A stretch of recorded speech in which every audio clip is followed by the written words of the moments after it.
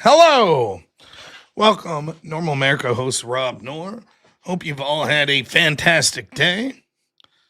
As other people call me Rob the Liar, says Mary Fan. Yeah, that was actually the name my parents gave me growing up, Rob the Liar. That's what I do. I just come on here and lie. It's very lucrative. Hope you're all having a good day. I'll leave Mary alone. She probably means well. Oh man, what a great day! I told you all yesterday that today I went over to my brother-in-law's place, and he has a swimming pool. Me and my son were swimming. We bought this little hodgepodge of pool toys, and one of them was a slingshot that shoots these foam balls that you soak in water. My son is a regular Dennis the Menace with a slingshot. He took to it. I realize now maybe not the best toy to get a 5-year-old, but yeah. What's that? Yawning already? I'm at the beginning of the show. Oh no! I'm out of energy drinks. No. Well, that's it. I should just wrap it up. Wrap it up. Yeah, this guy got me. Rob doesn't care about his child or Charlie Kirk. A Cowboys fan? No wonder. Now I got Candace fans. Candace, who's saying Lindsay Clancy's not guilty of murdering her 3 children. That crew that's sticking up for the literal child murderer is now accusing me of not caring about my child. Unless you're a Candace fan that thinks that child murderers aren't guilty, you must not love your children. Makes sense. Don't worry. Much like Candace Owens, I'm sure the Cowboys are closing in on a victory. Any year now, they're going to win the Super Bowl. Get them, Dak. I bet Dak wouldn't murder his children. Oh, man.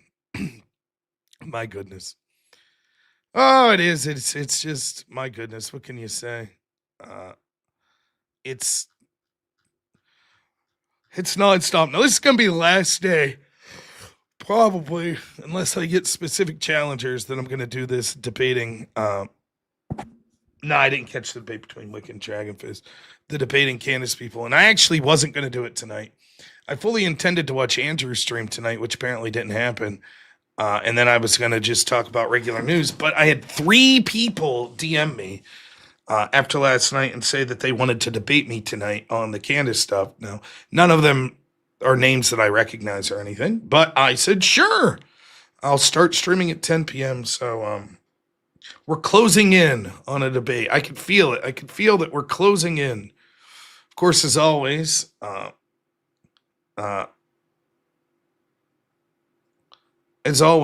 we've set our goal very modestly at $300,000. A modest goal. That seems reasonable.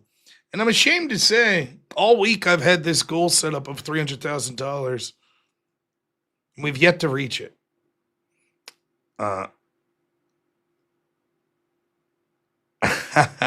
Andrew's chat trolling people. Oh boy. Not the Crucible fans. Oh boy. So we're gonna try to chum some people in. I've had a good time the other day. I'm not an idiot. One of the reasons that I'm a good debater is I take the right positions. So I humbly decline your debate.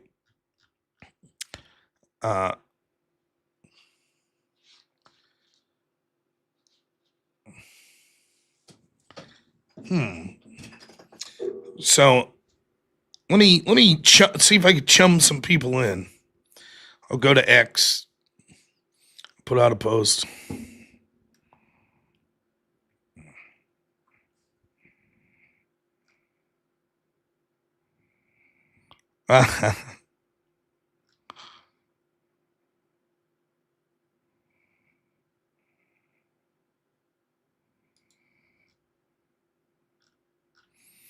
So let me try to chum someone in.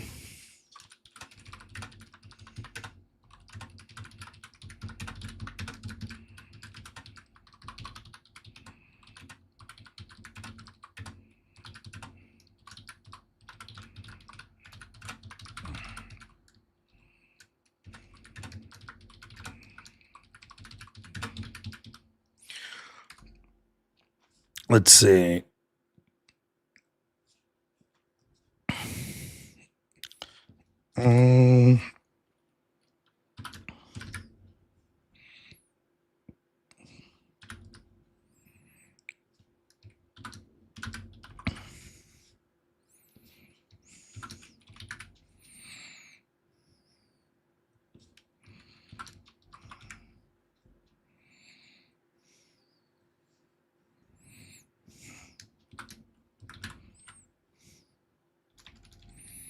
What else do we got? Who else did we want to chum in? Ian Carroll, Baron Coleman, Clint Russell. Do I think you're scared of me? Yeah, I'm starting to think so. No one wants to call in. This is boring now. I'm going to watch a shitty movie. See you, Rob. See ya. Take it easy.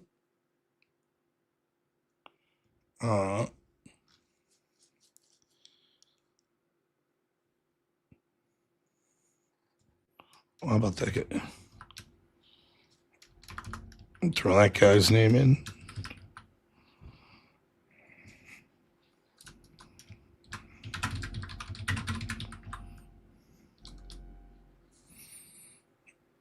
And done. We've made the post. All right. Post the link. Oh boy. Post the link. Yeah, that DDG guy was supposed to debate Ryan Mullally on Modern Day Debate. He said tomorrow. But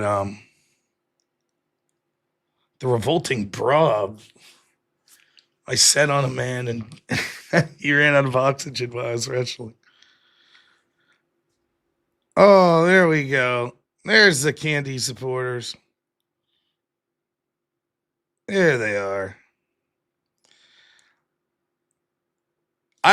That's not the first time I've seen the Candace supporter suggesting to ban my channel. Hilariously, the side that says, hey, we just want to ask questions. Why is everyone upset? Wants to ban all the channels that want to ask questions about the questions they're asking. You know. Yes, he did throw out a Billy Madison reference.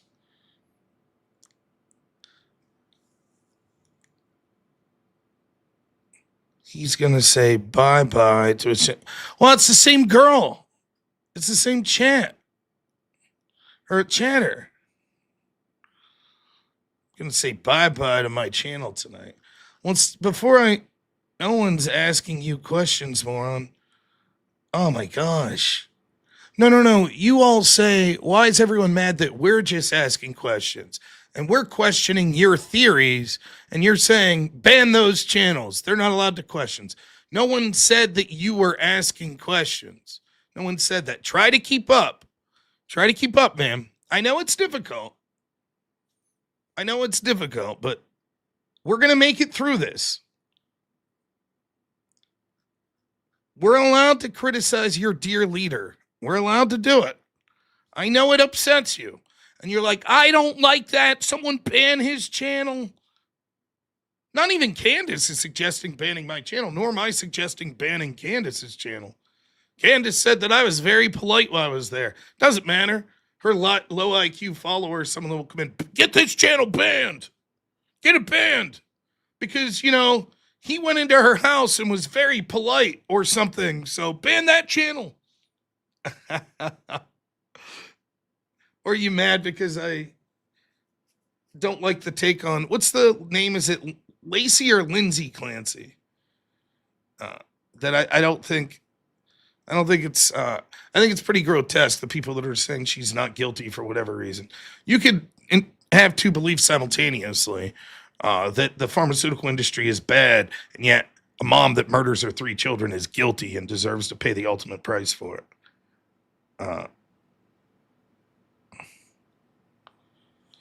Let's do some super chats, and I'll put that link out there. Lindsay Clancy, that's it. Yeah. It's truly revolting. Like, I know I talked about this. I played the clip yesterday of Candace saying she's not guilty. It's a joke, man. It's really a joke. Candace just takes the wrong conspiratorial side on every trial now. It's a fucking joke. And the army of women that watch her and feminine men that are now uh, somehow it gets worse than the Charlie Kirk thing. It's fucking pathetic. There's nothing I could say. You all know. It's laughable. You could have predicted exactly what Candace would say about it. You could have predicted exactly.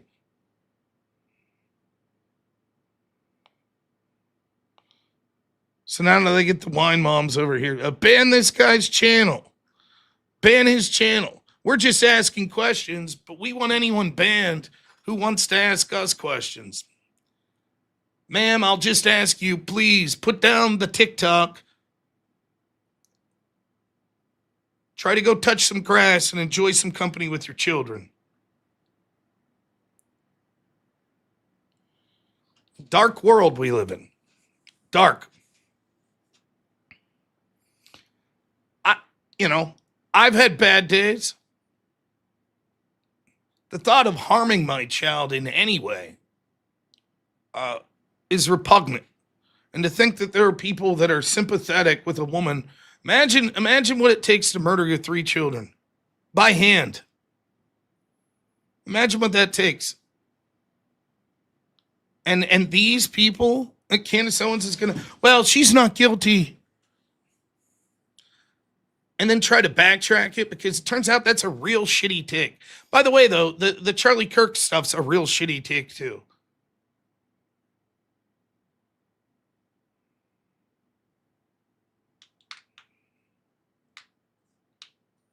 That's true. I've never had postpartum. I heard that Austrian painter had postpartum, too, in World War II. So, hey, no blaming, right? It's all so stupid. You'd never do this. Imagine. Anytime you hear a story about a guy like beating the shit out of a woman, imagine if all the guys came together and was like, well, I heard people with this take, like, even if she's guilty, like the husband sounds shitty. And what a Candace Owens type feminine take. It's the shit we keep getting with maybe Erica and Charlie were fighting. Maybe they were fighting the day before he was murdered. Okay. And what's the implication here?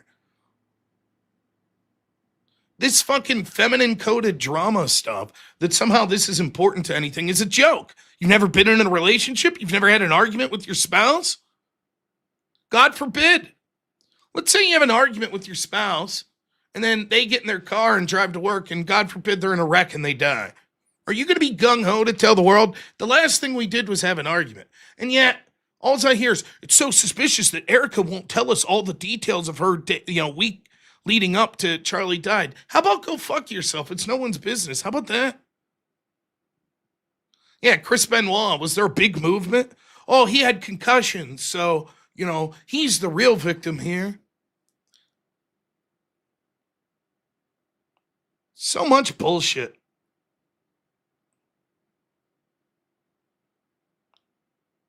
Look, it's the same when we hear like, oh, this person by reason of insanity, put him in the asylum. If I can't trust you to not kill your children, you can't be in society. And if it makes you feel good to be like, well, it's not their fault, that's fine. Then you're a fucking psycho too. But that person can't be in society. If I get to the point where some substance, let's say that I'm prescribed, causes me to kill children, then you need to take me out. Period. End of story. It's that simple.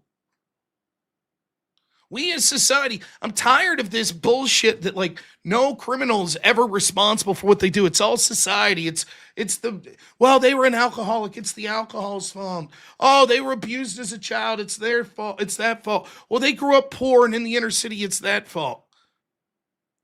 We're allowed, us law-abiding people that want to help each other out and make society good, we're allowed to say, no, thank you. We don't want those people amongst us. Fuck them.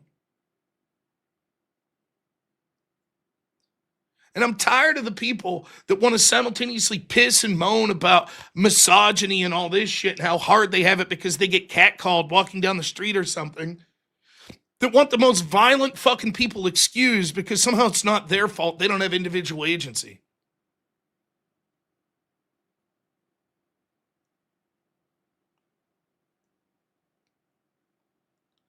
When you find yourself defending a woman that took a strap and strangled for minutes at a time one child, then another, then a third. I heard that the third was trying to run away. Imagine how frightened and confused that child was. Imagine that. Last moments watching the woman that they thought they loved and it was to take care of them, strangling their siblings. And hundreds of women are fucking rushing to this woman's side, raising $1 million. And dumb shit Candace Owens says, clearly she's not guilty. Oh, but Rob, you don't understand. If you listen, she said not guilty by reason of insanity. Fuck you. Fuck you. Any words of sympathy or anything other than this woman deserves capital punishment needs to be met with scorn. Enough is enough. Fuck these people. And that's the person, the Pied Piper that's leading everyone to wish that Charlie Kirk's most likely killer, Tyler Robinson, walk away. That's who's you're following. I can't wait for the scores of people that pretend like they never fell for this shit. Just like Lionel Media with the QAnon shit.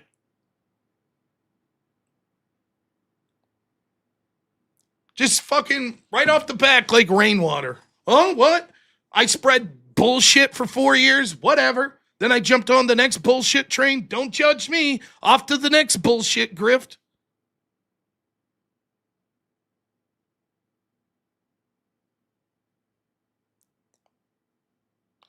Now, there's a difference.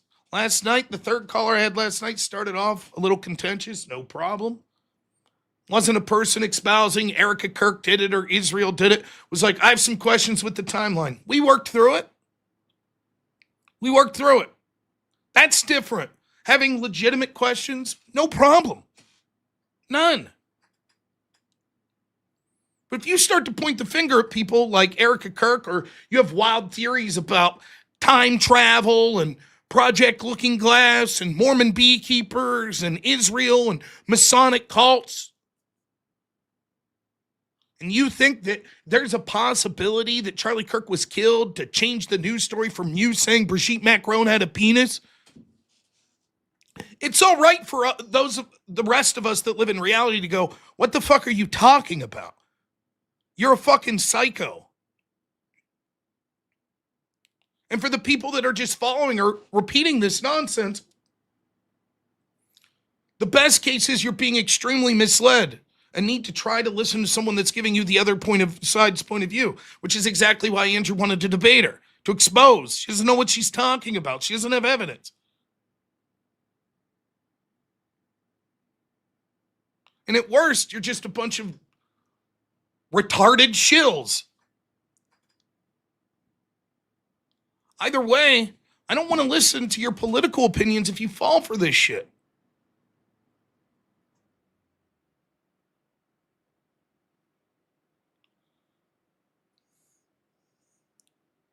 It's stupefying. But I had people that wanted to call in tonight. Now, I have no clue. Perhaps these people just wanted to call in and say, I just have some questions about the case. I don't have a problem with that. I think there are legitimate questions to ask. No problem. But I'm more interested in talking to the people that follow Candace and believe her wild theories. But you can't get those people. They won't call in. Or if they do, it's grim. It's very grim. The first caller I had yesterday. It's a sad state of affairs. It really is.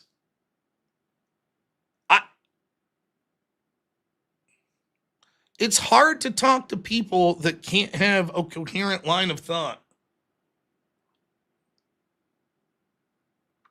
So we have first on the line our friend Merlin, who's called in 3 or 4 times. You'll remember him, the first call-in show that we did this week ended saying, Clean my mic. Oh, goodness. What's going on? Holy shit. Was that a combination of phlegm and spider web? Ugh. Jeez. Sorry, guys. All right. A little better. Sorry about that. Thank you. All right. So he called in and at the end said he had trouble paying attention because he smokes too much weed or something like that. But all right, let's start the calls. Actually, before I do that, give me a second. Let me read super chats. That would be fair. Now listen, I have been disappointed in the super chats. We have a modest goal set up of $300,000.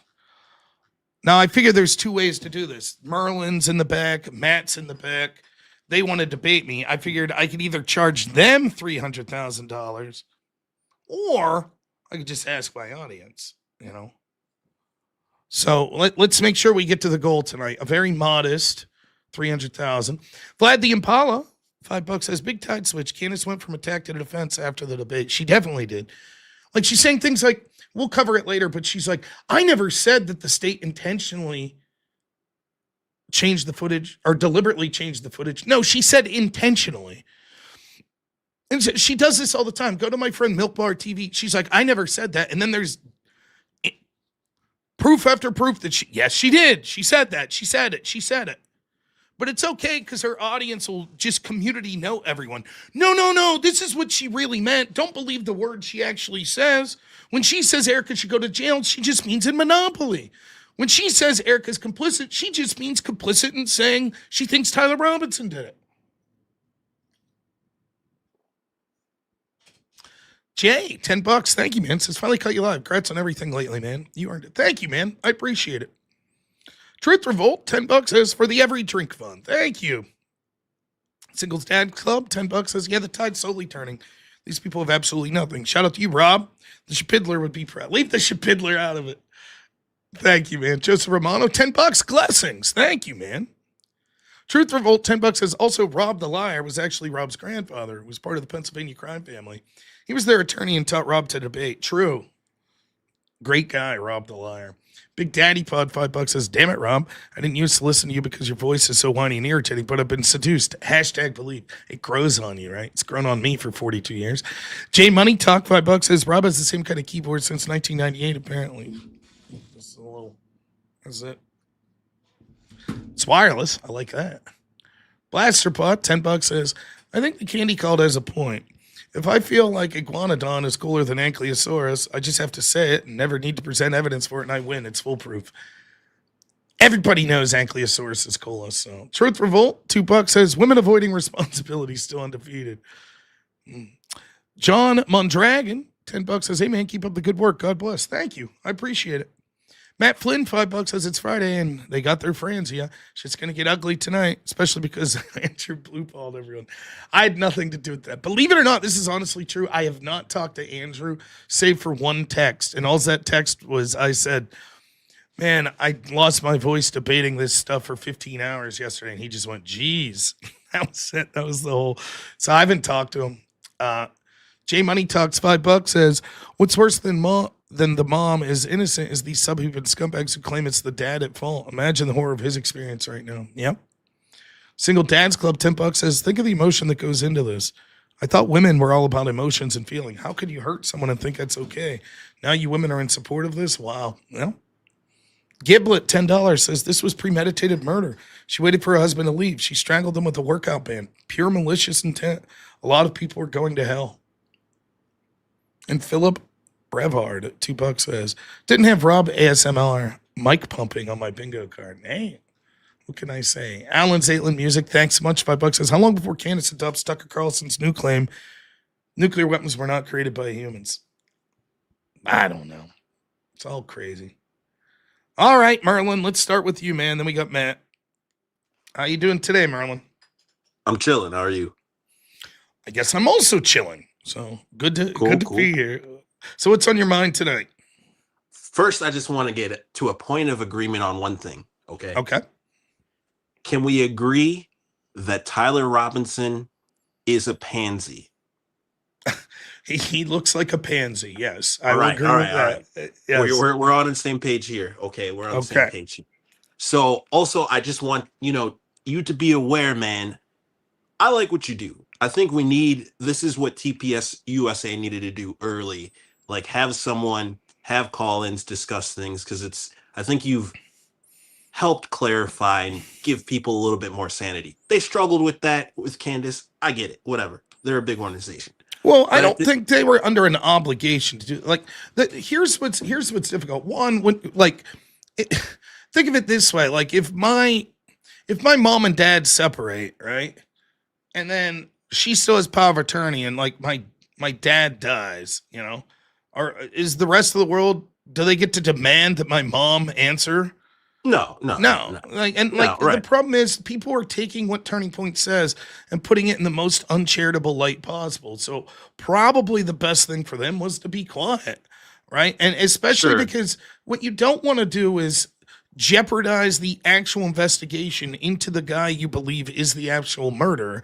So anything you're out there saying that people are using to then try to poison like a jury pool or something is probably not a good idea. My guess is their attorneys probably said, look, just ignore it as much as possible. It's no one's business. The legal system's handling this.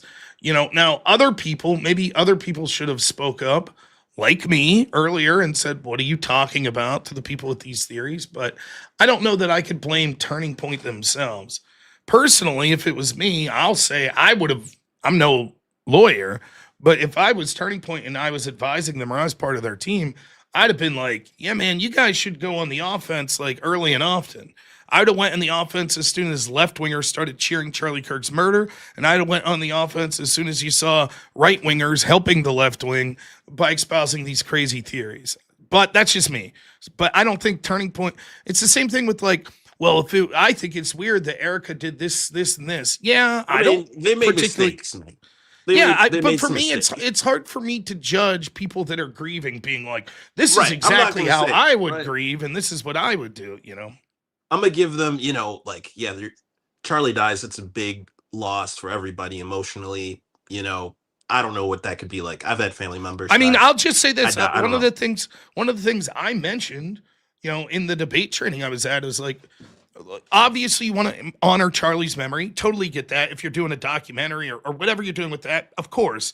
But for me, like, I don't know about you, but I'm the type of person, if I have a difficult time, like something bad happens to a loved one, or I like to focus on work, right? Or focus on other things. And so, I thought That's maybe where I think something. they made a mistake. I Well, I think one of the unfortunately, things. Well, but wait, let me finish. I think maybe they should have just focused on the midterms, and just like, yeah, we're honoring Charlie, and just forgot about nah. Candace and all these crazy people, and said we're just going to focus on politics. That's what Charlie would have wanted. Maybe that like helped, but I don't know. I have a difficult time I casting think they blame made. on them. I think they had an issue because Charlie's such a public figure. This is America. Every public figure is going to get criticism.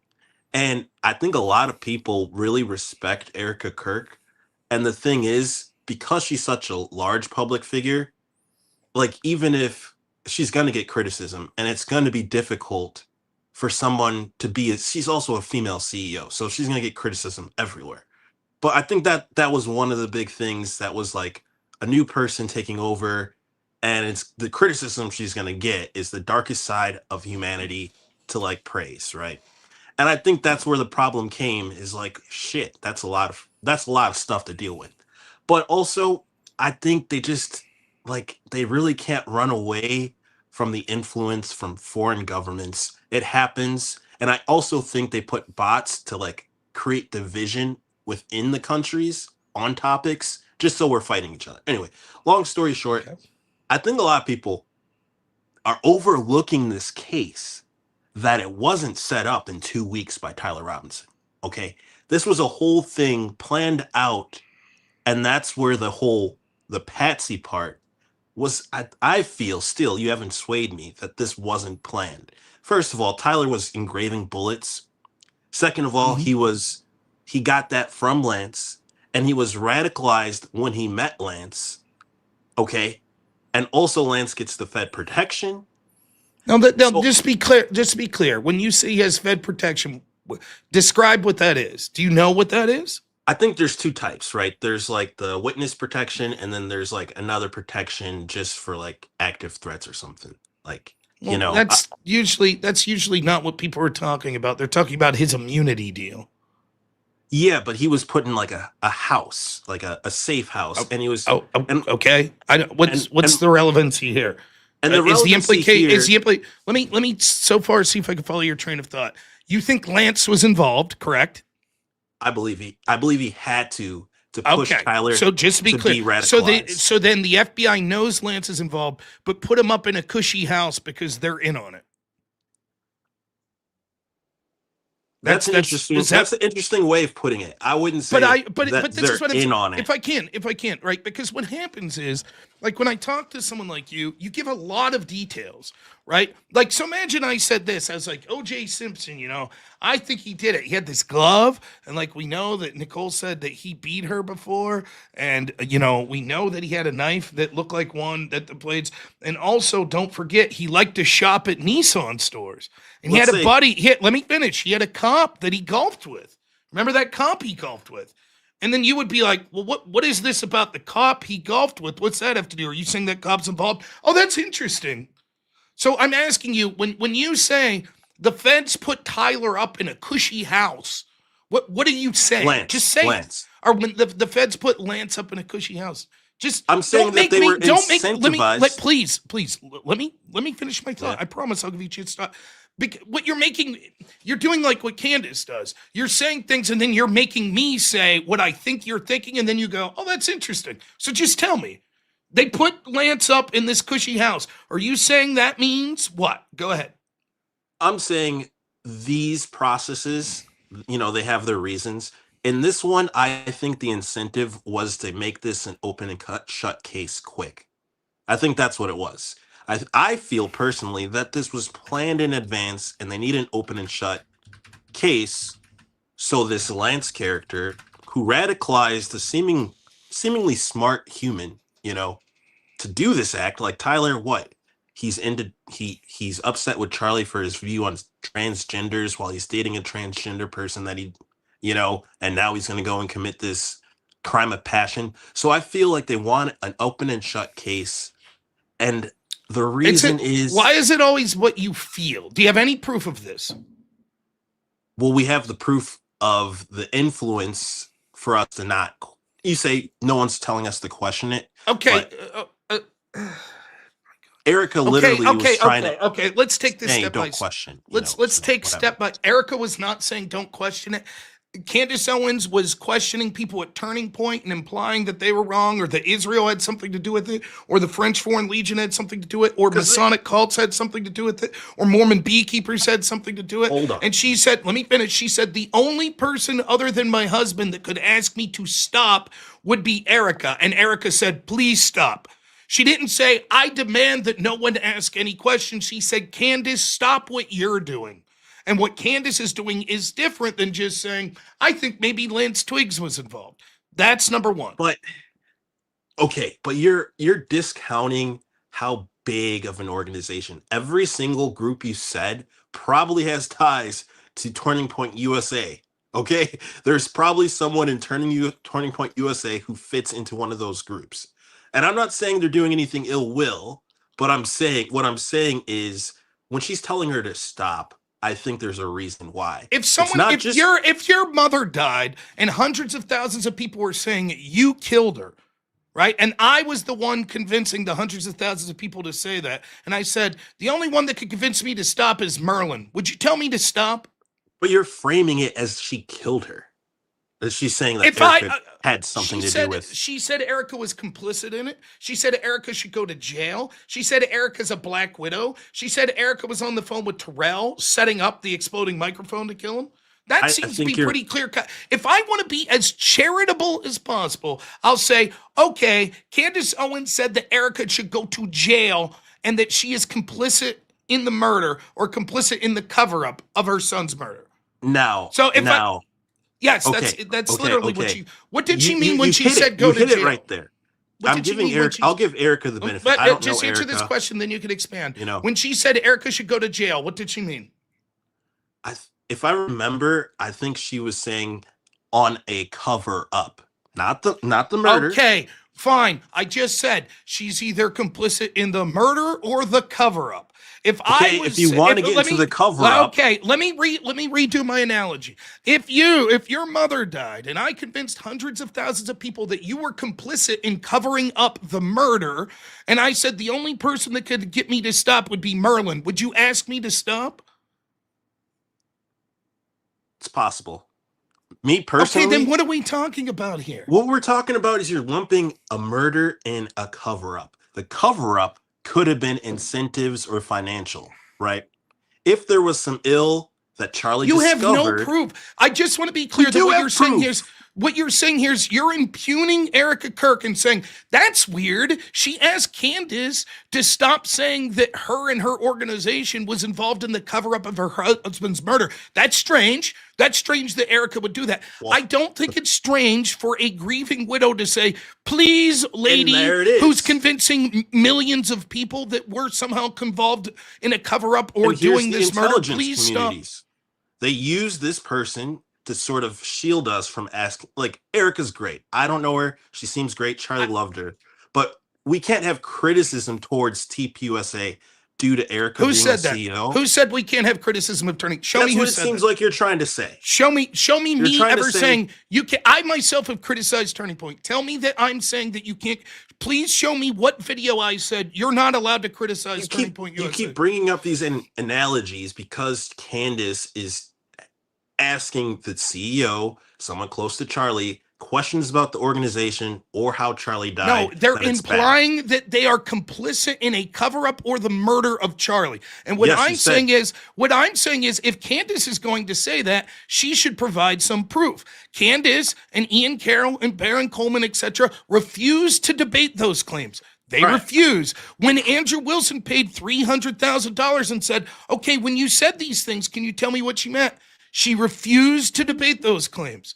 That's what I'm saying is wrong. I'm not saying no one's ever allowed to criticize Turning Point. I'm saying if you're going to accuse people of murder or being complicit in a cover-up for murder, you should be willing to defend those claims and provide evidence. Candace is not. You picked the wrong person. You can't pick Candace when she's got everyone who wants a legal battle with her. Okay? And you know, these legal battles I don't understand. I don't explain what that means. I can't pick Candace when she's got everyone who wants to have a legal battle with her. Look at this one legal battle between Brian Hopel. The goal lines got stretched. The whole Fort Huachuca thing, you know, the Mitch Snow comes out, says he was there. Turns out he was there. But then the goal line is like, okay, he was there, but he didn't see these people. Who was he that was Mitch there? Snow was there. Okay, be careful because your sentence structure, you talked about Brian Harpel, then said Mitch Snow and said he was there. Let me finish. So it sounds like you did the other day. It sounded like you were saying Brian Harpel was there. Are you saying that Brian Harpel, if he wasn't there, should not be allowed to sue for defamation? And that's what makes it interesting. Is it's like should he be allowed to should he be allowed to sue for defamation? I think, you know, according to the legal statute, if he feels he was defamed, that's all on him. Okay, right? So then what's the issue with me saying, Candace, if you're going to make claims, you should have to have evidence? What's the issue with that? You're like, well, I can't because Brian Harpel filed a lawsuit against her? You're using that lawsuit to sort of say that Candace is wrong, when yet Candace was brought these claims by someone in our military. You brought it up, and Candace parroted them. Candace, the truth a defense to defamation? So let me just say, let's say Mitch Snow was mistaken. He didn't see these people there. Okay, that's the case. I think as someone who's speaking about what's going on in this case, I don't feel it's wrong that Candace brought someone on that said he might have seen these people. It's not just that she brought it on. She implied that he was correct. Just like she implied Israel did it. She implied the French Foreign Legion did it. She implied Mormon beekeepers did it. She implied the Macrons did it personally to get back at her, to distract from the fact that she said Brigitte Macron had a penis. She implied that Erica Kirk's involved in the cover-up. She implied that Brian Harpel's involved. She implied that Andrew Colvit's involved. Like, you can't be like, oh, she just brought on guests that said all these things. No, it was her. And even if, like, it seems like what you're saying is, I'm not allowed to. It's just her. Let me finish. It's right. It's not just her. It's also Baron Coleman and Ian Carroll and a bunch of other people that won't answer for these outrageous theories that they're putting out. And what And you're bots. saying is the person that is the ringleader that the most people are listening to that's saying these claims. Rob, it's outrageous for you to say that she should have to provide evidence for this because Brian Harpole's suing her. That's ridiculous. I'm not saying that at all. I'm saying that Then these what's the goalposts. point? What's the I'm point? saying the point is there's all these things that are so like, okay, you find something out. It's closed, it's shut. Don't ask, it's Tyler. Everything's over. No one right? says this. Again, What do you mean? how many times have I personally talked to you? How many times have you watched this show this week? And I've said, I have questions about the case. It's reasonable to have questions about the case. Andrew has questions about the case. No But one's you're saying you can't have dismissing questions about the everything. case. No, what I'm doing is saying the people that are out of hand saying Israel did this, Erica Kirk's involved, Brian Harpole's involved, Mormon beekeepers are involved, the French Hold on. Foreign Legion's involved. You should have to answer for that. Other than that, what I'm doing is saying I believe the state's case. There are questions, there are answers to those questions, but we'll see when we get to trial. Yeah, your whole thing is you're saying that it's Tyler Robinson by himself, even though he was radicalized. No I one else don't know was if that's the involved. case. Let's get to the radicalized part. You said that he was put up in a cushy house, Lance Twiggs. How many days was he put up in a cushy house? I don't know until the threat went away. I don't know, man. What threat? You're implying there was no threat. The FBI Of did course. this as some sort of reward or something. Lance Twiggs is going to get threats every day about what his Okay, boyfriend so then did. explain to me how it's odd that the FBI would put a security detail on him. Because they need to put someone in jail because they got influence from the White House. So for this just to be case. clear, you have no evidence, but your feeling is they know Lance Twiggs is really responsible, but the White House was said you must put someone in jail. So they said we're going to protect the guy really responsible, and you feel that's true because they put a security detail on it. So really, the FBI knows the real culprit's Lance Twiggs, but they're setting up Tyler Robinson because you're lumping it. You're making it as if that's my belief. And you're saying that's this is what you're saying. Like No, you're no, no. implying, you're like he was radicalized by Lance Twiggs. Okay, Yeah, if I instead feel of like he Lance had to Twiggs, be. if instead of Lance Twiggs, Tyler Robinson listened to Rachel Maddow, should Rachel Maddow go to prison because he was No. radicalized by Rachel Maddow? Okay, No. so then if Lance Twiggs was saying, I fucking hate Charlie Kirk, I hate these anti-LGBT people, and Tyler Robinson went and killed Charlie Kirk, does Lance Twiggs responsible? Does he go to prison? Yeah, yeah. No, he doesn't. That's why they didn't. That's why they went for Tyler What Robinson. are you talking about? A person is allowed to say, I don't like this person, I hate this person. And if someone else then murders that person, you don't go to jail for saying you hated that person. Sure, but For if you're example, supplying Candace Owens is saying she really hates Andrew Colvett. If someone kills Andrew Colvett, do they say, I was radicalized by Candace Owens and Candace goes to prison? they're going to use that. You know, the media's going to Well, use that. will Candace go to prison if this person says, I watched Candace Owens and she convinced me that Andrew Colvett was evil. That's why I killed him. No, she's not going to. Why? She radicalized that But person. hold on, you didn't let me go back. Lance Twiggs is sitting with his boyfriend, giving him a Dremel to do stuff on bullets, to inscribe on bullets, and there's no question about, oh, what did you write? Who would these bullets be for? I think the FBI wanted a case closed. They got the most evidence for Tyler. And do I think it was set up in advance? Months, possibly weeks, years? Evidence. Can you show me any evidence, or is it just your The feelings? evidence is he was just inscribing bullets before the event was even, I think. Did Lance Twiggs testify that he knew the Dremel was being used to inscribe bullets? I believe so, yeah. Okay, can you show me that testimony? I believe he when he asked for the Dremel, he asked them what the Dremel was for. And I think that's like on that recorded part. I'm not 100% sure. But it's like he had so I'm pulling up. This is what I remember. About a month before the September 10th, 2025 shooting, Robinson mentioned he was planning a hunting camping trip with his family. He asked if they had a Dremel tool he wanted to engrave message on bullets or create message on bullets for the hunting trip. Twiggs told him where the Dremel was and said, don't accidentally set off a bullet. Twiggs stated he didn't think about it. Yeah, that sounds like a lie. Okay. Proof? Who? Do you have proof? Do you have evidence? Here's the proof. Yeah. The proof. Mhm. Who goes on hunting trips? Bullets are not cheap, and inscribes bullets for their How hunting much is a trip. bullet? How much is a 30-06 bullet? Man, I don't hunt, man. I bought like handgun. Well, you just said they're not cheap. So give me an idea.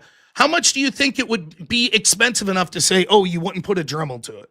How much? $20 per bullet? $2,000 per It doesn't bullet? make sense. What does the price? What does I'll the tell you price this. of the what does the price of the bullet have to do with whether or not you would take a Dremel? It's not the price of the bullet. It's okay. the, Then it's the real quick. practicality. Then why did you say bullets aren't cheap? What does that have to do with anything?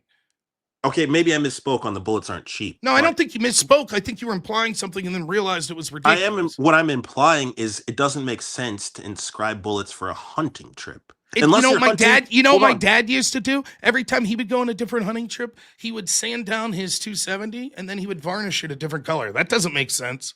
Okay, but that's different. Hunting, it's not that different. Hold on.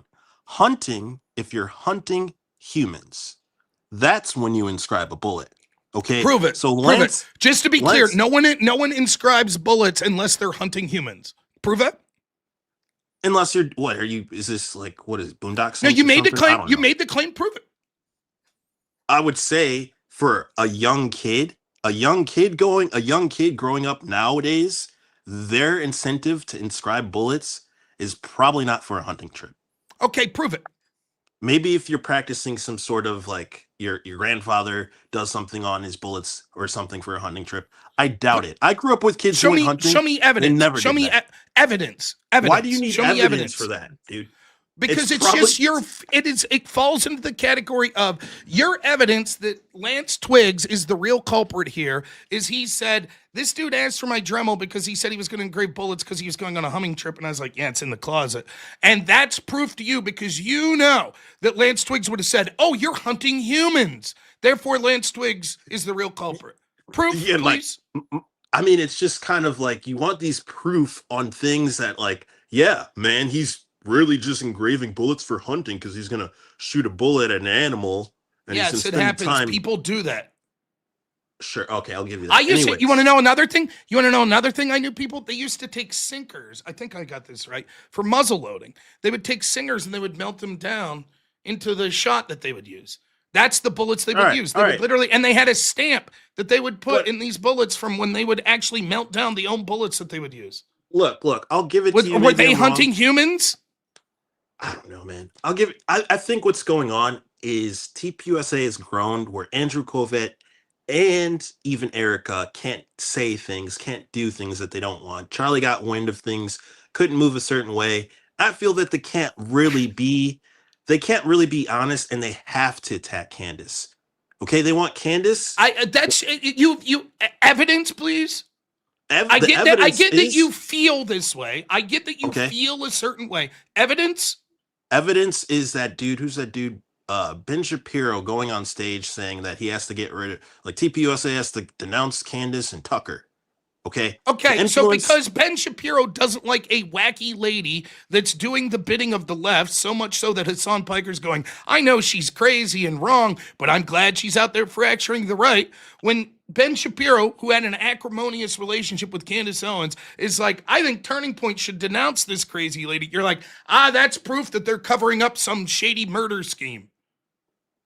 That TPUSA has incentives to like push towards Candace being a horrible person. Yes, a woman that's accusing them of covering up murder, they would have an incentive to push back against her. Just like if I called you a murderer or complicit in covering up a murder, you would have incentive to push back against me. Of course. Okay. Mm-hmm. Yeah. But I'm just saying what I'm saying is I feel like they would say more, they would act differently, but they can't. You feel that way. You feel that they would do that. Well, you know it. You know it. Here's the reason why. All right. I don't want to bring it up. I don't want to like put an organization that I think does a lot of good out there. I am worried about who's working with them. That's up to them. Hopefully they So figure it out. why do you all speak in riddles? Let me try to steel man your position. I think Israel was involved, and they killed Charlie. Please, let me finish. If you're going to speak in code, then allow me to try to cut to the chase because you won't say what you really mean. All right, Let me finish, please. You had your chance and you failed spectacularly. So I'll say what I think you're saying, and then you tell me if I'm right. You think Israel was involved, and people like Ben Shapiro know it, and so they're putting a lot of pressure on Turning Point to say, fuck you, you still want those Israeli dollars, so you shut your fucking mouth. You're almost there. Proof, You're please. Almost there. Evidence. The proof is the product is TPUSA. So TPUSA exists. That proves Israel murdered Charlie Kirk, and the TPUSA knows it, and they're covering it. Because, quote, the proof is Turning Point exists. No, got it. The proof is we went from, discussing these conflicts around the world, the problems with them, to discussing Candace Owens, Charlie Kirk. If Candace Owens wouldn't accuse them of murder, we wouldn't be discussing Candace Owens. So I think that's proof that Israel's paying Candace Owens to distract from this, right? Makes sense, right? Yeah, why not? Whoa. You want to know what's happening? Wait, hear me out. Would you acknowledge if Candace wouldn't be accusing them of these things, they would have never said anything about Candace? Hells no, man. So just to be clear, you think if Candace would have said, man, that sucks for Turning Point, they're a great organization, I'll miss Charlie, that Turning Point would have said, Candace is evil. Candace must shut up. No. That's your argument? My argument is foreign governments such as, let's just say Israel, will employ bots to create division on certain targets in our country. What does that have to do with who's the biggest voice pushing against Turning Point right now, implying that they were complicit in a cover-up? Who's the biggest voice? Fortunately for Israel, it would be Candace Owens. Okay, then I think, given that Candace is now getting all the attention and it's no longer on Israel, which is a lie, but fine, let's accept it. That's your talking point. I think that's proof that Israel's paying Candace to say this shit. I mean, I don't think so because why? What would you acknowledge if this wouldn't be getting near the attention? You just said that Israel. Don't you think Israel would pay influencers if they're paying bots? Yeah, but you think they're paying Turning Point and Ben Shapiro, right? Candace discusses about, people in chat of a certain faith that, did attempt to, have horrible acts against her. Like some guy tried to kill her. He's in jail, I guess. What, right? A Jew? Yeah, I believe he was Jewish. Okay, can you show me proof of Candace said a Jew tried to kill me and now he's in jail? Go ahead. Yeah, that's on her show, man. Like she had a death threat. The guy is in jail. I don't know his name. You can find it. And unfortunately for those people who were in that chat to protect Erica Kirk, I'm just worried. I think that what happened was this is exactly the type of thing Israel would set up. They would send a patsy, like the Tyler Robinson was a patsy, to pretend to kill Candace so Candace could say, see, I'm clearly not with Israel because this Jew tried to kill me. Therefore, now I could continue to put the focus on my battle with Turning Point. So everyone, I feel that way. Tell me I'm wrong. Why would I be wrong? And the proof is that Candace exists, and she keeps talking about this. What Israel would do is they would employ fake people online to create groups until someone in the States. Why would Israel be interested in Turning Point? Because they want right-wing influencers on their side? Because they want influence on our politicians. Okay, so they would pay people like at Turning Point? I feel like they would not only want the next generation to have these talking points, that they would also want people in the organization. Great. Sounds great. You're right. They want the organization to have influence. They want the talking points. In other words, Israel's willing to pay influencers, correct? That's true. Yeah, 100%. Okay, why wouldn't they pay Candace then? If Candace is doing them this great service by now everyone's talking about Candace instead of Israel. Come on, man. It's also who would want to work with them. Okay, Yeah, like Candace. let's get off of them. Like I don't came in. No. Why? That's the only thing I like about Israel. Now wait. I have questions. The fact that you're unwilling to acknowledge this possibility. Come to think of it, they could pay low level. They could pay low level people like you. They could pay low level people like you. Wait, Merlin, please. Why are you filibustering now? All I want to talk about when it comes to Israel all of is a Krav sudden, Maga. as soon as I start accusing Candace, and now I'm going to accuse you. I think maybe No, you're 'cause taking Israeli money. I don't care about it. Like, I just like Krav Maga from Israel. That's it. And you're not going to change me on that. More Anything evidence. else, I don't really care. I don't think it affects me. I mean, it affects me a lot. But Wait, you're the one who brought it up. You just feel that all these people were paid by No, Israel we and know it, Israel man. committed the murder. You We know know that that- Israel look, did the murder. we're not You gonna know get that in- Israel did the murder. look, no, I'm saying they Okay, benefit. so did the left. Did the left benefit? I don't know what do you mean the left? Who is the left? Did the Democrat Party benefit by Charlie Kirk no longer being there? I don't think so at all. No. You don't, just to be clear, you don't think Charlie Kirk was an effective voice against the Democrats? I think he was a great voice for everybody. But not against Democrats. He was a great voice Against for the Democrats. Yes. I don't know if against Democrats. What do you mean? Like Charlie Kirk the entire mission of Turning Point was to go to college campuses where the left and Democrats dominate and start to recruit young people for right-wing and Republican causes. That was the entire mission of Turning Point. That's what he was the most effective as. I mean, that's why I always Act looked Blue. at it as Let me finish. pro-America. Let me finish. That's why Act Blue was paying organizations to go against Turning Point for the Democrat cause. If you don't even know that Charlie was conservative and Republican and pushing against the left, why should I listen to your feelings I know on that. what Turning... Okay, then why can't you admit that Turning Point and Charlie Kirk was a big enemy of the left and the Democrats? Enemy of the organization, the left. All right, man, we'll see you later. Not I'm not taking your calls anymore. Goodbye. I'm not interested in someone that's so stupid or it's bad faith. Why can't you just admit, yes, of course, the Democrats hated him. They celebrated. They cheered when he was murdered. He was hugely against them. He was making huge inroads on college campuses against the left. And you can't admit it. You're like, no, I think he was just benefiting America. See, this is the ridiculous. thing. This is what You want to pisses me say off all about you Democrats. fucking people. You want to say all he Democrats. he was a Republican. He was friends with J.D. Vance and Kosh Patel. He was pushing for Republicans. Okay, yeah, sure. That makes yes. So then did the Democrats stand to benefit by him not being alive? I don't think so, no. All right. Hey, thanks so much for the call, man.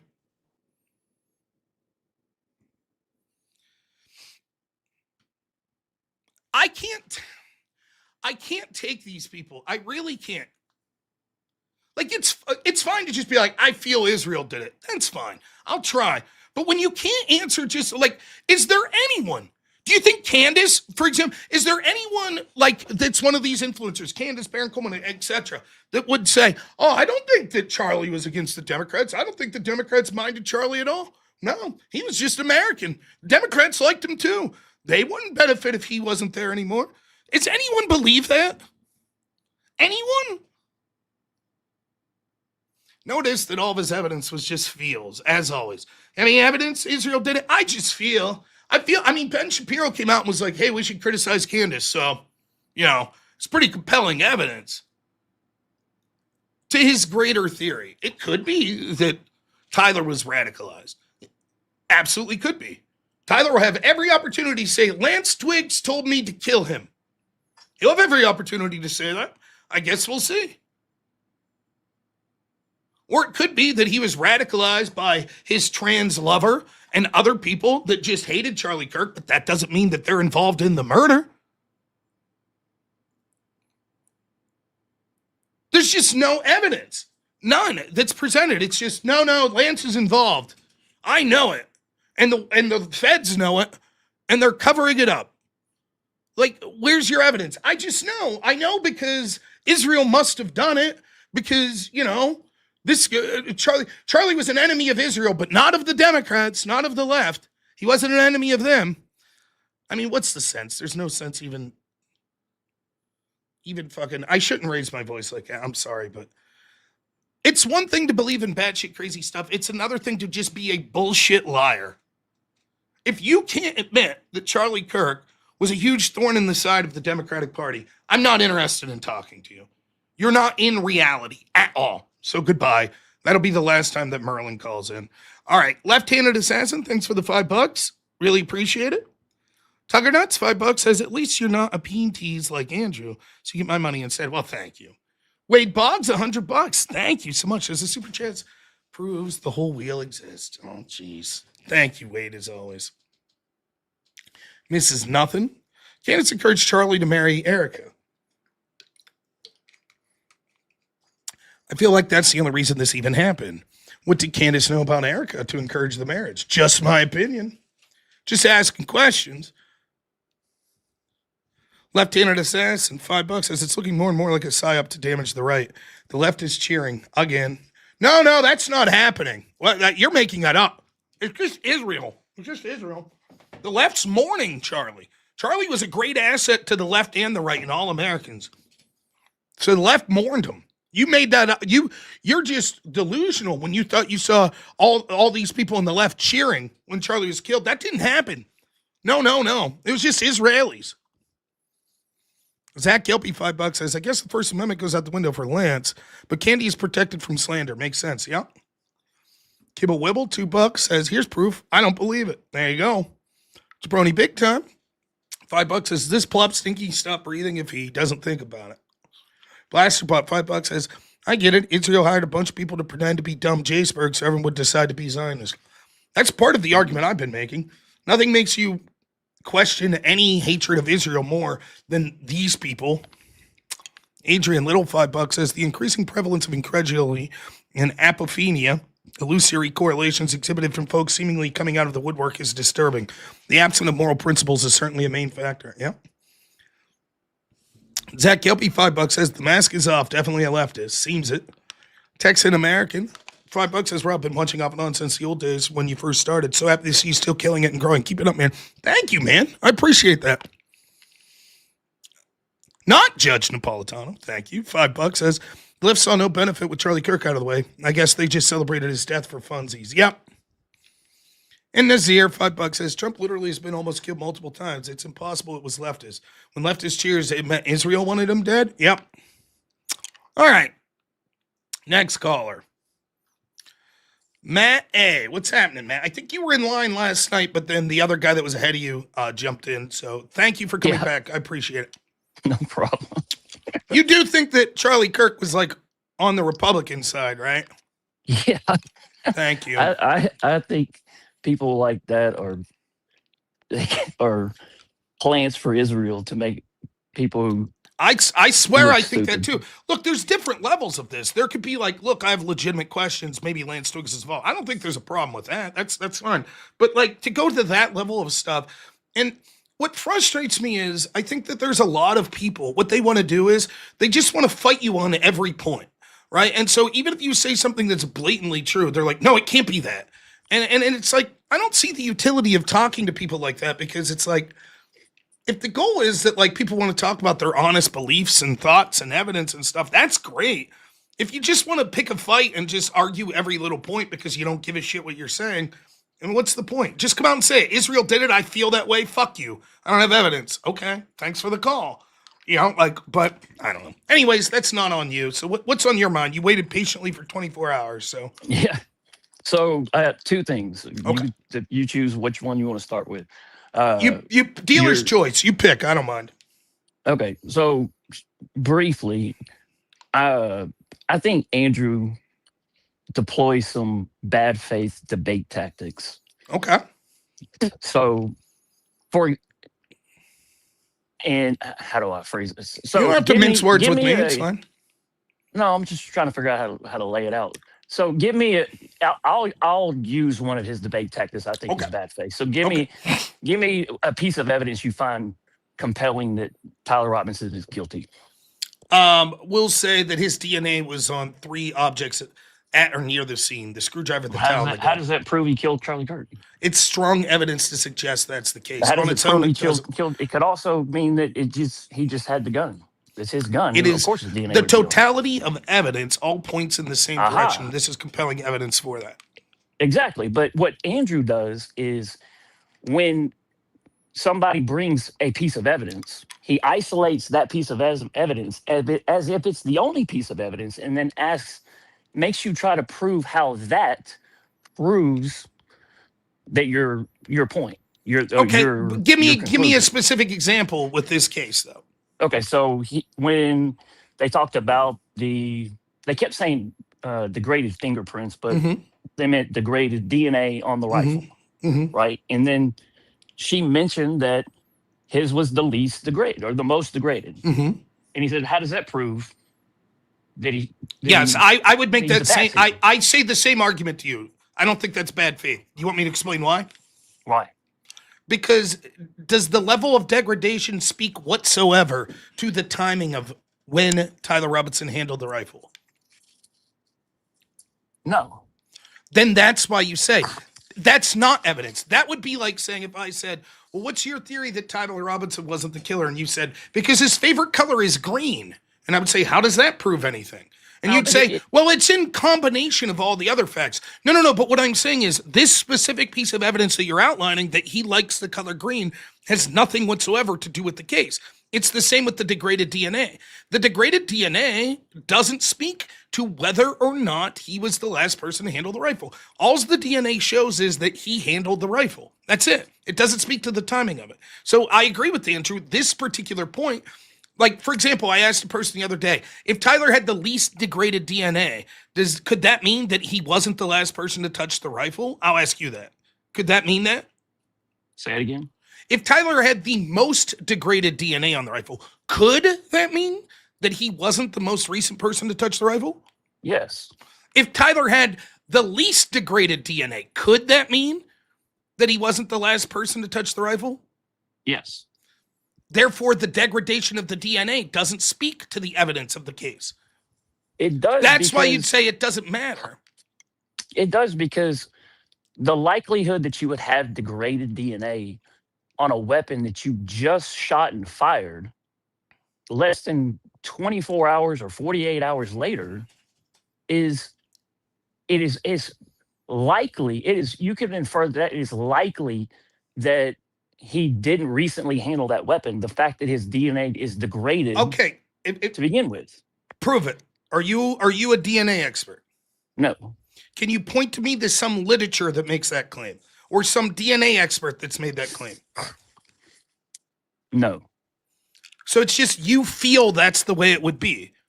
Because It's I've not. heard people make the opposite claim. I said, well, probably the reason that it had so much DNA on it was a hot day and he had the gun in his shirt and pants, right? So he's probably sweating a lot on it, which would produce DNA, right? But sweat actually degrades markedly fast, particularly if you leave the gun out in the woods for an extended period of time. So it would actually degrade fast. So that speaks to evidence that, yes, that is what appears, that goes in line with the evidence that we see. The pictures look like him, looks like he has the gun in his shirt and pants. That would make sense then that the DNA was the most degraded. Or he could have wiped it down with the towel that was there, which means DNA that had already soaked into the weapon probably wouldn't be degraded as much by him wiping it with a towel. But DNA like his sweat that's on the gun probably would be degraded it more if he wiped it down with the towel. Both of those things could speak to actually the degraded DNA makes the case that he did handle it most recently. And do you have any counterclaim to that? It could also. You see, what you're saying is it could mean this, but it could also mean that he hadn't recently handled the weapon. Okay, but if it could mean both things with equal likelihood, then it's not evidence one way or the other. I don't know. Well, right?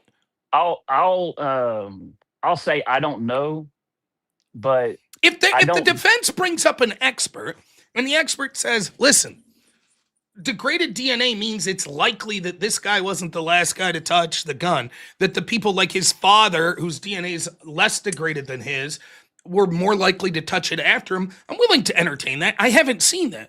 Instead, what I've seen is people that are telling me, like you, I'm not an expert in this field, and I haven't read anyone that said this in an expert in this field, but I just feel like that's probably what it would mean. And I just don't find that compelling until there's some sort of medical expert that's speaking on it. Because I'll tell you right now, I don't know shit about degrading DNA. I started to look into it when I was watching the hearing. Because they're like, well, his DNA is the most on the rifle to 1 in a trillion. Well, that's pretty compelling. And the defense is like, yeah, but it was degraded the most. And they're like, yeah, but that doesn't really speak to anything. And then I looked it up and it's like, oh, it doesn't. At least the literature I'm finding. That's not to say that there aren't experts that will say otherwise. But until we see those experts, how can we just jump to that conclusion? I guess we'll find out. Yeah. So that's Okay. why I think Andrew's saying, yeah, but that doesn't prove anything. That's not evidence to suggest. Because unless you have like some reason to suggest it, all's the DNA that, and I'm reading like it's very, I don't know that it ever happens even. I haven't seen a case where it happens where they make a claim like, this DNA is so little degraded that this must have meant that he touched it recently. They don't really use DNA for timing. The DNA is literally just there to prove one thing. This person touched this object.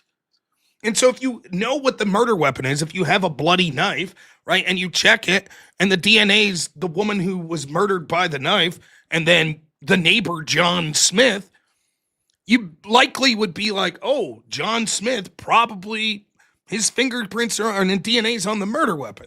And if you were like, yeah, but it's degraded because he wiped it down with a towel, you wouldn't be like, never mind. The woman's DNA was on it more, so she must have taken her own life? You'd be like, no, that doesn't make sense, right? So I'm not saying you're wrong. It's not a possibility. I'm just saying, just going off vibes and feels, I think that's a lot of what this case is. I'll give you another example. The camera being scrunched. The cars look scrunched. Well, yeah, it's sort of like a wide angle lens, like sort of a fish angled lens. To a layman, it's like, well, all you got to do is stretch the video out until the cars aren't scrunched. There, that's what the guy looks like. But that's not how it works.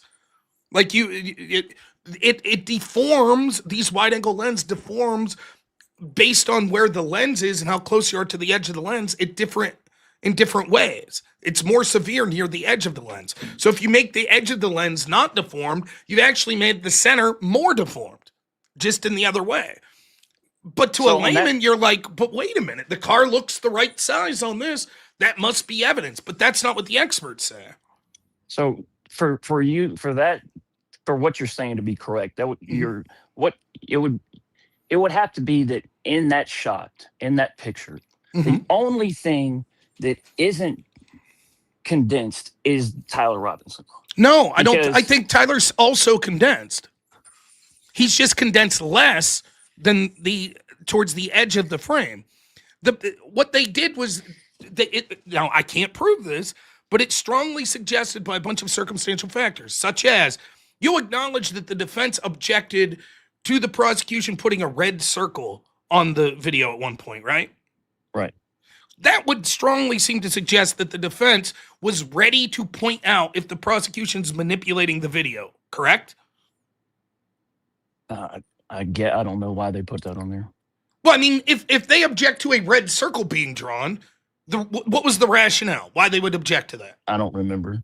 I remember seeing the circle, but I don't remember. Okay, exactly would you agree that it most likely makes sense that the reason they objected was they don't want them manipulating the video in any way that could prejudice a jury or prejudice the judge? Sure. Okay, then they would certainly speak up if they intentionally condensed the footage, correct? Because that's even more manipulation. It's even more nefarious. Right, but you would have to have, I think, for the defense to make that claim, they would have to have proof that they actually did that. And that's a strong claim to make without that proof. Well, okay, but then how do you know Candace has the proof? I don't know, but she doesn't. That's the point. What I'm trying to say is what they did was they played the security footage, the accurate security footage. And wide angle security footage is going to have deformities in it because it's not designed to be like a 4K high definition accurate picture. It's designed to get like a basic vision on the entire garage or whatever entire area. So you have these wide angle lenses that cover more areas. So you need less cameras. That's what places do. It was never like, you're not going to take your wedding photos on these cameras, right? The point is, what the picture was there for was to see. No one's saying that the picture alone proves that Tyler Robinson did it.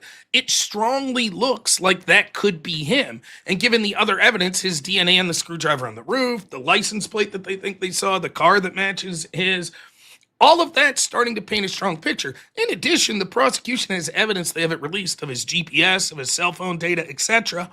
I think they even said he had a car dashboard cam. So they probably know exactly where this dude was.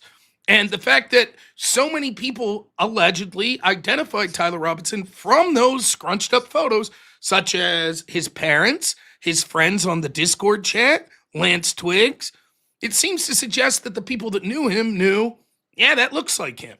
So again, if that's all you had, if you just had this picture, I would be like, yeah, man, that's not enough. I can't tell 100% that's him.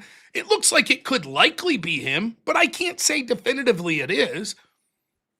So to say, I like, agree, but I yeah, think Andrew does the same thing. I think he takes evidence that you present, he isolates that as if that's the only. How does that prove it?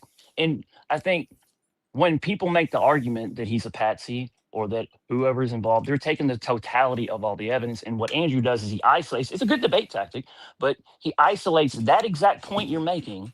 And then he says, how does that prove? Okay, well, it doesn't I prove don't it, but think it he is does it. evidence. I don't. Okay, well, so let's test your theory here. Name me the arguments that Candace Owens made in the debate that were evidence, positive evidence to Tyler Robinson being a patsy.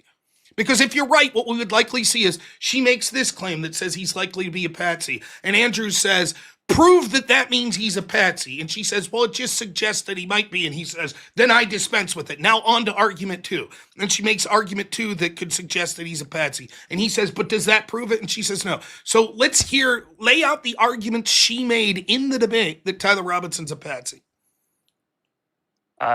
She didn't make very many, but how Now they you starting to handled- see the issue?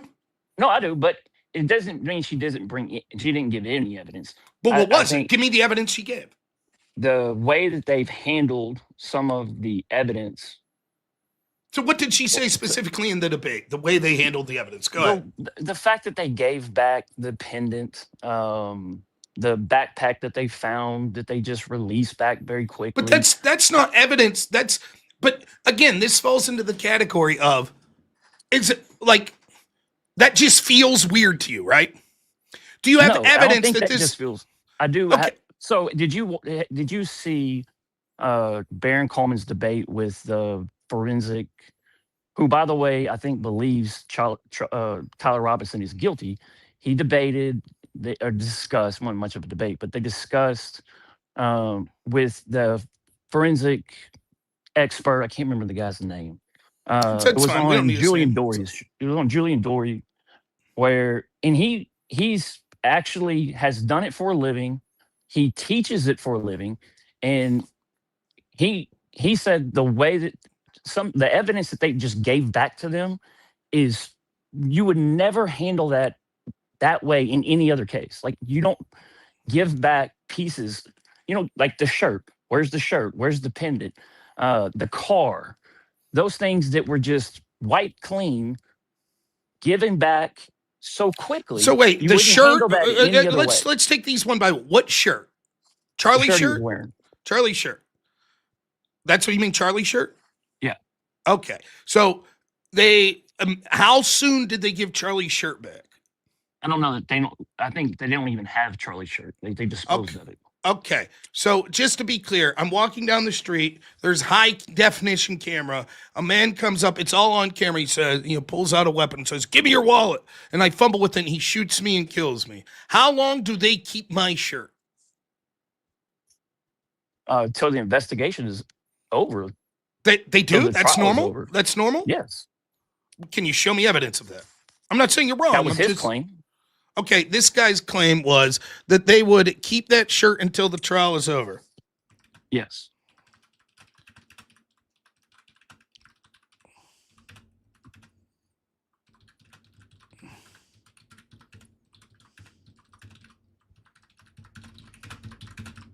What's his name? I'll look it up.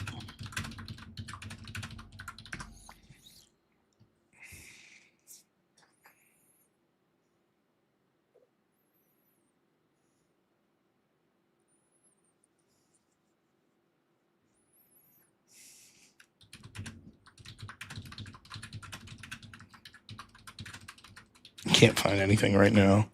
Let's see. Did they dispose of Charlie Kirk's shirt? Let's go towards the pen. I may be mistaken on the shirt, whether or not they disposed of it. Charlie I think they Kirk believe was. he Let disposed me. of it, but Charlie the Kirk pen was. for sure. Just wait. Charlie Kirk was wearing a Freedom T-shirt when he was shot September 10th. According to Brian Harpole, he cut the shirt off at Timpanogos Regional Hospital so medical staff can access the wound. Okay. In a normal homicide investigation, the victim's clothing is collected for DNA and retained under chain of custody. There's no public court record, lab report, official statement indicating the shirt was destroyed, discarded, or released early. Some online commentary and podcasts, including Candace Owens, have questioned whether the shirt was properly booked, noting that it had not been prominently referenced in preliminary hearing with the towel, rifle, and screwdriver. No verified documentation proves that it was disposed of. So it's just a theory that they may have disposed of the shirt, but there's no proof. Okay, so that's what I may be wrong about. I think the theory is, I don't think we know for sure if they disposed of the shirt, but they definitely gave the pendant back. They definitely sold the car off. Okay, let's go almost one by immediately. one. A pendant, like so a necklace type pendant that Charlie was wearing. That's your claim? That they one of them, did yes. not collect that as evidence. They gave it back to the family? They gave it back to Erica Kirk, yes. Okay. Kirk was wearing a necklace, a St. Michael Archangel pendant cross that Erica had given him. During medical efforts at the hospital, it was ripped or removed from his body while trying to treat the neck wound. It was later recovered. Accounts differ slightly. One version involves a pastor or someone noting to the police, the FBI. Instead of being booked into evidence under chain of custody, it was given to Erica Kirk. She's publicly worn it. Forensic commentators have criticized this, arguing the necklace worn by the gunshot victim was clear evidentiary value and should have been retained. No official court testimony or lab report listed it as collected evidence. Okay. Yeah, man, I guess that's evidence that Tyler Robinson might be a patsy. It's evidence. Yeah, it could be. No, It I doesn't prove that he don't. is. Okay, that's like saying that one of the officers said, "Fuck Democrats," while he was collecting it. That could be evidence. It's not the same. No, it's what you're suggesting is right that this doesn't. What's more likely that this suggested that there's? I'll name three scenarios. You tell me which one. One, it suggested that the police did not think that this had evidentiary value. Second, that the police are incompetent. Third, that they are intentionally setting up Tyler Robinson as a patsy. It could be all. It could be any one of those. Which three. one's most likely, though? I think, given that it's not the only piece of evidence that they've handled that way, that it's more. It's proof that they're handling this case differently than they would handle any other murder case, especially a high-profile How political many? assassination. How long was Sandy Hook a crime scene? I don't know. 72 hours. How many people died there? Like whole pile, right? So it must have been a Sure. cover-up, right? No, but you're taking. They're handling that differently than they would any other crime scene. I don't know that they are. But you're not. This is something that's directly on his body at the time that he's killed. Right. So That's different than no. school What I'm that you- saying that is, you then I now just gave you. reopen. Okay, let's say this. You outlined the totality, right? You outlined the totality of all the evidence right now in your own words. I'll give you the floor of what it would mean for them to be setting up him as a patsy, and then I'll outline the totality of what that would mean they would have to do. So go ahead. So we have the Well, hang pendant, on. That is the car, the backpack. Do you have anything else? The microphone. What about the microphone? That's on display at TPUSA or something. They gave the So they microphone back. they gave the microphone back. Yeah. I thought it exploded. Well, he had two microphones. He had his hand. Nobody knows where the Rode mic is, but the one he was microphone holding in his hand. Yeah, the one he was talking Okay. So that would normally be collected as evidence as well. According to Joseph Scott Morgan. Okay. So there's a bunch. So we have the microphone, the backpack, the pendant, and the car. Okay. And you could also include the scene that they paved over. Paved over the scene. That's not abnormal, but fine. Let's throw it in. Okay, that's good enough. How Go with those. how long do they normally keep a crime scene open? According to him, a crime scene, or according to him, those items would be kept. Forget about those Until- items. Crime scene. We're not talking about the I microphone. don't We're know. not talking about the pendant. You're saying that it's evidence because they paved over. I'm saying, how long should they have kept before they said, okay, the crime scene's finished here? I What don't would have know. been a normal amount of time? I don't know. Well, it's hard to say that that's evidence to suggest a cover up if Okay, you so don't know what exclude the that one. normal amount of time would be. Okay, so exclude that one. Okay. So the totality of evidence you have that the police are intentionally setting up Tyler Robinson as a patsy are the following four things. Because they didn't keep the car, they didn't keep the pendant, they didn't keep the microphone, and what was the fourth thing? And the backpack. They didn't keep a backpack that was found at a bus stop. Yeah. Okay. How confident are you that this proves that the FBI and local police are intentionally setting up Tyler Robinson? See, now you're it's not proof. I'm not saying it I'm not proves. saying it's proof. I'm asking you what percentage does that make you believe? Clearly, you don't think 100%. That would be proof. I'm asking you what percentage confidence does this give you? Jeez. I don't know. I'm That's a not going to very- hold you to an I exact know, fucking I know. number. I What are know. you talking, like 10%? Or are you 60%. talking? You are 60% likely that the police are intentionally setting up Tyler Robinson because they didn't collect a pendant, a microphone, a backpack, and a car. Oh. No, no. Not 60% no. likely. I think it's 60% likely that they are handling the case No, but that wasn't my differently than they would question. handle. That's not my question. My question wasn't, are they handling the case different? My question was, and what you sought out was, this was evidence that he's a patsy being set up by police. It is. So what percent? Okay, I what don't know a percentage? I can't put a percentage. If you only isolate it to just that, I don't know what That's why I percentage that would asked be. you the totality of the evidence that you feel he's being set up as a patsy by police.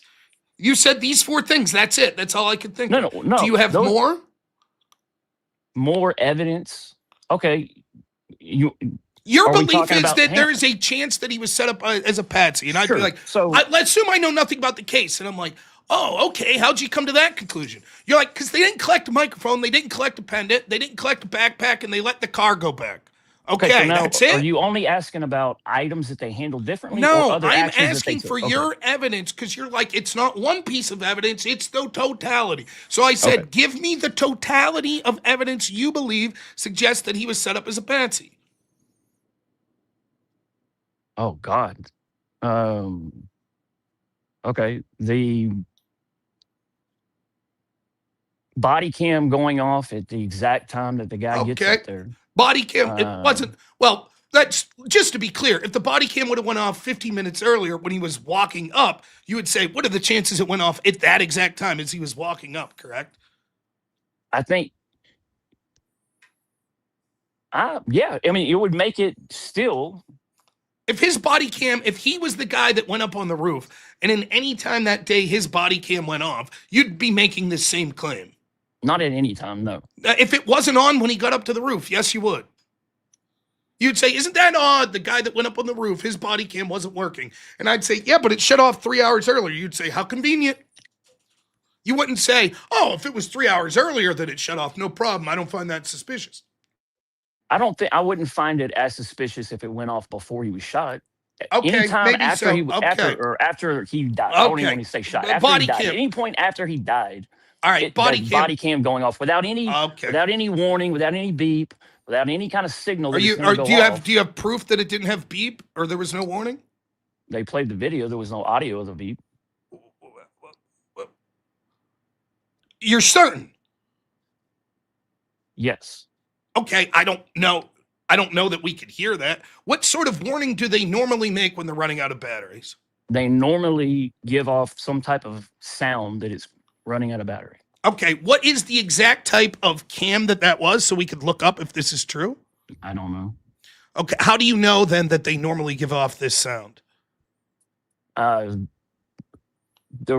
There's been several police officers who have made claims that that's the case.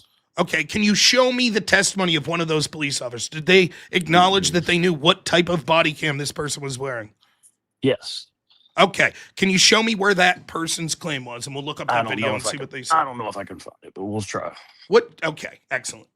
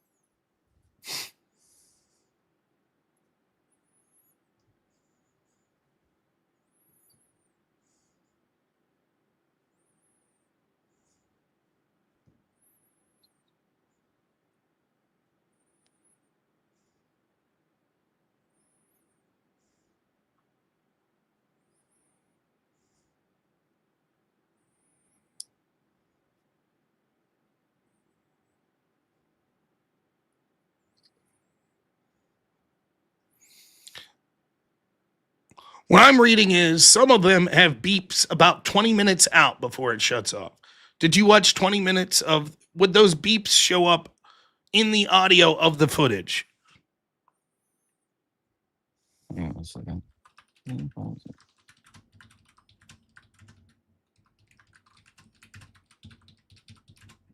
I can't. Okay, what are you saying? What are you asking? Seems that like sometimes some models beep a couple times about 20 minutes before the footage. Okay. Is it audible on the recording, those beeps?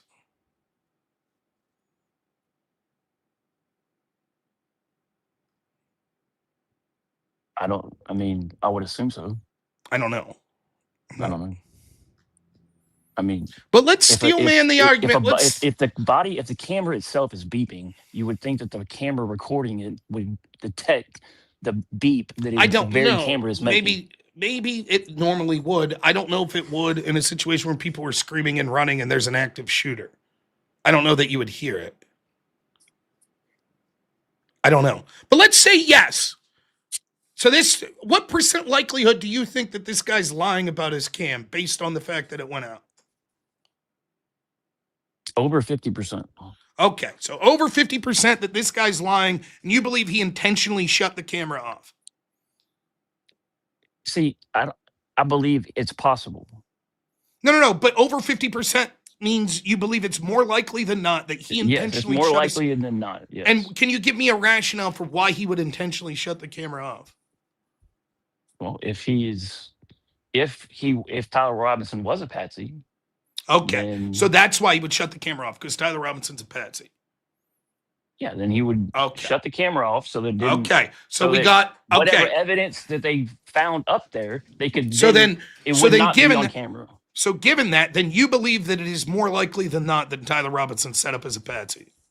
Yes, not just given that, but yes, I absolutely do believe that. Well, that would be enough evidence. If you say over 50% chance he shut off the camera, and the only reason he would have intentionally shut off the camera, there's only one explanation, and that's Tyler Robinson's a patsy.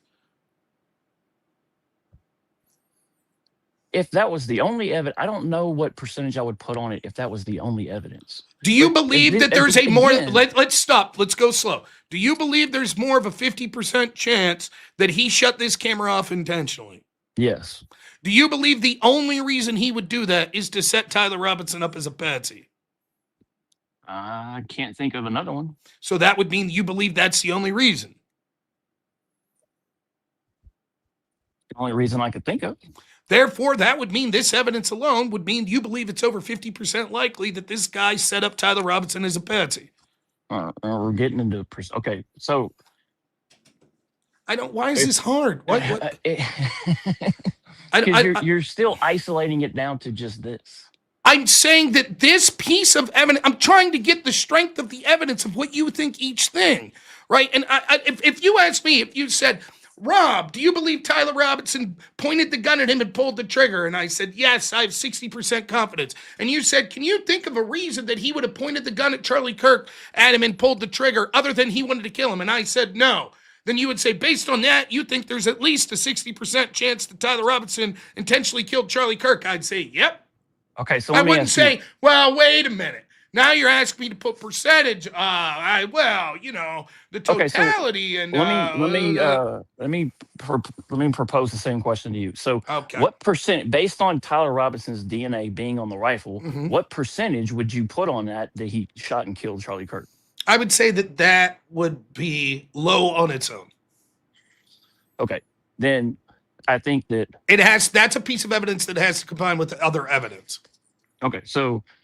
Then I'll agree that camera going off is low on its own. The camera going off, but I don't know what you don't understand the difference. I'm saying that when I see the DNA on the gun, I'm saying on its own that wouldn't be very compelling. You're saying on its own there's a more than 50% chance that this police officer intentionally shut off his camera, and the only reason he would have shut off his camera was to set up Tyler Robinson as a patsy.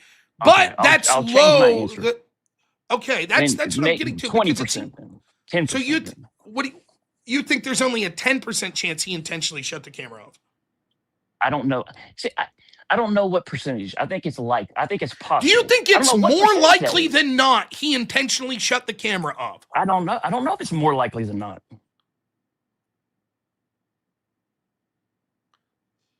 Then I don't know what to say. If you can't even tell me what you think, how can I argue about what you think if you can't accurately describe what you think? What other explanations are there to the camera going off? Okay, then I'll say it's. I'll give you the Like, same for answer you example, gave me I about think it's the most DNA. likely, I will put there is some sort of chance that he intentionally set the camera off. There could be multiple reasons he would do that. One of the reasons could be he was about to do something shitty or nefarious, like set someone up. But I think that overwhelmingly, probably what happened was he didn't intentionally shut the camera off. And so I would say that there's low probability that this is evidence that Tyler Robinson's a patsy. You're claiming, you seem to imply that you're 60% confident that he shut off the camera intentionally. And if that's the case, the only reason you could come up with he would do that was to set up Tyler Robinson as a patsy. So I'm merely saying, okay, based on that piece of evidence alone, you already have it as a 60% chance that Tyler Robinson's a patsy. And it seems like the easy answer would be yes. And I'd say, cool, let's go into the rest of your evidence, and then we can Okay, talk about it in yes. totality. But you're like, well, no, I think that that's a low probability. And that's why I'm confused. Because what I'm going to try to do is add up all of your evidence, then we're going to look at the state's evidence, and we're going to look at what your theory would entail. All the people that would have to be involved in the intentional setting up of Tyler Robinson. That's what we're We're going to do. So I we're need to away have from an the. idea of how certain you are of the evidence you're espousing. Personally, what your opinion is on it. Okay, we've gone off into a totally separate No, I don't topic than think what we so. I originally don't think talked. I so. do, but because The original topic was Andrew's uses bad faith tactics because in the debate with Candace Owens, she would point something out and he would say that on its own doesn't prove it. But Candace wasn't saying that. She was just saying this is evidence to suggest. I said, okay, like what? You said the DNA evidence. I showed you how that wasn't the case. I said, what is the other positive evidence that Candace Owens put forth that Tyler Robinson was a patsy? And you basically said she didn't really give any. And I said, well, what's your evidence that you think Tyler Robinson's a patsy? Then you started to talk about it. I said, great. Then let's see if that evidence adds up compared to what the likelihood would be. That's it. If you don't want to talk about your personal opinions on the case and you just want to go back to Andrew Wilson having bad faith tactics, fair enough. Candace basically made zero arguments. The one argument you made that she made that could suggest Tyler was a patsy doesn't suggest Tyler was a patsy whatsoever. And the degraded DNA doesn't suggest that he wasn't the last person to handle the rifle. I guess that's my answer. So do you have anything else? I want to get away from that. Okay, so we were getting away with that, talking about the evidence that Tyler's a patsy, and you don't want to talk about that either. So tell me what it is you want to talk about. So your contention that Andrew won the debate. So there's two sides to the debate. There's Andrew's claim that there's overwhelming evidence that Tyler Robinson shot and killed Charlie Kirk. And Correct. then there's Candace, his claims that there's overwhelming or more evidence that No. I'll just say overwhelming. That's what it was. Is that what it is? That is what it was. Okay. Overwhelming evidence that he's a patsy. Is that right? He's innocent. He didn't shoot, and he is a patsy. Yes. Okay. So let's take Andrew's position first. Okay. They asked him, what percentage are you that he shot and killed Charlie Kirk? He said 75 to 85. Yep. Okay. So that's reasonable doubt. Yep. So if there's your overwhelming evidence that he shot and killed Charlie Kirk, but if I was a juror, I would vote not guilty. Was Andrew saying that he should go straight to death? No. But what do you think Andrew thinks should happen right now to Tyler Robinson? That's not what the debate was. That's not what his claim was. No, the debate, right. So then why are you talking? Why are you, if that wasn't the debate, why are you trying to put the state's burden of reasonable doubt onto Andrew Wilson? Because his claim isn't that there's overwhelming evidence that there's probable cause and it should go to trial. His claim is there's overwhelming evidence that he shot and killed Charlie Kirk. Does overwhelming mean beyond a reasonable doubt? Yes. Prove it. Okay, that's subjective. But I think Wait. most The people term would say, overwhelming subjective? Is that what you're saying? yeah. Okay. So then what But percentage do you personally put overwhelming? 95? Okay. Why is 95 correct, but 85 isn't? Because 95 wouldn't be reasonable doubt. But If you're why? going to You say, just got done saying that reasonable doubt isn't connected to the term overwhelming. It's subjective, you said. So reasonable is. doubt overwhelming doesn't mean beyond reasonable doubt. If you're going to make the claim that there's overwhelming evidence that he shot and killed Charlie Kirk, but then your percentage puts you in the not guilty verdict at this point, how can you say there's overwhelming evidence he shot and killed Charlie Kirk? Because we are not at the trial where we have to prove it beyond a reasonable doubt. Andrew thinks that the evidence at this stage is overwhelming. Overwhelming could mean 75%, it could mean 65%, it could be 95%, it could be 99%. I used to debate in college debate, NDTC to policy debate. Almost every year the topic included the word substantial. I've heard the following definitions for the term substantial. Of material worth, 20%, 25%, more than half, 5%, more than 10%. All of those I've personally heard from different dictionaries, and different legal scholars, and different foreign policy experts on the word substantial. Is $20 substantial? To some people. Right. Depends, right? It depends on does. exactly what we're talking about. So, for example, I could say what I mean by overwhelming is that it is far and away the most likely scenario. So, all the other possibilities are far less. So, I put this at 85, and the top I have of a second scenario is 5%. That would mean that this is overwhelming. You would disagree with that? No. Okay, so then, like, the idea that it's some gotcha, like, if you say overwhelming, that means you have, and let me explain where the term overwhelming came from. Andrew was talking about at this stage in an investigation, we have way more evidence against Tyler Robinson than we do almost any other case at this stage. It's overwhelming how much we have, right? What he's talking about is this stage in the investigation. He's being honest in good faith, saying, I'm open to hearing other evidence. We haven't even got to the trial to hear all the evidence, so I'm 75 to 85% confident. Okay, that's reasonable. Candace is the one who's a liar, who says she's 0% confident he's the shooter. What does 0% mean, by the way? That's Zero. not hard. That means no chance, right? Right. But she also said there's 0% chance based on the evidence presented. No. She also said No. that is what she said. Wait. Okay, what does 0% chance mean? 0. Means not possible. Right. That means new evidence can't change your mind. No. That's not what that means. It means Then what based the- on the evidence. That's ridiculous. Hang on. Wait. No. That's That's ridiculous. not ridiculous. That's not 0% ridiculous. means can't happen. It could not happen. It's not based on possible. the evidence presented. Let's say the only evidence presented to this point. Hang on, just follow me for a second. Okay. If we were to say the only evidence presented to this point is they found a gun. Okay. Okay. Then you would say based on that evidence, 0%. That means just it that can't, evidence. based on that means it's impossible that Tyler Robinson did this, correct? They found a gun with Tyler Robinson's DNA on it. She says, based on that, it's impossible that Tyler Robinson could have done this. That's what you're saying.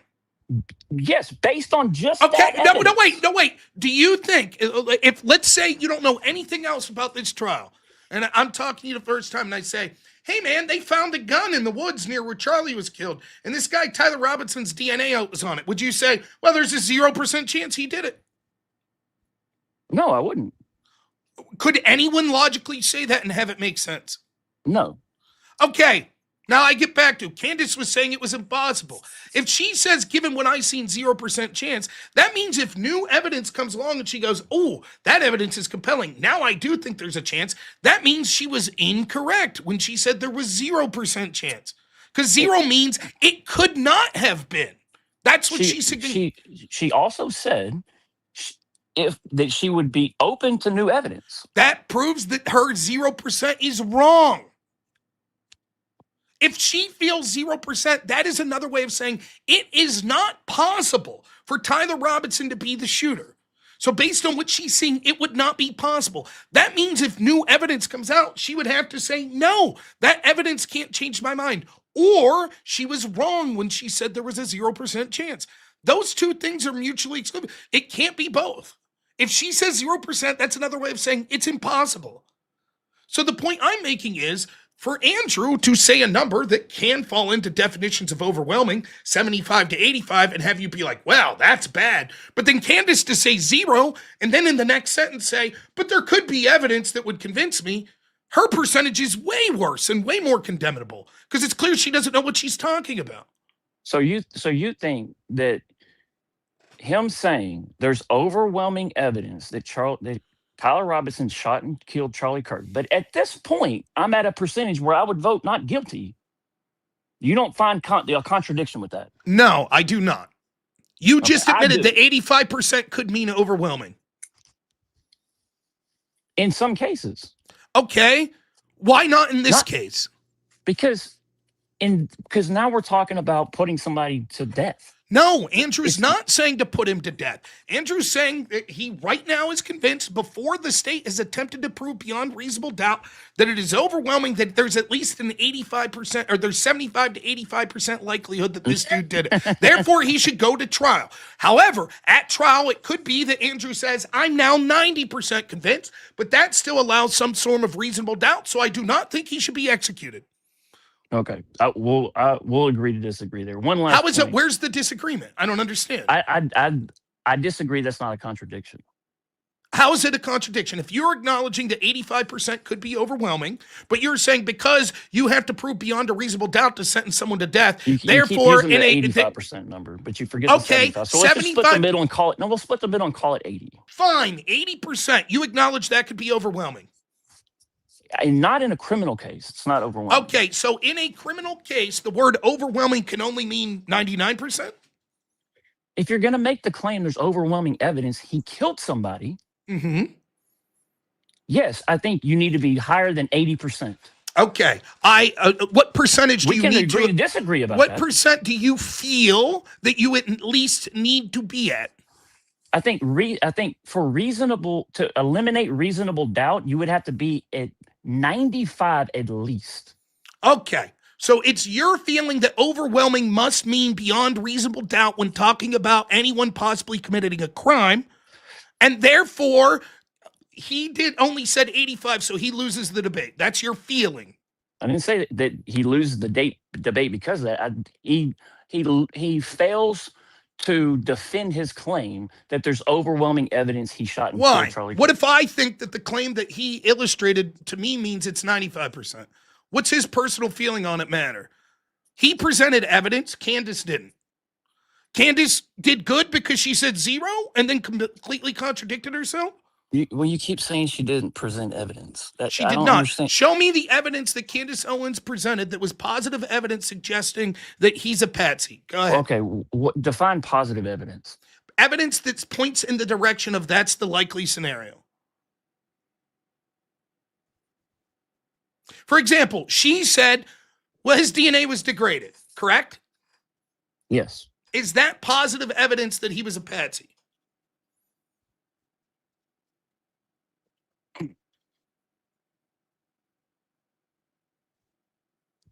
I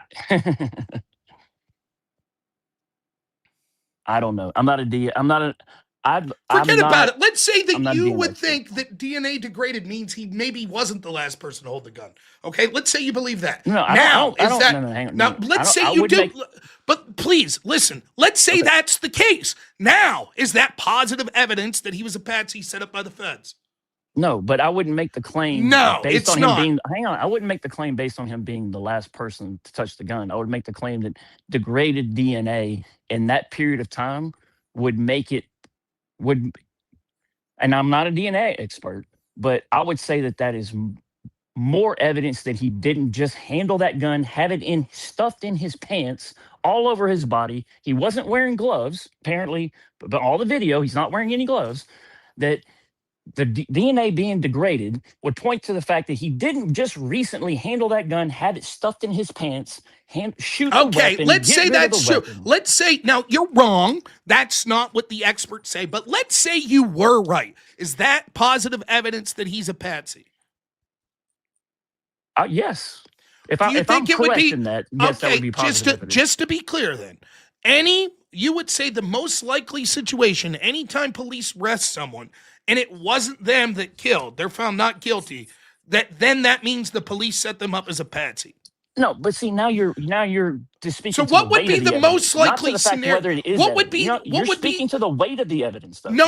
Whether or not What- it is evidence. No, I'm not. I'm saying what you're speaking to is evidence that maybe he's not the killer. You then must go further to say it's a separate claim, and here is evidence that the state is intentionally setting him up. Those are two separate claims. So when you say, I'm not convinced by the evidence, I think there's an alternative explanation. I don't think that this gun was the gun. I think the DNA shows that he didn't handle the gun in that manner. Then that is evidence that he's innocent. It is a separate affirmative claim that she's making that the police are intentionally setting him up. Unless she proves and says, therefore, the police would have to know this. They would have to know that the degraded DNA proves that Tyler Robinson could not have handled the gun.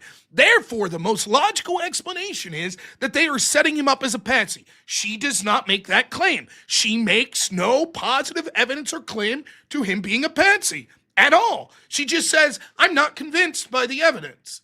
Okay? Maybe you're right. Maybe the evidence isn't strong enough to say he's guilty. That doesn't mean that he's set up as a patsy. He could be set up as a patsy, but you have to do the work. You have to make the argument. You have to provide the evidence. Just saying, I don't think he's guilty, that's just one step in that chain. She doesn't make positive evidence to suggest that he's a patsy. Okay, so in this particular case, if he's not the one who took the shot, Okay. is there another alternative where he's not a patsy? How is he not a Yes. patsy if he's okay? What is it? How is it possible?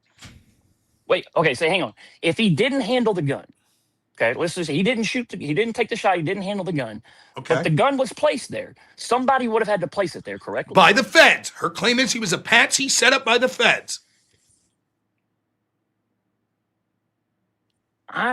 Has she made that claim directly? You may be right. Give me a second.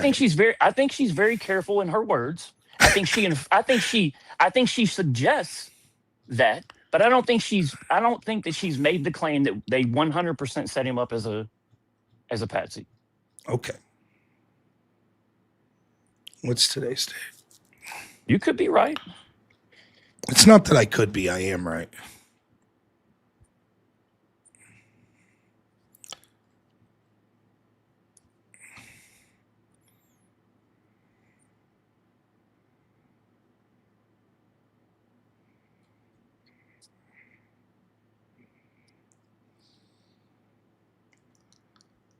And say, this person told me that the feds planted the gun. This person told me that the bomb dogs couldn't find it. How can you sit back and pretend that you are like a friend of Charlie Kirk because you're trying to get a patsy put into prison?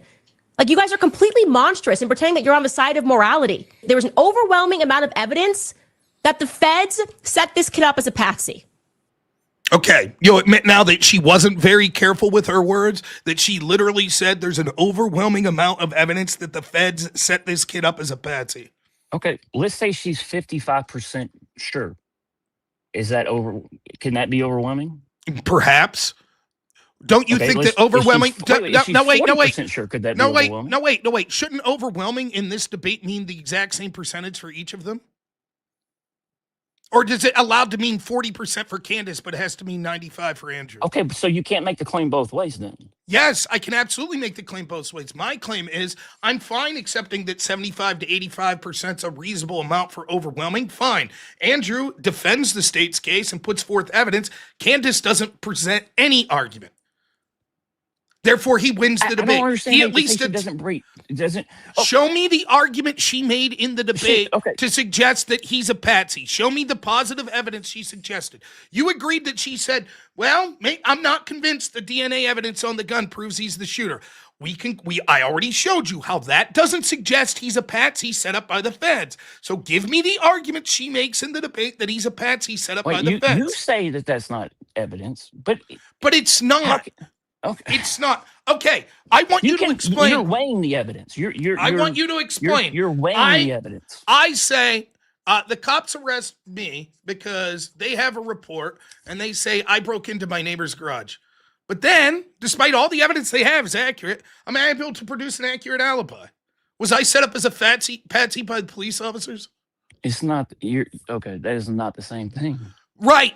It is the same thing. What it is suggesting this piece of evidence doesn't prove he's guilty, isn't positive evidence that it proves he's a patsy.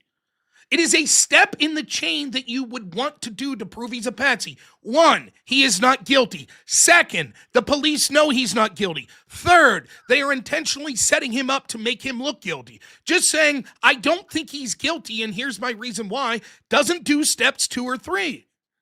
She never makes a claim to steps 2 or 3. So she's not making any positive evidence that he's a patsy. She just says, I'm not convinced. There was dust in the barrel. I'm not convinced that was the gun. I'm not convinced a gun like this could have done the shot. I'm not convinced that because his DNA was degraded, it was him. I'm not convinced he wrote the confession. It could have been Lance Twiggs. None of that suggests he's a patsy set up by police. None of it.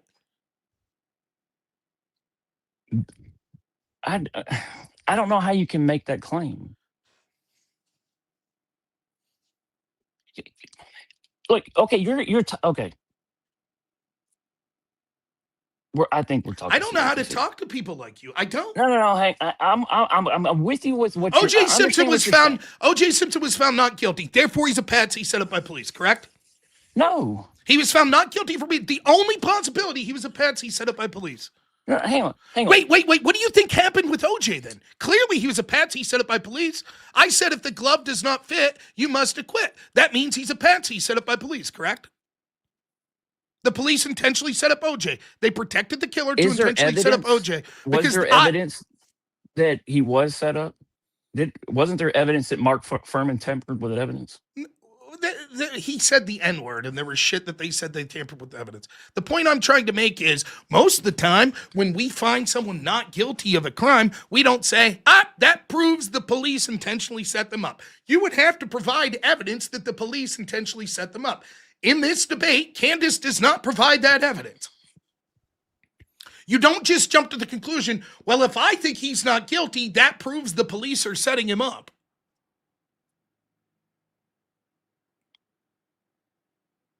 For example, you acknowledge this. You would have to prove the following things. That he's not guilty. If he's a patsy set up by the feds, you'd have to prove the following things. You tell me where I'm wrong. 1, he's not guilty. Correct. 2nd, the police know he's not guilty. Well, how could you set someone up as a patsy if you don't think they're guilty? For the feds to set him up as a patsy, yes. 3rd, the feds are intentionally trying to make him look guilty. Yes. Okay. Similarly, if you were going to prove that I was the person that broke into your garage, right? You would have to, 1, prove I was on location, right? 2nd, prove that I was in your garage, right? Yes. 3rd, prove it was like without your permission, or you'd have to prove a chain of steps, right? Yes. If you say, but Rob, I live in Dallas and you were in Dallas, there you go. That's evidence that you broke into my garage. Is that evidence that I broke into your garage? No. Right. It's evidence that I could have been on location, but it's not evidence that I broke into your garage. Saying, well, the police have to do these 3 steps in order to prove that they're set up as a patsy, and I believe Candace suggested that number 1 was a possibility, that he's not guilty. Okay, that's not evidence that the police know that he's not guilty or intentionally setting him up to be guilty. Now, you might say, but I think there's other things that suggest that, but Candace isn't making those arguments in the debate. Why should we judge them based on shit Candace has said outside the debate? Oh, because her her argument isn't limited to things she only said in the debate. I mean, How do you judge a debate on things said outside? So again, well, no, we're oh talking my about. Hang God. on, we're talking about two Oh totally my different. God. We're talking. Oh We're my talking about. God. Hang on. Stay with me. Oh We're talking my about two God. different Oh my things. We're God. talking about two different things. We're going back and forth to Oh no. whether or not Oh she's. no. We're Oh going no. back and forth to whether or not she won the debate or whether or not she's presented any Okay, evidence. we were talking about the debate. Okay, then yes, Did you're she correct. make any positive evidence that he was a Then patsy? no, Set up you a- are correct. Thank you. So then Okay, Andrew you won are the correct. debate.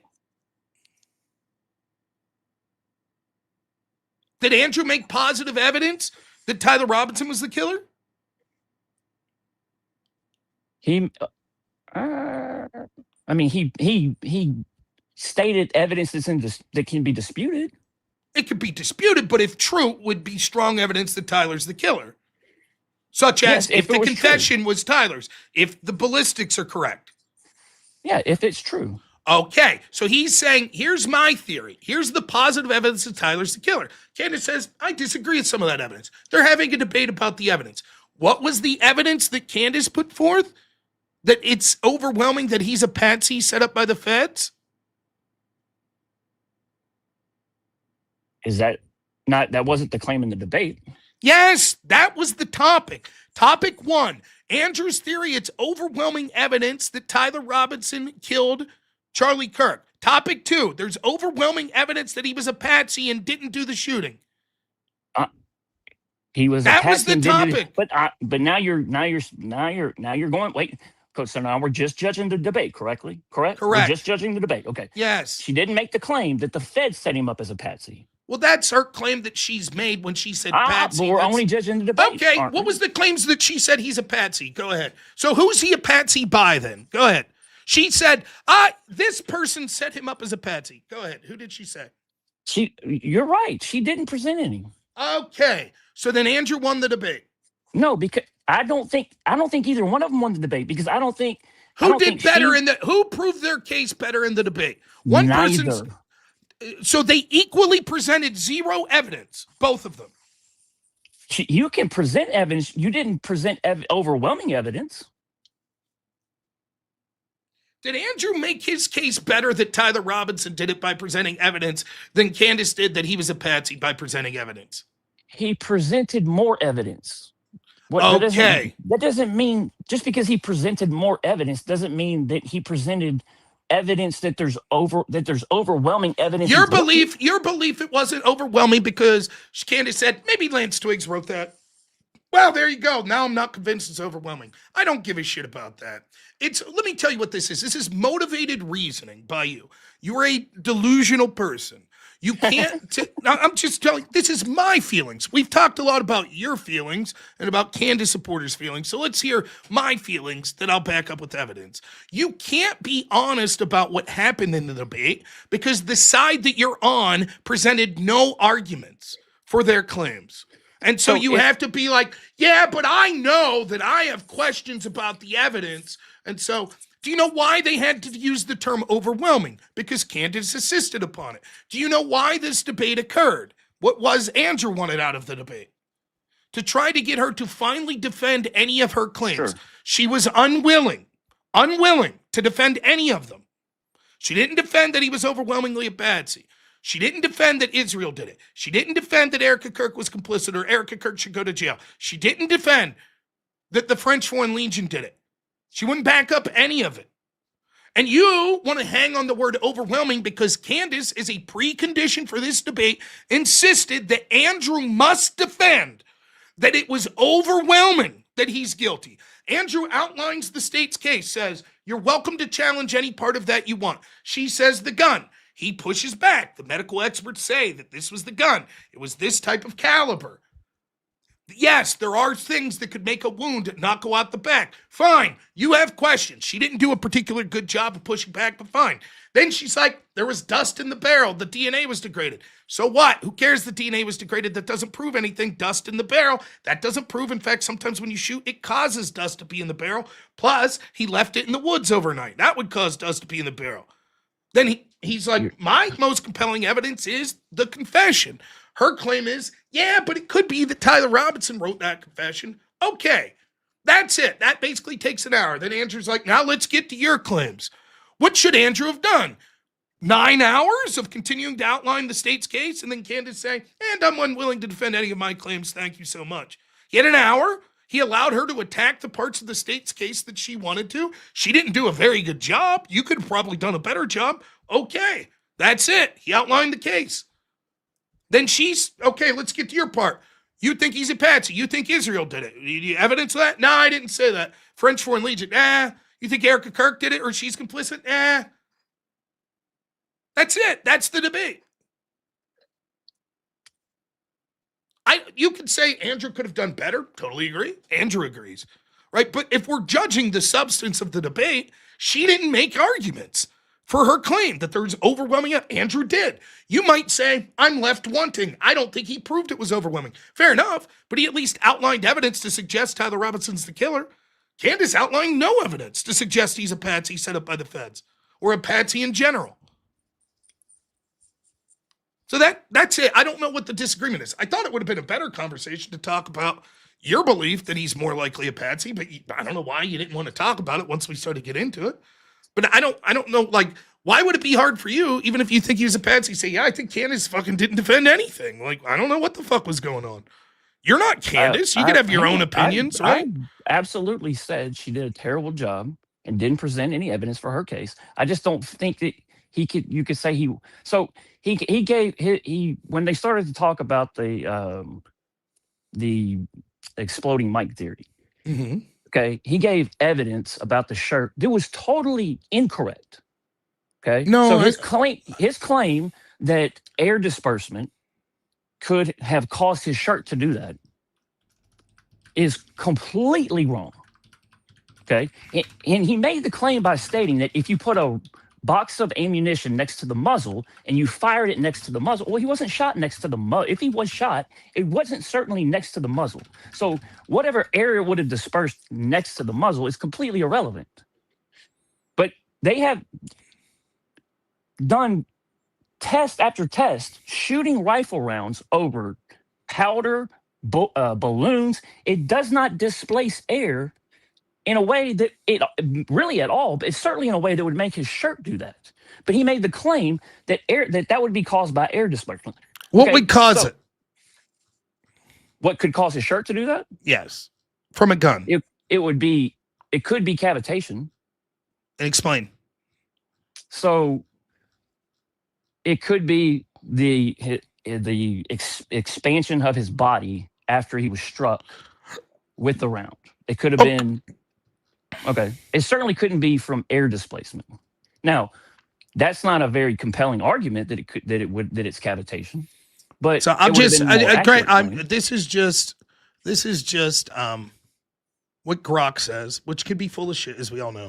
Yes, air displacement from a high-velocity rifle bullet combined with a much larger effect of tissue expansion at impact can cause a loose shirt to pull, lift, or flutter in a way seen in the Charlie Kirk videos. A 30-06 round is supersonic, roughly twice the speed of sound. As it travels, it creates a shockwave Mach cone that displaces air. Light, loose cotton fabric can react to the pressure wave. More importantly, when the bullet strikes tissue, the body is mostly incompressible fluid. It dumps a large amount of energy in a few milliseconds that creates a temporary cavity. The rapid expansion can bulge the neck or upper chest area outward and push the shirt with it. The effect happens too fast for a standard time frame rates to look normal. Independent recreations using ballistic gel, comparable 30-06 load, and a similar necklace have reproduced a puffed outward shirt movement and necklace displacement consistent with what was visible in the Kirk footage. And I've played this with the ballistic gel. Let's see if I can find it. Now, I agree with you. I think the air displacement has less to do it than like the energy of the actually hitting the body. But he's not wrong about air displacement, and it does have a part in it. So here's the footage. Let me make sure I gotta, okay. I'll share this with you.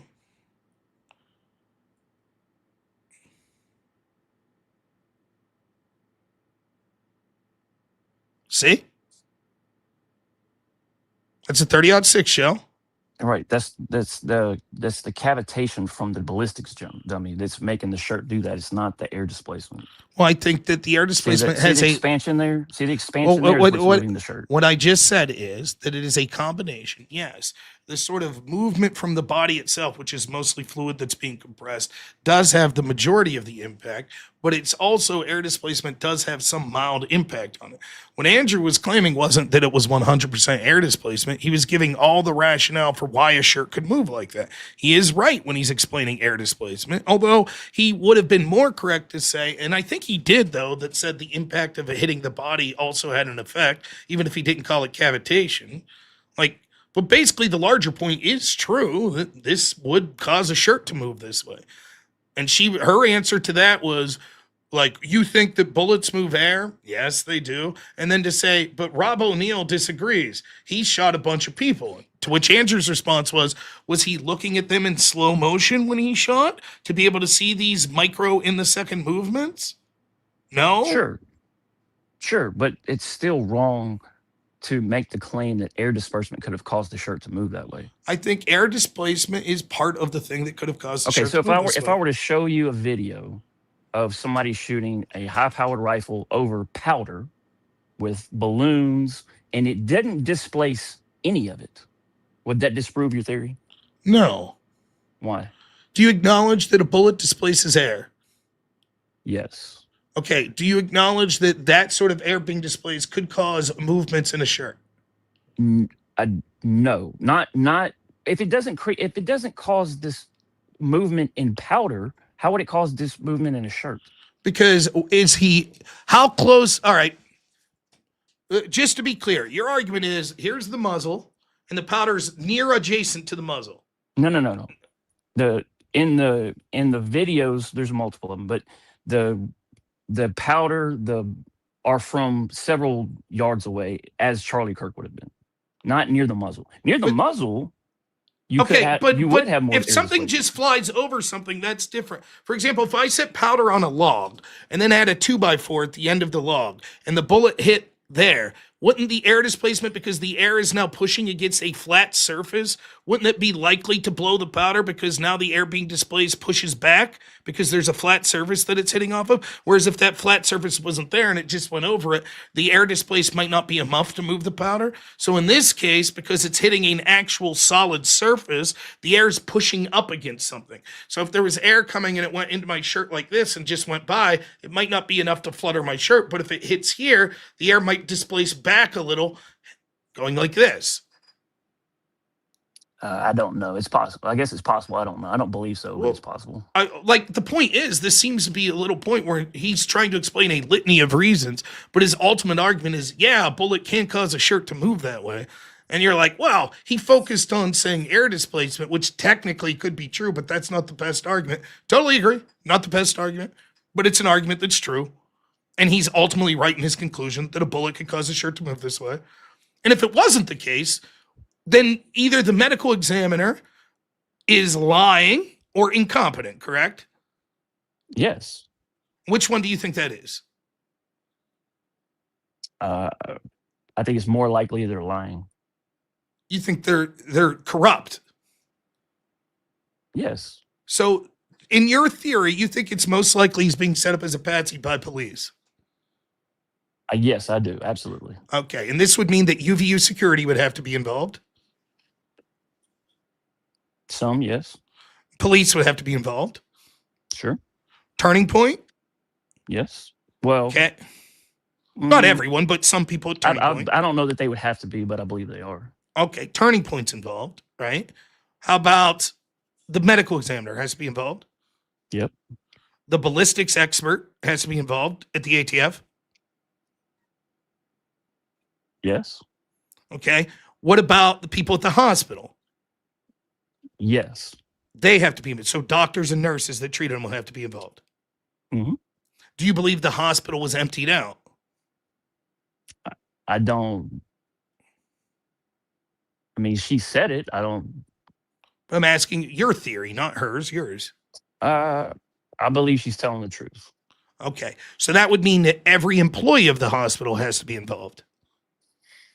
Not they could have not known while they were being interviewed. But they would know now. They know Charlie Kirk was there, and they know that it's never in history happened like this, that for no reason you literally uptake every patient in the hospital and move to another hospital. So surely we'd have whistleblowers speaking up now like, holy shit, that was odd. They moved us all, right? Yeah, absolutely. And that would mean every janitor at that hospital would have to be silent.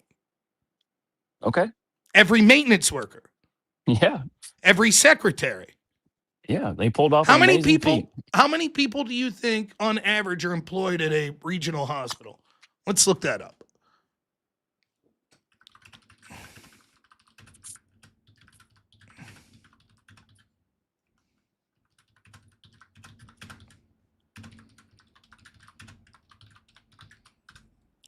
Let's see if we can find that.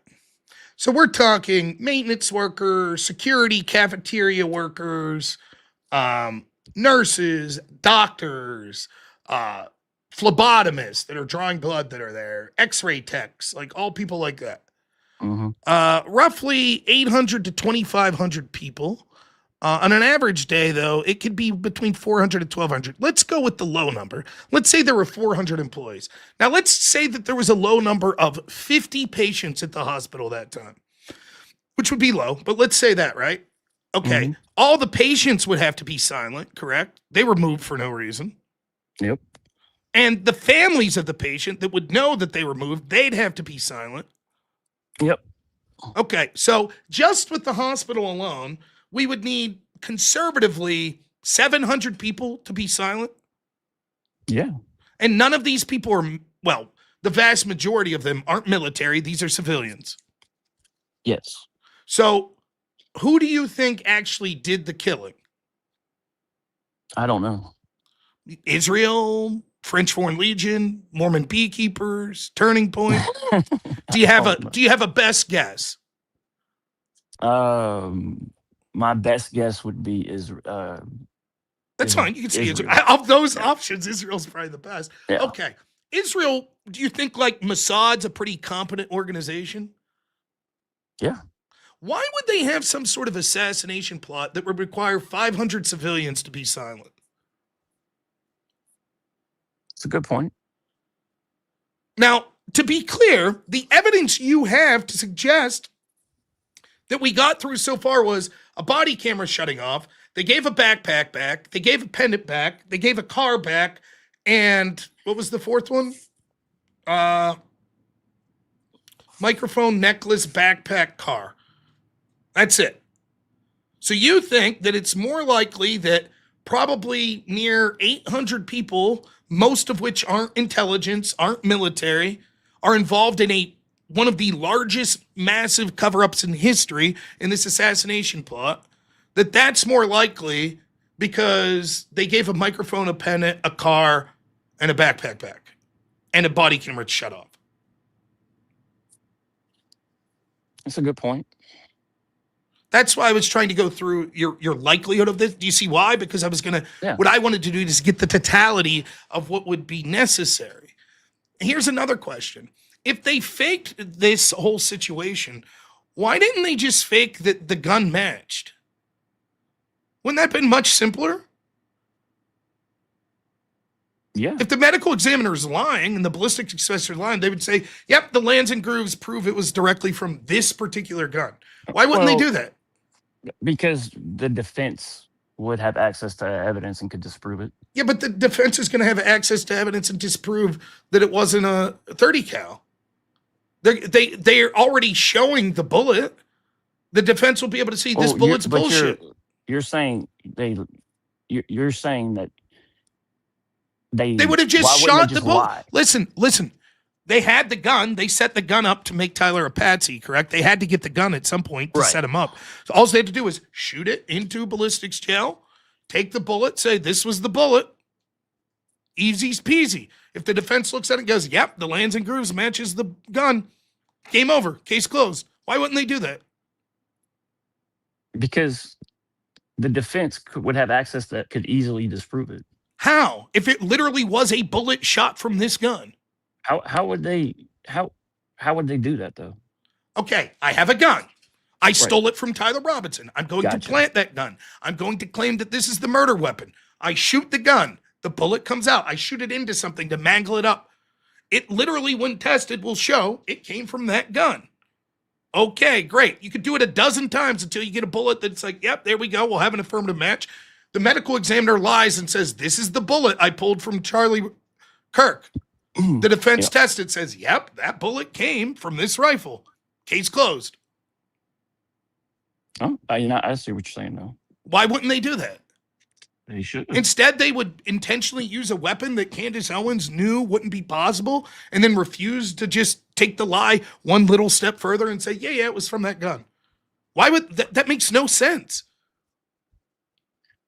I get you. I think in that scenario, it's more likely that when they planned it out, it wasn't supposed to be well, I guess it wouldn't matter anyway.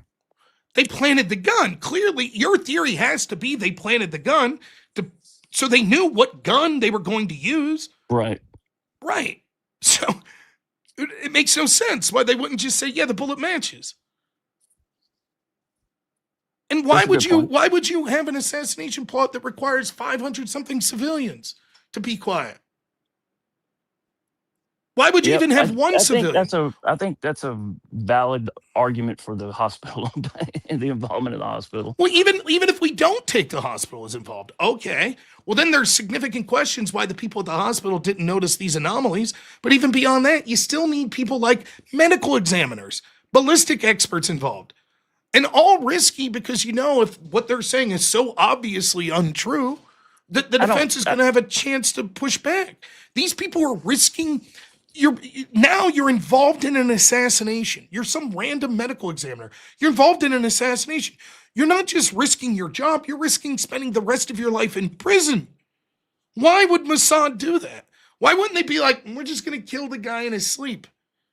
Especially if Erica's involved. Just poison the guy, cut his brake on, kill him at home, make it look like a break-in. Instead, you're going to do it with the whole world watching? With hundreds of people with cameras? Why would you do that? It makes no sense. Yeah. And then intrepid reporters, investigators like Baron Coleman and Candace Owens, they were so sloppy that they could figure it out. Why risk it? And for what? If you're Israel, if you get caught in this scheme, this is it. It's game over. Or whatever organization, the French Foreign Legion or Turning Point. You're fucked. And you're going to roll the dice on this? And your evidence to suggest that's likely the case is merely, well, they gave this backpack and pendant and microphone back, and this dude's camera's shut off. And the car, they should have kept the car longer. No, I think the most compelling evidence is that the impossibility that a 30-06 would not have an exit wound when shot in the neck. Well, you're just and I think incorrect. everything else is if you want to get down to what I believe actually happened was that I think the most logical explanation is that the mic, which was put on the inside of his shirt, not the outside of his shirt, just hang on for a second, was supposed to fire into his chest. If you look at the video right before the event, it's turned sideways. It's in a position it's not supposed to be in. And so then it was directed, instead of directing into his chest, it was directed into his neck. Okay. So everything else has been to have to explain how a 30-06 wouldn't, because that was never supposed to be the intent to begin with. It was never supposed to be the explanation to begin with. It was supposed to be, which you could reasonably say that a 30-06 so let's pause. To the chest. Let's pause. The microphone, first you have no evidence for this. There was no explosion or anything that you saw like that from the mic. How does it propel a bullet without some sort of visible explosion? Well, if the device is on the inside of his shirt, the explosion would be covered up by his shirt. Well, no, wouldn't the inside of the shirt not up here where it moved, but the inside move? Well, the whole shirt moved. That's actually the most logical explanation. We would see fire or something like that. We don't see anything that symbolizes an explosion at all. No, nothing. Have you seen anything from any of the footage? you're making the statement that it's not possible for them to build a device that doesn't create fire when it explodes. Have you ever when it seen? goes Have you off? ever seen a device like this that would propel through a microphone without? I've never For seen example, any explosive Israel. device. So you're saying that this is a brand new device that you haven't seen? Have other people claimed we've seen devices like this that propel projectiles? I've never seen the Israeli pagers that went off, but we know that happened. We know they had explosions. Right. Okay. This one didn't. So I think it's possible for them to build a device that is more subtle. Yes.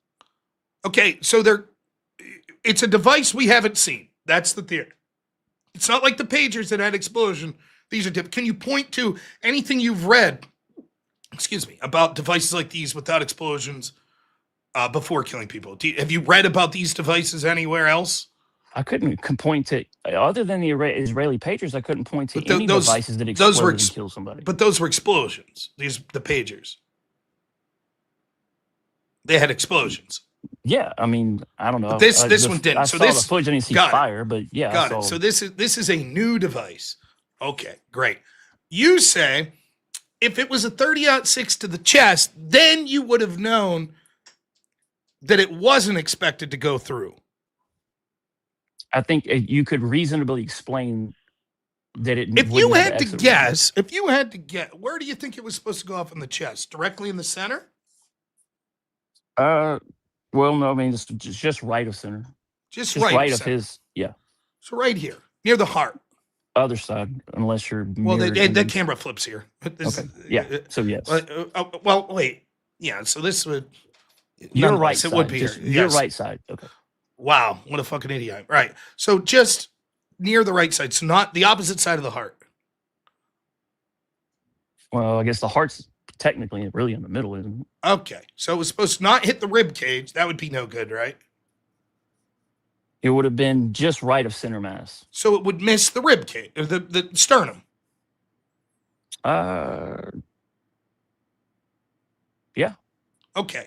Do you think that a bullet would, if I told you that there were two bullets from a 30-06, one went into a neck and hit a vertebrae and shattered it, and the other was to the right of the sternum and didn't hit bone, which one would you guess would be more likely to have an accident? There's several bones there right of your sternum. There's not the sternum, but there's your rib bones. Cages. There's your ribs. There's two sets of ribs. So you Correct. got the front and the right and the back. Okay. Right. Well so ribs. There's several bones there. Ribs. If I was to say, is a 30-06 shell more likely to go through a vertebrae or a rib? Which one would you think? I think it's more likely to go through neck vertebrae. Yes. You think a neck vertebrae? Do I need to show you that a neck vertebrae is thicker than a rib? Would that convince you that maybe you're incorrect? Well, you're going now. You've got the deflection from the first rib. Okay, so you've got a rib there. Now you got an impact at the first rib, and you've got the rib on the back end. Okay, so that's a second point of impact.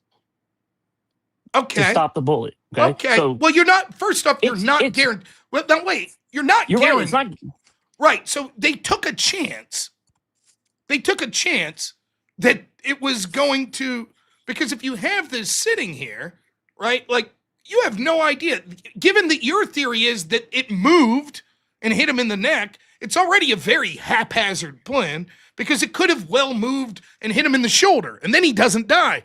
Oh, fuck. Now we just put an exploding microphone on this guy that hit him in the shoulder. We're in a lot of shit, right? But even still, even if it's hit directly where you're suggesting, I would still think that people would say there's a better than not chance that a 30-06 would have went right through.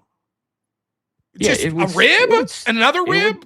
It would still be more likely to go through. Okay, so wait. Just to be clear, their plan in the best case scenario was to set up an untested device that we're unaware exists anywhere else, but they created. You're assuming they haven't tested it. I imagine they would have tested untested in the sense that it hasn't been used for an assassination to our knowledge anywhere else, right?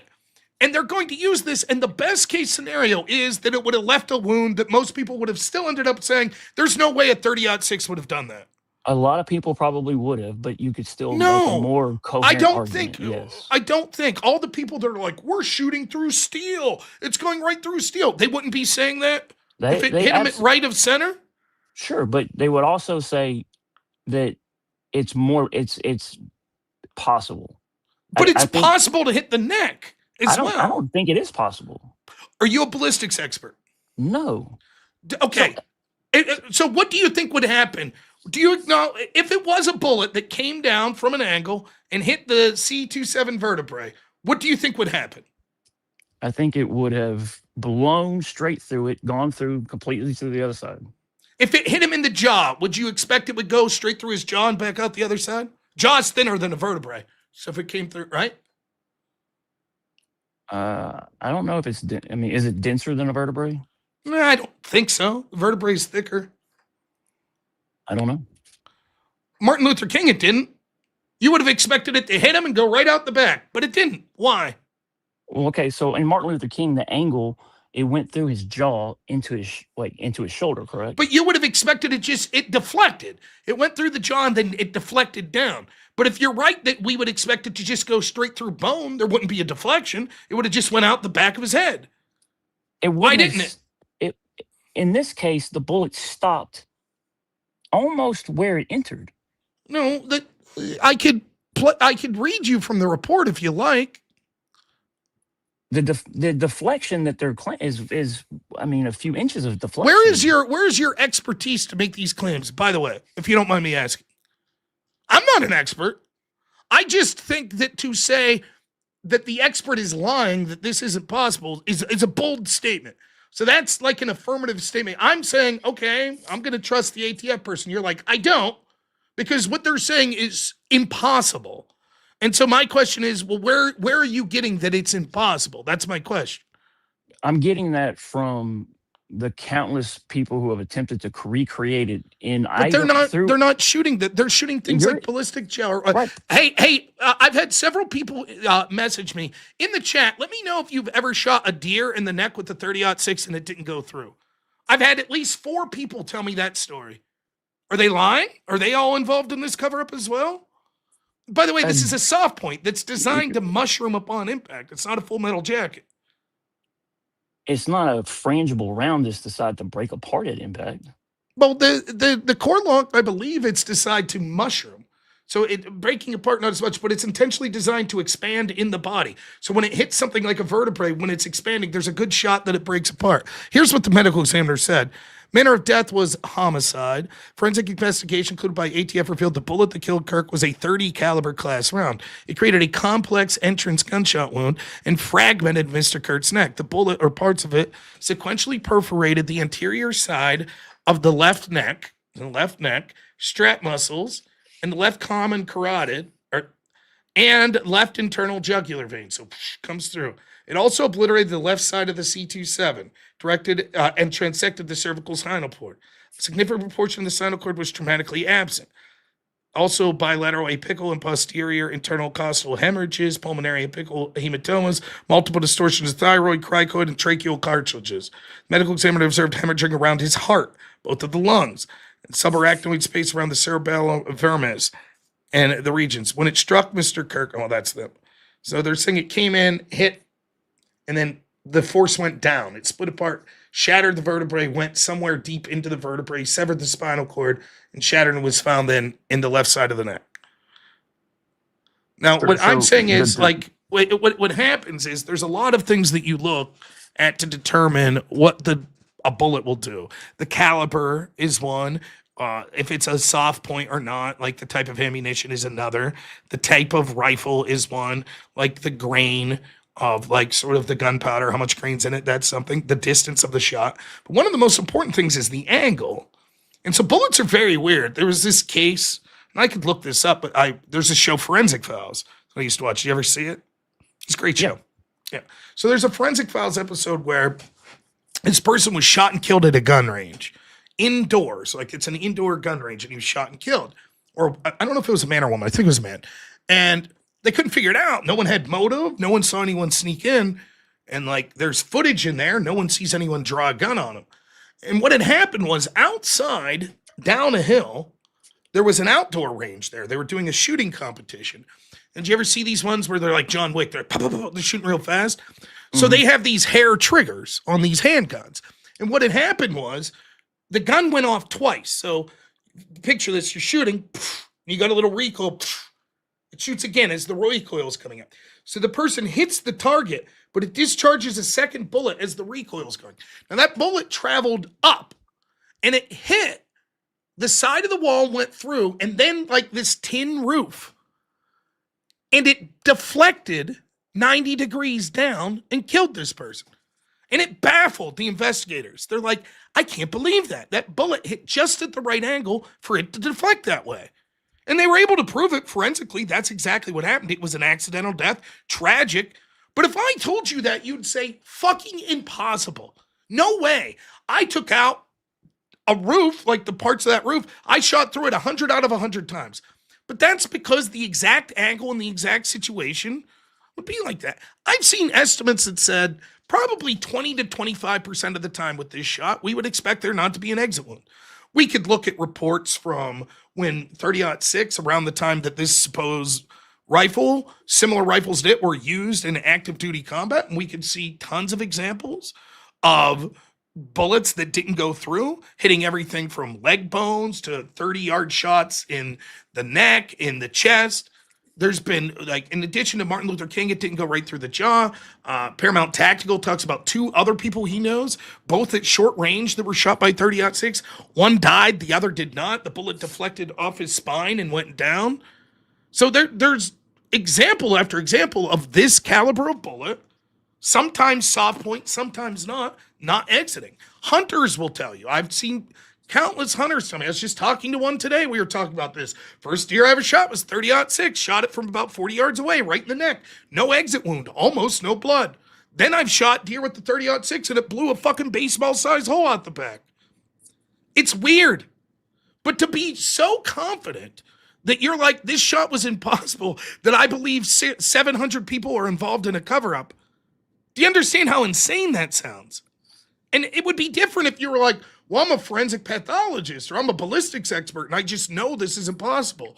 But you're not making that claim. You're just like, no, I've seen some guys on YouTube say it's not possible. And so therefore, I think 700 people were involved in this cover-up. They've tried to recreate the shot with far denser material, and not one time has it been able to be recreated. Are they shooting from the same angle at the same distance? Some of them not. I just don't believe that an unscientific experiment of some YouTuber shooting was able to accurately recreate the conditions. This was an old gun that I believe I read was retrofitted, right? We don't know particularly, like sometimes you could have shoddy ammunition that got wet or something, so maybe it wasn't going as fast as around. Andrew makes the claim that sometimes these bullets break up in air, which is true, though it's very rare. What's more likely is it's not just the, let's see if I get this term right, the yaw or the angle that the shot was taken. So like I could shoot at 0 degrees, or if I'm up above, I could maybe shoot at like something that's more akin to like, 280 degrees or something like that. I'm shooting down, right? But it's also that the bullet could have been sort of wobbling as it came out. So if it's straight, like a football, if you throw it straight and it hits, it's going to have more penetrating power. Whereas if it's slightly wobbling and hits, it would be more likely to deflect. So any of these things are possible. But I just want you to acknowledge that your belief this is impossible has led you into a position where you think the likely scenario is 700 people, almost all of them civilians, people like patients at a hospital, janitors, medical experts, etc., are all involved in this massive conspiracy. And this was the plan that was set up. That's ludicrous. That is so, it defies belief to the point of laughability. And you come to that conclusion because you're like, I just don't think that this caliber bullet could do this. I don't. I would expect that it could be replicated. Well, again, if we've seen that it's been replicated in the past, where we could see in military medical journals where this thing's happened, that it has been replicated. Just because some YouTuber can't. Is there a military journal that has? Yes. Okay. So like, I'll take your word for it. Well, I'll look, take it. now You want to listen. go, I'll Now take your I word went for it. through it. I went through it with the guy, right? And it's not all. There, most of them are around 30 caliber, but not all. And it was talking about like guy gets shot in the leg, 20 yards away, no exit wound. I could look it up. It's here somewhere. I don't want you to just take my word for it. So let's see if I could find it because that's not fair for to ask you to just take my word. So let's see. Okay.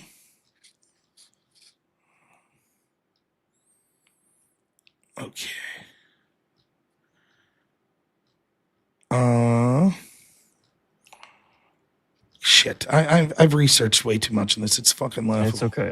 I'll take your word for it. You know. No. Please don't. I insist. I'm not like Candace. I think okay. So this is from a World War II Korea report. Here's some examples they give. A soldier of the 24th Infantry, while lying prone to the jungle patrol, was struck by a Japanese 30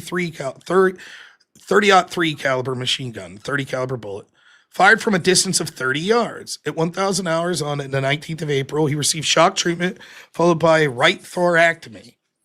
In operation, the bullet and bone fragment were removed from the right lung and the diaphragm and lung were studied. The soldier did not recover from shock and died at 21:25 hours. Examination revealed 2 major wounds. One bullet produced a perforating wound on the right thigh and compound fracture of the femur. The other bullet was penetrated the left buttock and course superiorly to terminate on the right side of the pleural cavity. And I believe it is penetrating are ones that don't exit. Perforating means they exit. So you can see here. Scroll back to the right. Wait, we'll get there. So Where what it it's showed the saying, percentages. I will. So what it's saying here is one of these bullets at 30 yards, shot from a 30 cal, penetrated the left buttock and stopped on the right side of the pleural cavity. So it didn't go through from 30 yards. This bullet fractured the 5th lumbar vertebrae, hit the spine, lacerated the kidney.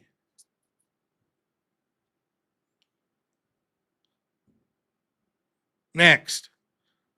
Soldier of the 129th while prone fighting gun, he was hit twice by 30 caliber bullets fired from Japanese machine gun from a distance of 35 yards. He was wounded at 08:30 hours. March 24th, 44, was taken to the hospital. Shock therapy, chest wound. The patient died. Postmortem revealed 2 wound tracks. One bullet produced an entry wound lateral to the spine and the 1st lumbar vertebrae. This missile coursed superiorly and laterally and fractured the 12th rib, perforated the diaphragm, and was found lodged under the 11th rib. Didn't exit. Okay. There. It Now, deflected now all the way to to be the rib. That's and okay. so it hit the mean, rib. That's less than the spine. Right, and didn't come out. Then we have, now I want to be careful here. I did have a gentleman that warned me, not all of these wounds are from bullets. Some of these are from shrapnel. But still, when you go to the report, it does show that I think there was like 100 or something from rifles. And of these rifles, and the common type used in this conflict were 30 calibers, you still had the majority of the wounds were penetrating and not perforating, which means the majority weren't going through. Even if it's just 10%, you would say, okay, would you acknowledge that? If there's a 10% likelihood that this bullet could do that, it's more likely that's what occurred than 700 people were involved in a conspiracy. Yes. Okay, so that's the difficult burden you're in. Given the grand scheme, I would agree with you. If it's literally impossible for this to occur, like absolutely 0% chance, then I could say, okay, even if it sounds outlandish, I entertain alternative theories. Sure. But if there's a percent chance, even if it's low, and I don't think it's that low, my guess is it's probably somewhere between 10 to 20% that this was likely. That'll happen. And, and I give this example. I've been giving this example a lot, right? All of these weird anomalies, it turns out, if you go back and look at most murders, you'll find little anomalies like this. But wait a minute, one officer wrote in his report that it was a blue backpack, and the other one wrote that it was gray. And wait a minute, this guy that walked by, they gave him his, shoe back that was at the scene. There was a shoe there, and they just gave it to this guy. And shit like that. And you're like, well, that's odd. Why would they do that? And yeah, that happens almost every time. So picture this scenario. I end this stream right now. It's 12:41, and I'm just like, I start coughing. I'm like, I gotta go downstairs. I go downstairs, and my wife's waiting down there and says, hey, man, your son's really sick. Can you go to Walmart? I could pick up some Pepto-Bismol or some children's Tylenol. I say, okay, that's already very rare. So I peck around and I get my shoes on. I go out to the car. It takes me 2 minutes. I turn on the radio. It takes me 17 seconds to find the station I want. Then I pull out and my neighbor's kid's pulling in. We share a driveway. I'm like, hey, what's up, man? He's like, what's up? I talk to him for like 30 seconds. Then I go up, pull out. I go up the road a little. There's a car pulling into his driveway, so I have to wait. Then I get up to the red light. I stop. I catch the yellow light. Instead of going through the yellow, I decide I'll stop. Then I take a left turn. As soon as I take a left turn, bam, I bump into someone's bumper that's coming the other way. What are the chances? All of those things lined up like that to make that occur. 1 in a trillion? You'd be like, that's not even possible.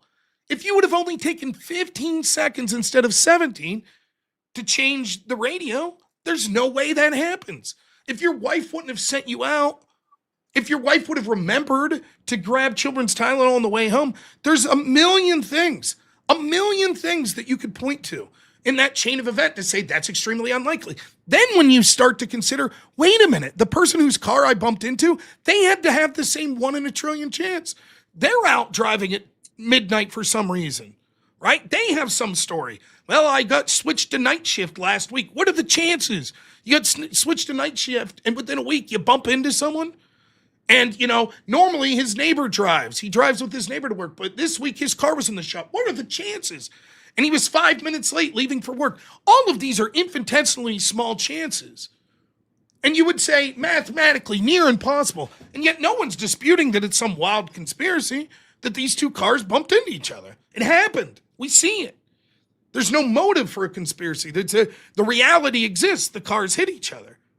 Mm-hmm. That's what I'm suggesting. What happens is when you have motivated reason and you're like, okay, I'm going to try to make everything shoehorn into this. And you end up in a position where your theory is 700 people at minimum were involved in this, including hospital staff, maintenance workers, janitors, all because you're like, I just personally don't think a bullet could do that.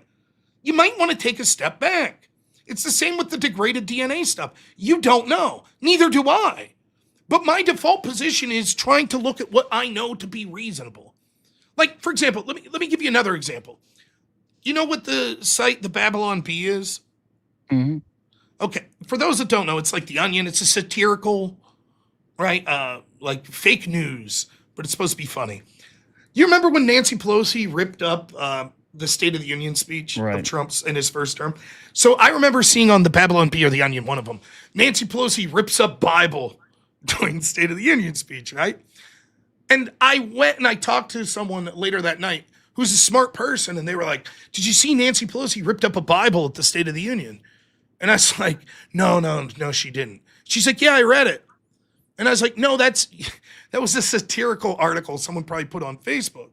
I was like, but wait a minute. Think about, one, this old woman had the strength to rip a Bible. Think about that. Second, why would you do that? Like, even if you're like, I think Nancy Pelosi's anti-Christian, she's a Satanist, why would she rip the Bible? Like, on camera. Like, it doesn't make any sense. And even though I have motivated reason to not like Nancy Pelosi and say, yeah, she sucks, and if this happened, man, would it vindicate how much I dislike her? Logic tells me, without proof, I don't have evidence, I'm just trying to think this logically and what I know about reality, that seems pretty dubious. So I'm not going to trust that because that seems outlandish, like farcical. Like it's farcical to think that janitors and nurses and patients and their families, doctors and nurses and lab techs and phlebotomists are all involved in a conspiracy with Mossad to kill Charlie Kirk. It's outlandish. It defies credulity. You're just like, on its face, you're like, that would be one of the most insane conspiracies that have ever existed. And so if that's the position you find yourself in, I'm merely suggesting that you maybe should be like, wait a minute, how did I get here? Is there anything that's more likely than this? Because this sounds absurd. How could you even possibly buy the silence of 700 civilians? What are you doing? Are you giving everyone millions? Are you threatening everyone's life? Did they threaten the entire fucking town? Like, it just makes no sense. That's where I'm at. And so that's why it's like, when I hear these theories, I'm like, wow, these are bold theories. I'd like evidence. I'm not trying to be a dick. It's just I like got you. that, from my perspective, it's like, that sounds so fucking ridiculous that, like, I'm going to need some extraordinary proof for an extraordinary claim like that. Now, my case, it's like, I think the 30-06 did this. I think that Tyler Robinson probably confessed. I think he had this conversation with his parents. I think that was the rifle. I think his DNA was on the screwdriver. I think those pictures are him. I think that uh, the license plate was his car. But I think that there was some things that maybe weren't the best. Like, maybe the police should have kept that backpack. Maybe they should have kept the necklace as evidence. It is fucking odd that dude's body cam went off. Totally agree. But the most likely scenario, given all of that, things like, oh, okay, the police made some mistakes, like often happens. Maybe they were nervous because it was so high profile and they were like, holy fuck, they're on pins and needles. I don't know. Maybe they were worried that someone else was involved. I don't know. So if you take, but if you it's take not the an hospital, outlandish. It's not outlandish that, that theory. if you take the hospital out and you condense it down to, let's just say 50 people. If Okay. you take the hospital out and you condense it down to 50 people, then now you're now for that to be the most likely explanation that he did it, you're dependent on a shot being pulled off that is far more likely to have created an exit wound. So now it is less likely, far less likely, even if you go with your 10 to 20%, it's far less likely that he was shot and killed. It's far less likely that a 30-06 would not leave an exit wound. No. Let's assume that's true. I agree with that. Like, let's take the low end, that there's only a 10% chance that this bullet would have hit, this exact bullet from this exact gun at that exact angle and not exited, right? 10%, right? That's pretty low, okay? So if you took that shot 10 times, only one would you have found a wound like this. Okay, so it's possible, but low probability. Now we're weighing it against the theory that 50 people are involved in a cover-up, right? 50. Yeah, I could absolutely see 50 people. Okay, so that's still incredibly dubious, because not only do 50 people have to be involved, but a decision would have to be made to involve 50 people. And those 50 people would somehow simultaneously have to be extraordinary geniuses and also the dumbest people in the world, right? Okay, so for example, they would have to be geniuses to create this exploding mic, right? To know that it would, because again, think of the problems with this. You're acknowledging that he probably turned, which caused the mic to not explode in the way they wanted, right? Right. They would have had to acknowledge that would be a possibility, correct? Oh, you would hope so. You would think Or so. they're incredibly dumb. So part of the possibility would be if he turns this way, it hits him in the shoulder. Now these 50 people have to explain why a microphone just exploded a projectile into Charlie Kirk's shoulder. They're all going to go to prison for the rest of their lives, and we're going to start a war over this. Because instead of taking this dude out at home with 2 assassins, they decided to involve 50 people, including civilians? How did this operation get set up? Do you think that there's been any conspiracies the government has been involved in that 50 people were involved in? Yes, but I would say in the case of that, what you're likely to see is that they're not involving the death of like innocent U.S. civilians. That makes it difficult. For example, could 50 people be in with setting up like Pablo Escobar to be killed? Sure, right? But if you were like, could 50 people be involved in to kill some civilian? Of course it's still possible, but it makes it less likely because like with a strict military operation, you expect that military people will be quiet. But let's say that it's still possible, and let's say maybe it's even occurred. Let's say 50 people were involved with the intentional assassination of MLK. What you wouldn't do is involve people outside the intelligence agency or the military if you could help it. You certainly wouldn't involve medical examiners, random paramedics, random nurses and doctors. So do you think JFK was a conspiracy? Maybe, maybe not. I don't know. Okay. I'm starting to question More every conspiracy I ever believed based on how batshit crazy this stuff is, if I'm totally honest. That's fair. That's fair. But why would you involve? But like, think about it, right? Because it's like it's little questions that you have. If JFK's conspiracy, it would have had to involve the same type of people you're talking about. Well, no, not necessarily. A medical examiner?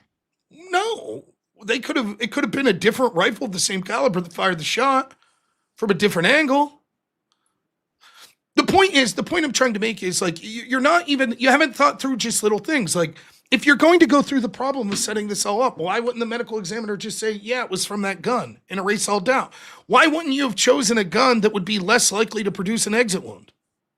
If your intent was to set up a microphone that wouldn't produce an exit wound, you already acknowledged, even in the best case of scenario, that the microphone would have exploded in the way you think it was meant to, that you would still say, we would still guess normally there'd be an exit wound. So why wouldn't you just set up a smaller caliber rifle? Okay, so I have a plausible explanation for that. Okay. So Lance Twiggs is involved. Okay. And is that the only gun Tyler owns? I don't know, because I believe he borrowed it from his parents. So let's say he owns more than one gun, and they just chose the wrong gun, because you're still there's human error there. So somebody. But if Lance Twiggs is involved, right? Then what I would have done is say, okay, Lance, here's a fucking small carbine. I don't know much all about guns, but here's a smaller gun that's likely not to produce an exit wound. Just tell Tyler you bought this. Hey, I bought this gun, and then put it in the closet. Show it to him. Have him handle it. Look at that. How cool is that? Feel that carbine? Isn't that cool? Right? The plastic on it, neat. Put it in the closet, and then we'll just use that gun. Easy peasy. Why wouldn't you do that? Oh, look, his DNA's on the gun. Case closed. In that scenario, would make it a lot more questionable that he just bought that gun. It would make him more likely to have been. Why? Lance would just say he took the gun like he took my Dremel. Sure, but if he had no interest in, if he has a history of having no interest in guns, maybe you have to explain how he. Fine, but again, okay, the simplest one is, why didn't they just say that? Yeah, this bullet matched the gun.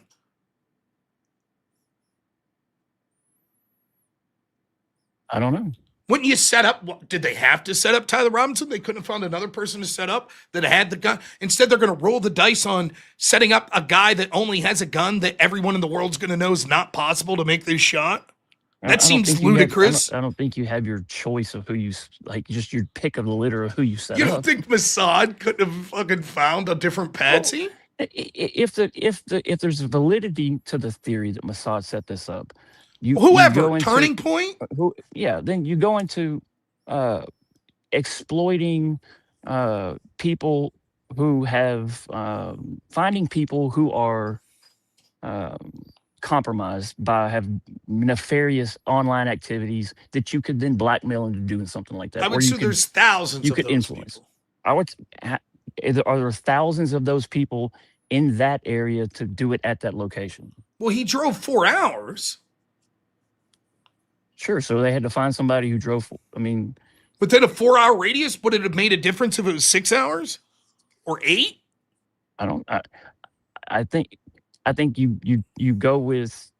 I think your pool of, if in a scenario where this is possible, okay, then you're talking about federal, assets, federal Mossad assets. You're talking about assets that have been groomed. And then you're deploying them to pull this off. I think your pool of those people is smaller than you're making it out to be.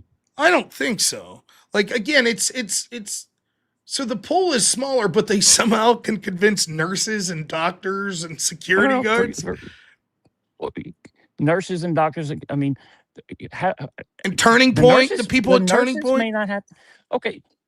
Turning Point, you're gonna find a lot of resistance. You just said you think like 50 people were involved. I'm just throwing out a number, but okay, 15. Okay, maybe it's 15 people. Okay, 15 people. Who? Okay, what types of people? Okay, the ATF guy, the medical examiner. They have to. At a minimum, you would have to have. Okay, Tyler. Wait, Tyler has to be involved? Well, I guess he wouldn't. I think he is, but let's say he doesn't have to be involved. So wait, you think he's involved? I don't understand that when Candace says that. How is he involved, but he's not the shooter? So he was willing to take part in a murder scheme, but just not pull the trigger. Yeah, that's possible. Lance Twiggs. You could say the same thing about Lance Twiggs. He would be involved and not the one who pulled the trigger. Yeah, but so eliminate Tyler. So at a minimum, you'd have to have Lance Twiggs. You'd have to Okay. have Charlie's. Now let's just You'd start have by to one. have the Do you have medical any examiner. evidence that Twigs is involved with Mossad or Turning Point? No, no. So there's no evidence. It's just for your theory to be true, he has to be involved. You don't have any evidence of that, but he would have to be involved.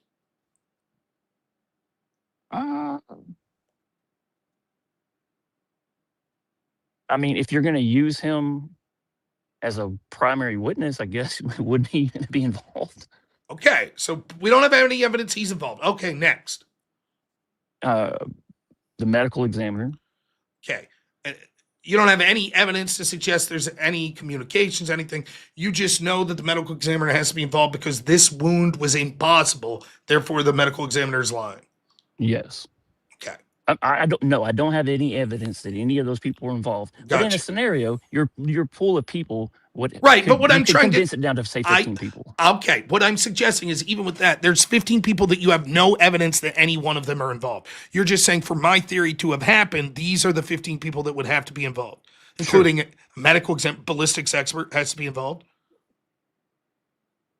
No, I mean, if this shot's impossible, the ballistic officer's lying to us all saying it's possible, correct? I mean, you involved, you could find, I mean, it's not unprecedented for... You said you think they're lying. The ballistic expert's lying. No, if I'm a ballistics... I didn't say anything about the ballistics expert. Okay, so wait a minute. So the medical examiner's lying because they could see the wound and know this wasn't caused by a 30 caliber. And you know that's likely the case because you know ballistically a 30 caliber couldn't do this. But the ballistic expert who's saying a 30 cal could do this isn't lying? How could that be? It is so obvious that a 30 caliber couldn't cause this wound, and a ballistic expert saying absolutely a 30 caliber caused this wound, that person's lying. Or they're incompetent at their job, one or the other. Sure. Prosecutions find witnesses to support their case all the time. They misconstrue evidence.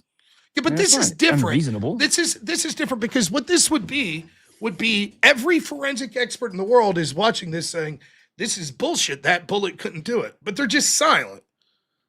And this expert speaks up and says, yeah, it could do it. And he's just wrong. He's incompetent. I don't know that you'd have to say everyone, you're always going to find somebody who's going to support pretty much any claim. Okay, obviously. that might be true, but you, the layman, know that this shot's impossible, which would seem to mean if you're right. Wait.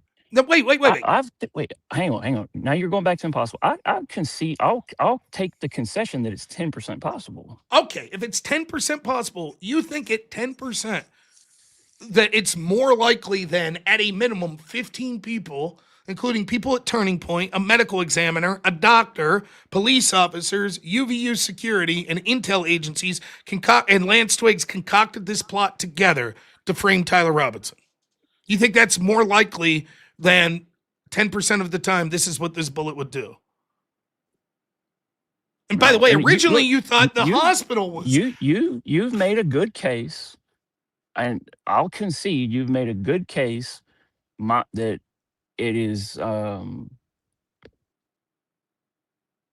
don't know if I want to say more likely, less likely, but you've made a good case to how I could be wrong, but there's also a case to be made that it's possible for a government agency to assassinate somebody and find 15 to 20 people to be involved in the cover-up.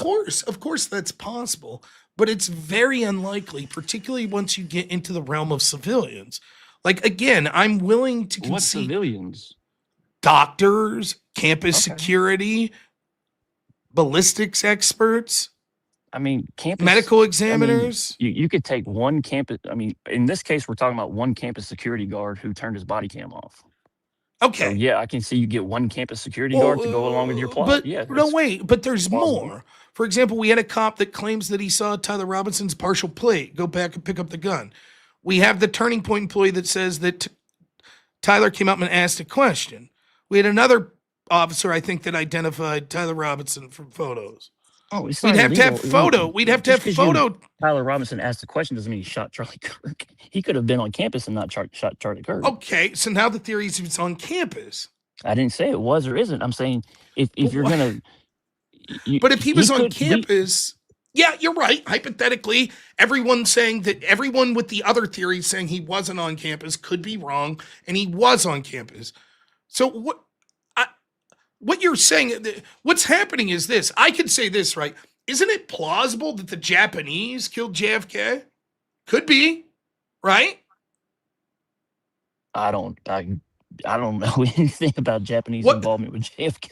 You don't know, but couldn't it be possible? I guess so. Yeah. Okay, do you see the problem here? You Yeah, have to have look, evidence to suggest your case. Because, Sure. like, I will fully concede, it's even possible, hypothetically, that 700 people could come together to do an assassination. It's in the realm of things that are theoretically possible, but we don't evaluate it because the absurdity of it would prove that we would need extraordinary evidence. Now, 15 people, 15 people's less absurd than 700, clearly, but it's still a bold claim that requires some sort of evidence. Do we have any communication with Lance Twiggs, with Israeli agents or FBI agents or Turning Point or campus security, any of the security people, any of the medical examiners? Do we have any communications, anything that would say? Do we have a history of any of these organizations assassinating American civilians or anything like that? No, we don't really have that either. So it's like, and then it's like, well, in order to do this, they would have to use this brand new technology of this exploding mic that could have a shitload of problems. And for some reason, they didn't pick a gun that would be clearly capable of doing it. And so the Baron Coleman and Ian Carroll and Candace Owens could find it out. And they decided to do it in public instead of private, which there wouldn't have been any questions. They could have said he died of a heart attack or something or poisoned him, right? And then they decided to say that the caliber didn't match up the bullet. All this shit, each step makes it more incredible. And so each step, it's like, okay, this story is getting wilder. We need some evidence. And if the burden's just like, well, I feel that this is theoretically possible, like, yeah, but now we're in the realm of like, but so is a million other things, but we don't evaluate them seriously in the conversation because it's like, there's no evidence. Just saying that it's theoretically possible isn't evidence. Right. And so you're also saying it's theoretically possible for a 30-06 to not leave an exit wound too. So I could back that up. I could back that up with evidence. Like I just did. I showed combat casualties where we had similar calibers at much shorter range not have exit wounds, shooting into people, hitting the spine. I showed that, right? And what it would require is, again, will you at least consider this? This is a very public story, right? Yes. Okay. If this shot is impossible, there's a solid chance that a great many ballistic officers have read the report or at least know that a 30-06 was sent to kill him. You would agree with that? Ballistic officer. I mean, there experts. have been. Yes, I agree. Yes, and there have been ballistic experts who have contested the story, though. Who? Name it. I mean, I guess would you consider? Are you talking about only in law enforcement? I mean, I would consider. No, I'm talking about like a person who does forensic on ballistics. Not Rob O'Neill, because I shot people in the military. That doesn't. My friend Andrew Wilson was a gunsmith. Does that make him a ballistic expert? No. No. Right. Okay, fair enough. He shoots a lot of guns. Like I have Paramount Tactical. I believe he was in the military. Like he's not a ballistics expert. A ballistic expert is someone. It's not a YouTuber. It's not a guy in the military that's talking to Jake Shields. Right, like a ballistic expert is a person who is called upon by law enforcement in a scientific setting that analyzes ballistics. There would have to be many of those people that are like, wait a minute, this is a fucking impossible shot. Instead, what they're likely saying is, if I had to put my money on, I'd think this bullet would have went through, but not always. There's a healthy amount of time it doesn't. And so they're going to be like, given that, like, if something's likely to happen 1 out of 10 times, it's likely to happen 1 out of 10. We don't assume when it happens, well, this must mean that 15 people were involved in a conspiracy to meticulously set up this patsy while at the same time making boneheaded moves that defy belief. Like I don't understand. I got you. But That's a fair point. But hey, Matt, I appreciate it. I got a bunch of other callers. No problem. And I should you. get to. I appreciate I you taking the appreciate. call. Yes, and I'm sorry I didn't get to you last night, but it has been a That's fun fine. call. I understand. Thank you, Matt. Take it easy, care. man. Let's read some super chats. I hope you guys are enjoying the show. Philip Brevard, $2 says, any news about trans people having advanced knowledge? No. There's been several stories that came about, and what it was people, for example, that had said in the past, like dozens of times, Charlie Kirk's going to die tomorrow, or this person's going to die tomorrow. And so out of people that do that all the time, someone got it right once. Like, it's not beyond the possibility that someone else was involved in this, but it's a bold claim to say that this guy's being intentionally set up by the FBI and the UVU police or the Utah police in prosecution.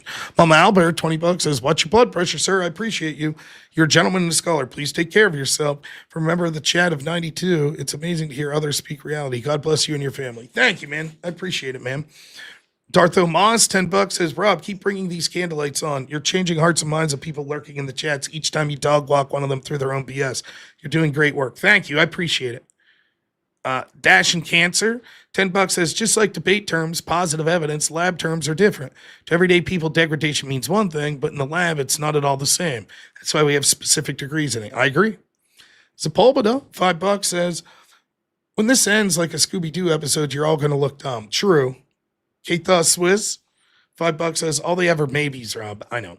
Intel Wild, $5 says, Andrew said 75 to 85 without seeing any evidence from the actual court trial. That easily moved to 95, 98. Is that enough for you? Yeah. Left-handed assassin, $5. Thank you.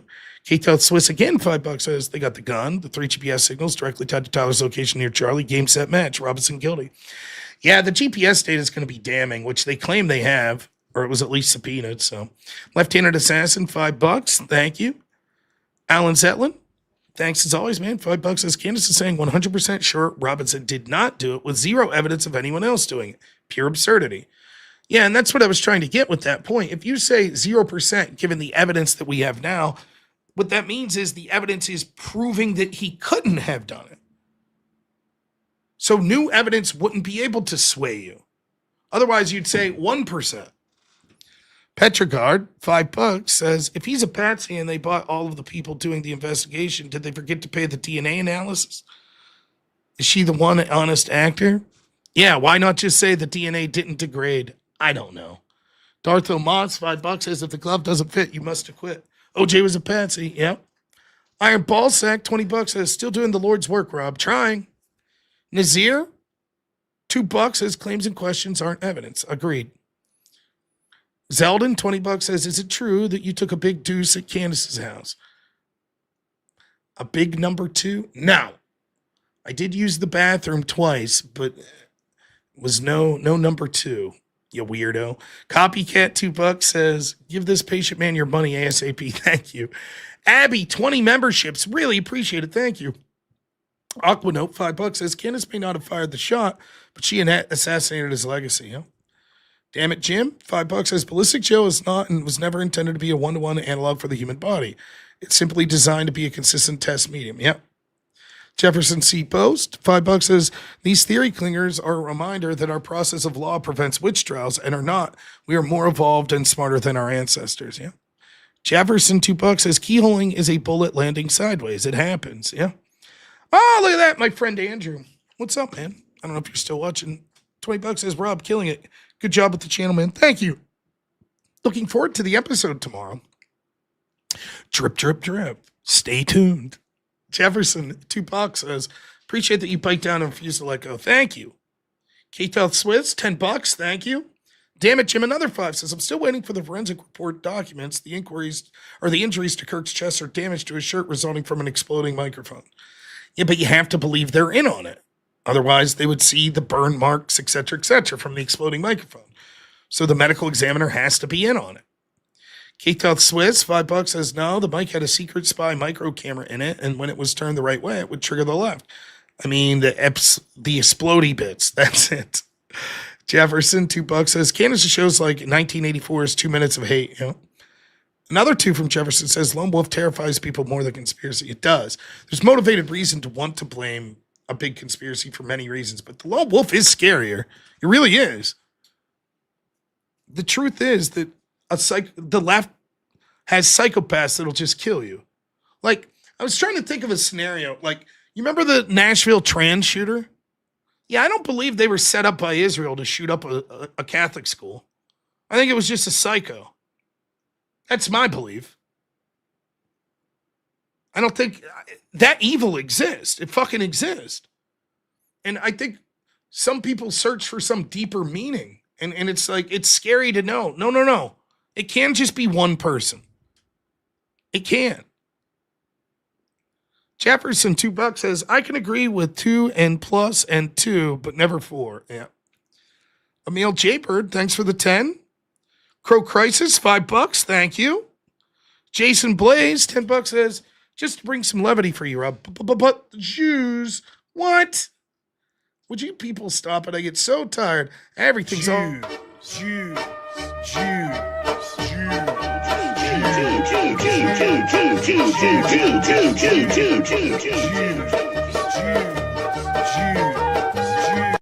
Now I'm good.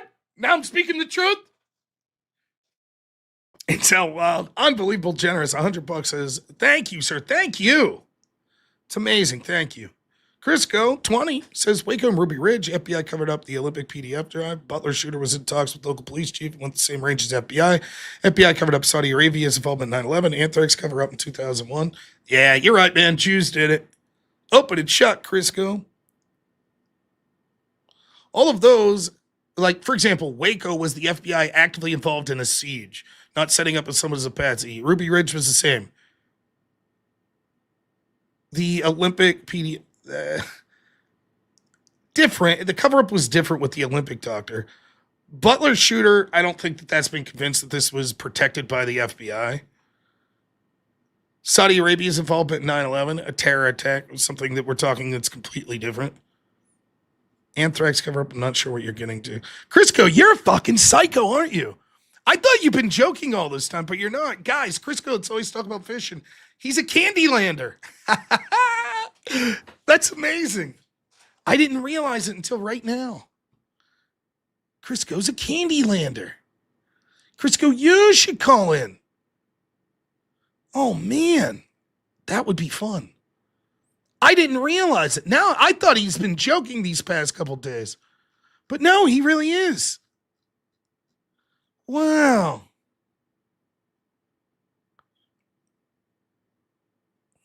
You could never tell. See? He thinks Israel did it. Too much time on the pond fishing. AI understanding, $20 says, all right, Rob, when's the next I'm speaking now? Win the whip-a-thon to make all the whips you've missed, Big Dog. I barely missed any, by the way. I've been playing them at the end of every night. I'm speaking now will be Sunday, I think. Birdman, $20 says it's possible that Walt Disney's thawed head developed telekinetic powers and launched a molten Snickers bar that melted into his stomach and upon impact. Stop it with the it's possible argument, people. Yeah. Gravios, what's up, man?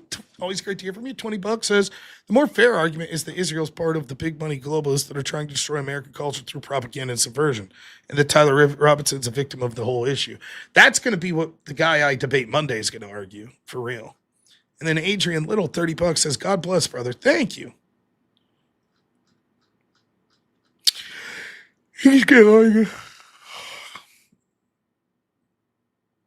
He's going to argue that they set up chat messages or something. Now, look, I didn't intend for the calls to be open for everyone. There were 3 people that wanted to call in and debate. I don't know who the third one is, but here's what we're going to do. We're going to go rapid fire because I'm not going to be here till 5 in the morning. So we have Romulox, Single Dads, Lisa Wilson, Beck's Evil Thoughts. That's the order we're going to go. So let's plan on 10 minutes for each caller, and then I'll get distracted and we'll go longer. So if you have a really good point to make, start with that. So Romulox, what's up, my man? Hey, what's going on, man? Robin, much. been watching your stuff for a while, man. Really appreciate it. I think you do a great job. I've never wanted to call in. I've just been listening in my car to and from work a lot. One of those kind of guys. And I love that. By the way, that's what See, I like listening to like podcasts and streams and stuff when I was driving to and from work because it helps keep me more alert. Like if I'm listening to music, I drone out. So I'm glad that there are people that drive that listen to Absolutely, dude. It's entertaining stuff. And I started with debates and dude, it's a long story, but I found you guys through Destiny and I was like, why is anybody not representing our side ever well? And then I saw Andrew through that. Destiny actually introduced me to a lot of great conservatives, actually, ironically. And but that's a long story. Well, I'll say this real briefly. People used to ask me, well, why do you debate him? And that is one of the reasons. There's multiple, but one of them was there are right-wingers that watch him, and there's centrist or slightly left-leaners that you could make a good impression to. Well, I don't want to listen to stuff that I agree with all day. Correct. I want to listen to stuff that challenges me. That's the point, right? Yeah. Like, be challenged so you can grow. If you're not challenged, you're not growing. But so anyway, I'm a criminal defense attorney. I'm a practicing criminal defense attorney right now. I've handled something like 4,000 cases. Damn. I've been doing it for 10 years. I'm a public defender, if you want to be specific about it. Listening to this topic has been one of the most enraging times to I am just floored. First of all, I want to give huge compliments to Ryan. I agree with Ryan on probably 99% of the things that comes out of his mouth. Mm-hmm. And I agree. There's been a couple of times when he disagreed with you. I want to be clear that I sat with Ryan on every single one of those issues.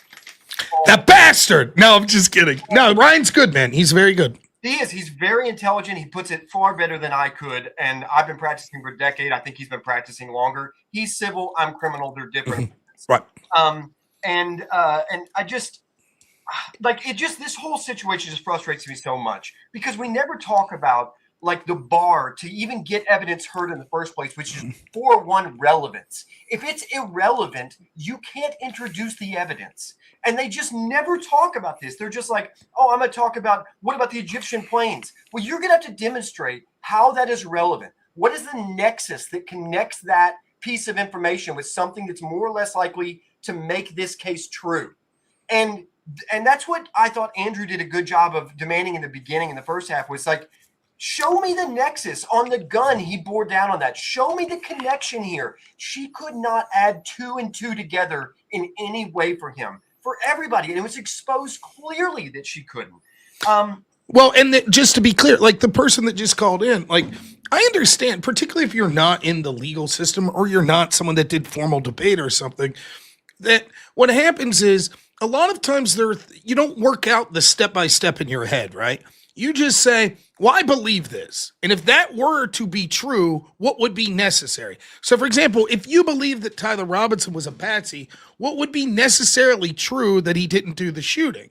And so if you're like, well, I have questions about the shooting, in a lot of these people's heads, they're like, well, that's going towards proving he's a patsy. And it's like, well, no, that is a step that would be necessary, but that's a different claim. Yeah. Right? And that's what's frustrating, because a lot of what you'll see is, again, you'll see this debate Monday with this guy, Tim Gordon. I like Tim. I think Tim's a smart guy. And if you're listening, this is what I suspect you're going to do. You're going to spend the entire debate talking about motive. And you're going to say, well, Israel had a motive. And I can say, sure. So did 40 other organizations. Where's your evidence that they were involved? And there's just none. And that's not the way we should do things, right? You can speculate, but to be well, I'm compelled to think that that's it, that Israel's involved because they had motive. Think of the absurdity of that. And so it's sort of going to what you're saying, where it's in a legal sense, you have to have relevancy to enter the things. So constantly, and even outside that, I think even for us, that's the way we should think. So when the way I try to frame it is, if what you're saying is true, does that impact the case, impact the issue at hand? So if Tyler Robinson is the person who wrote these notes and confessed, yeah, that severely speaks to him likely being the culprit. If Erica Kirk fought with Charlie, does that speak to who shot Charlie Kirk? Yeah. No. If Israeli donors were pissed, does that speak who shot Charlie Kirk? No. That shit doesn't speak. Now, it could be the beginnings of a step to give possible motivation, to which you later then provide evidence. Now you're making. You're going to have to flesh that out more. I totally agree. That's right. Yeah. And And I just want to say good job on that debate, man. I listened to that whole thing, and I know the audience was with me. There were portions where we were really frustrated that it was continuing to go on. But I think you were tenacious and you stayed with it and you demanded him to account over and over again. Bring me something more than your vague theories. I've got to have some connection. And he could not provide it. I think you should post that. I think it's worth posting because you stayed with it. And at the end, I think you shook him on a few things that he had not even considered. And the reason I stick with debates a long time like that's two things. One, because I'm a weird psychopath and I like debates, and I like I've done debates like for 11 hours, 12 hours, 13 hours, right? So I do that. But I think it's important in this case because that guy doesn't seem like a bad guy that I just talked to at all. He does not seem like a bad guy. Yeah. He sounds like a guy who's got some pretty outlandish theories, right? But I think it's worth trying to show people that we can talk in good faith.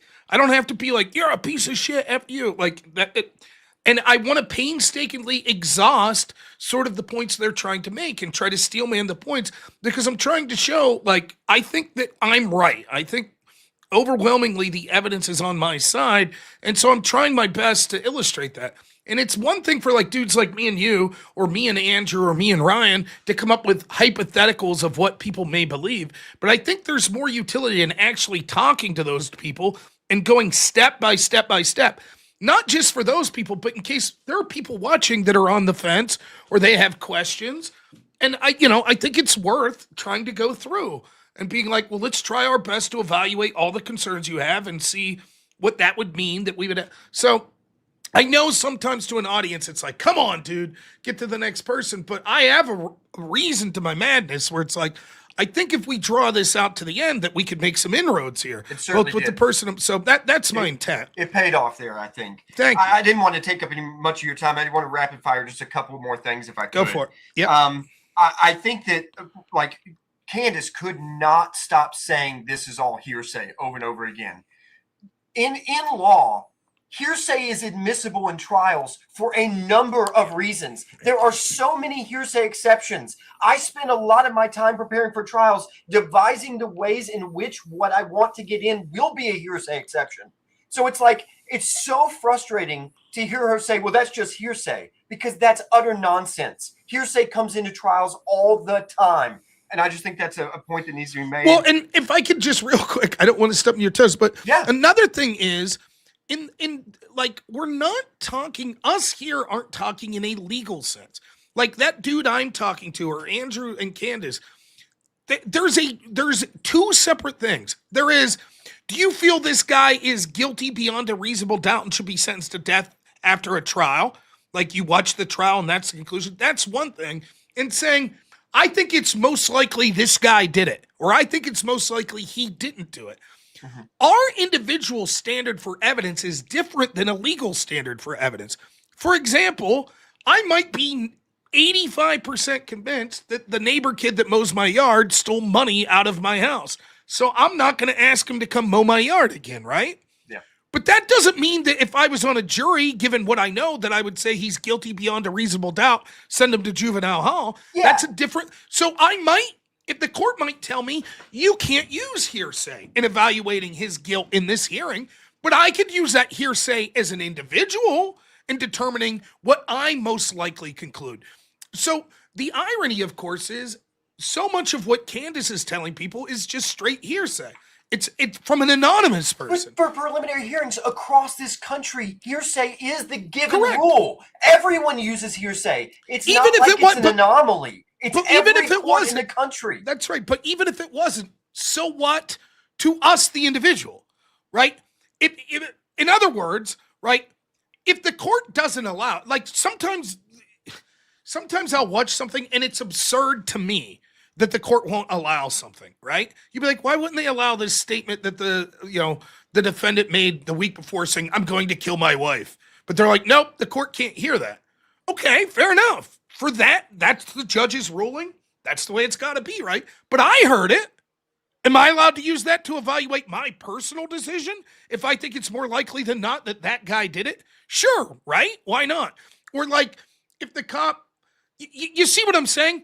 In other words, what I'm saying is, like, even if Candace is right that this is all hearsay, either you're like, well, then I therefore can't accept it as evaluating it because it's hearsay, so I individually don't evaluate it. In which case, why could you evaluate your hearsay? Yeah. Of the fucking people that are telling you, anonymous people that are telling you That's this, a that, great the other. point you've made multiple times that, Yeah. that it is hearsay that she's relying on just as well. And she's like, my hearsay is better. And it's far more tangential than the hearsay we're relying Reliable. on. Which is Nate the clearly lawyer reliable. told me. Correct. Yeah. Because the cops here say he could be punished. He's under oath. We know who he is. We know his exact claim. And he's under And penalty. if the officers lay out their argument and they can't back it up, as a defense attorney, I'm going to eviscerate them Correct. for that. Yep. Like, they're never going to claim that they have the goods, like a body cam or we have footage of this exact incident, because if they don't have it, then I'm going to lay them out. And they may mess up on a small case, but on a case with this magnitude, they are not going to mess up. They planned every moment of that preliminary hearing, and they can support, they believe, every single word of it down to a T. And it's but I will say, and I want to be fair to the other side. Candace is making a good point that I want to acknowledge. That is, as a defense attorney, no, I am not going to automatically destroy the state's case at a preliminary hearing stage, because I only get one shot at that apple. Okay. So, like, I'm not going to, if I have a piece of evidence, like if there's overwhelming evidence that my client is likely, there's certainly probable cause, right, to get their preliminary hearing, then I'm not going to throw my best evidence at the state, because that gives the state a chance to figure out how to beat Correct. that. So they can. So let's say we win the preliminary hearing. Let's say it's dismissed. They can still direct indict. My guy could still be facing the same charges if they can get a grand jury to hear it and say, we think he should be here. So my point is that I'm not going to lob that grenade in there unless I know that. Like, one example of this case is public record, well done, is that I had a video showing that my client did not do what they said he did. And it was a petty offense. And in the preliminary hearing, they claimed that my person endangered this woman. And I presented the video evidence and said, no, he didn't. Watch it. And I got the case dismissed. But it also showed the prosecutor, don't try to direct indict this, because if you try, you will definitely lose. But I'd be way scared of that if there was a giant conspiracy against my client, right? Because then they could just try to go sweep that evidence away. So I think Candace actually has a point there, and I think we need to acknowledge that and not run away from that. I do, but there's a difference. So I talked to this on Viva Fry and Nate the Lawyers, and I've talked to this with Orion. Both of those guys are freaking insanely intelligent as well. Right. So here is my theory, and I think most of them agree with me. It's like, I agree. So, for example, let's say the steakhouse. I don't necessarily think if I was the defense, let's say they have the goods. Yeah. And that he was at that steakhouse. I might hold that back. Like you said, you can only get one bite at the apple. But that's different than accusations of manufacturing evidence. And I feel that the defense... I challenged their evidence. As much as I possibly could, I challenged their evidence. Correct. On cross. I would say, I mean, that's my job. If I have a case that I think is even likely to go to trial, I will prelim every single time. And every single time I will poke as many holes in their argument as I can all the way around. The judge won't stop me. I'm going to continue to poke holes until I reach a point where I'm satisfied, or the officer says, I don't know. And I've reached the bottom of that well. Right. You know? So if Candace's theory is correct, that the prosecution intentionally manipulated video, it scrunched it up. So they took the secure footage and said, nope, we're going to manipulate it because it doesn't at all look like Tyler Robinson. So we're going to manipulate it and shrink it to make it look. Yeah. I think the defense would say this moves beyond the scope of a alternative theory that could help us prove reasonable doubt. This moves into prosecutorial misconduct. And we're going to bring that up. We're going to say, no. You can't submit this evidence. You're intentionally manipulating it.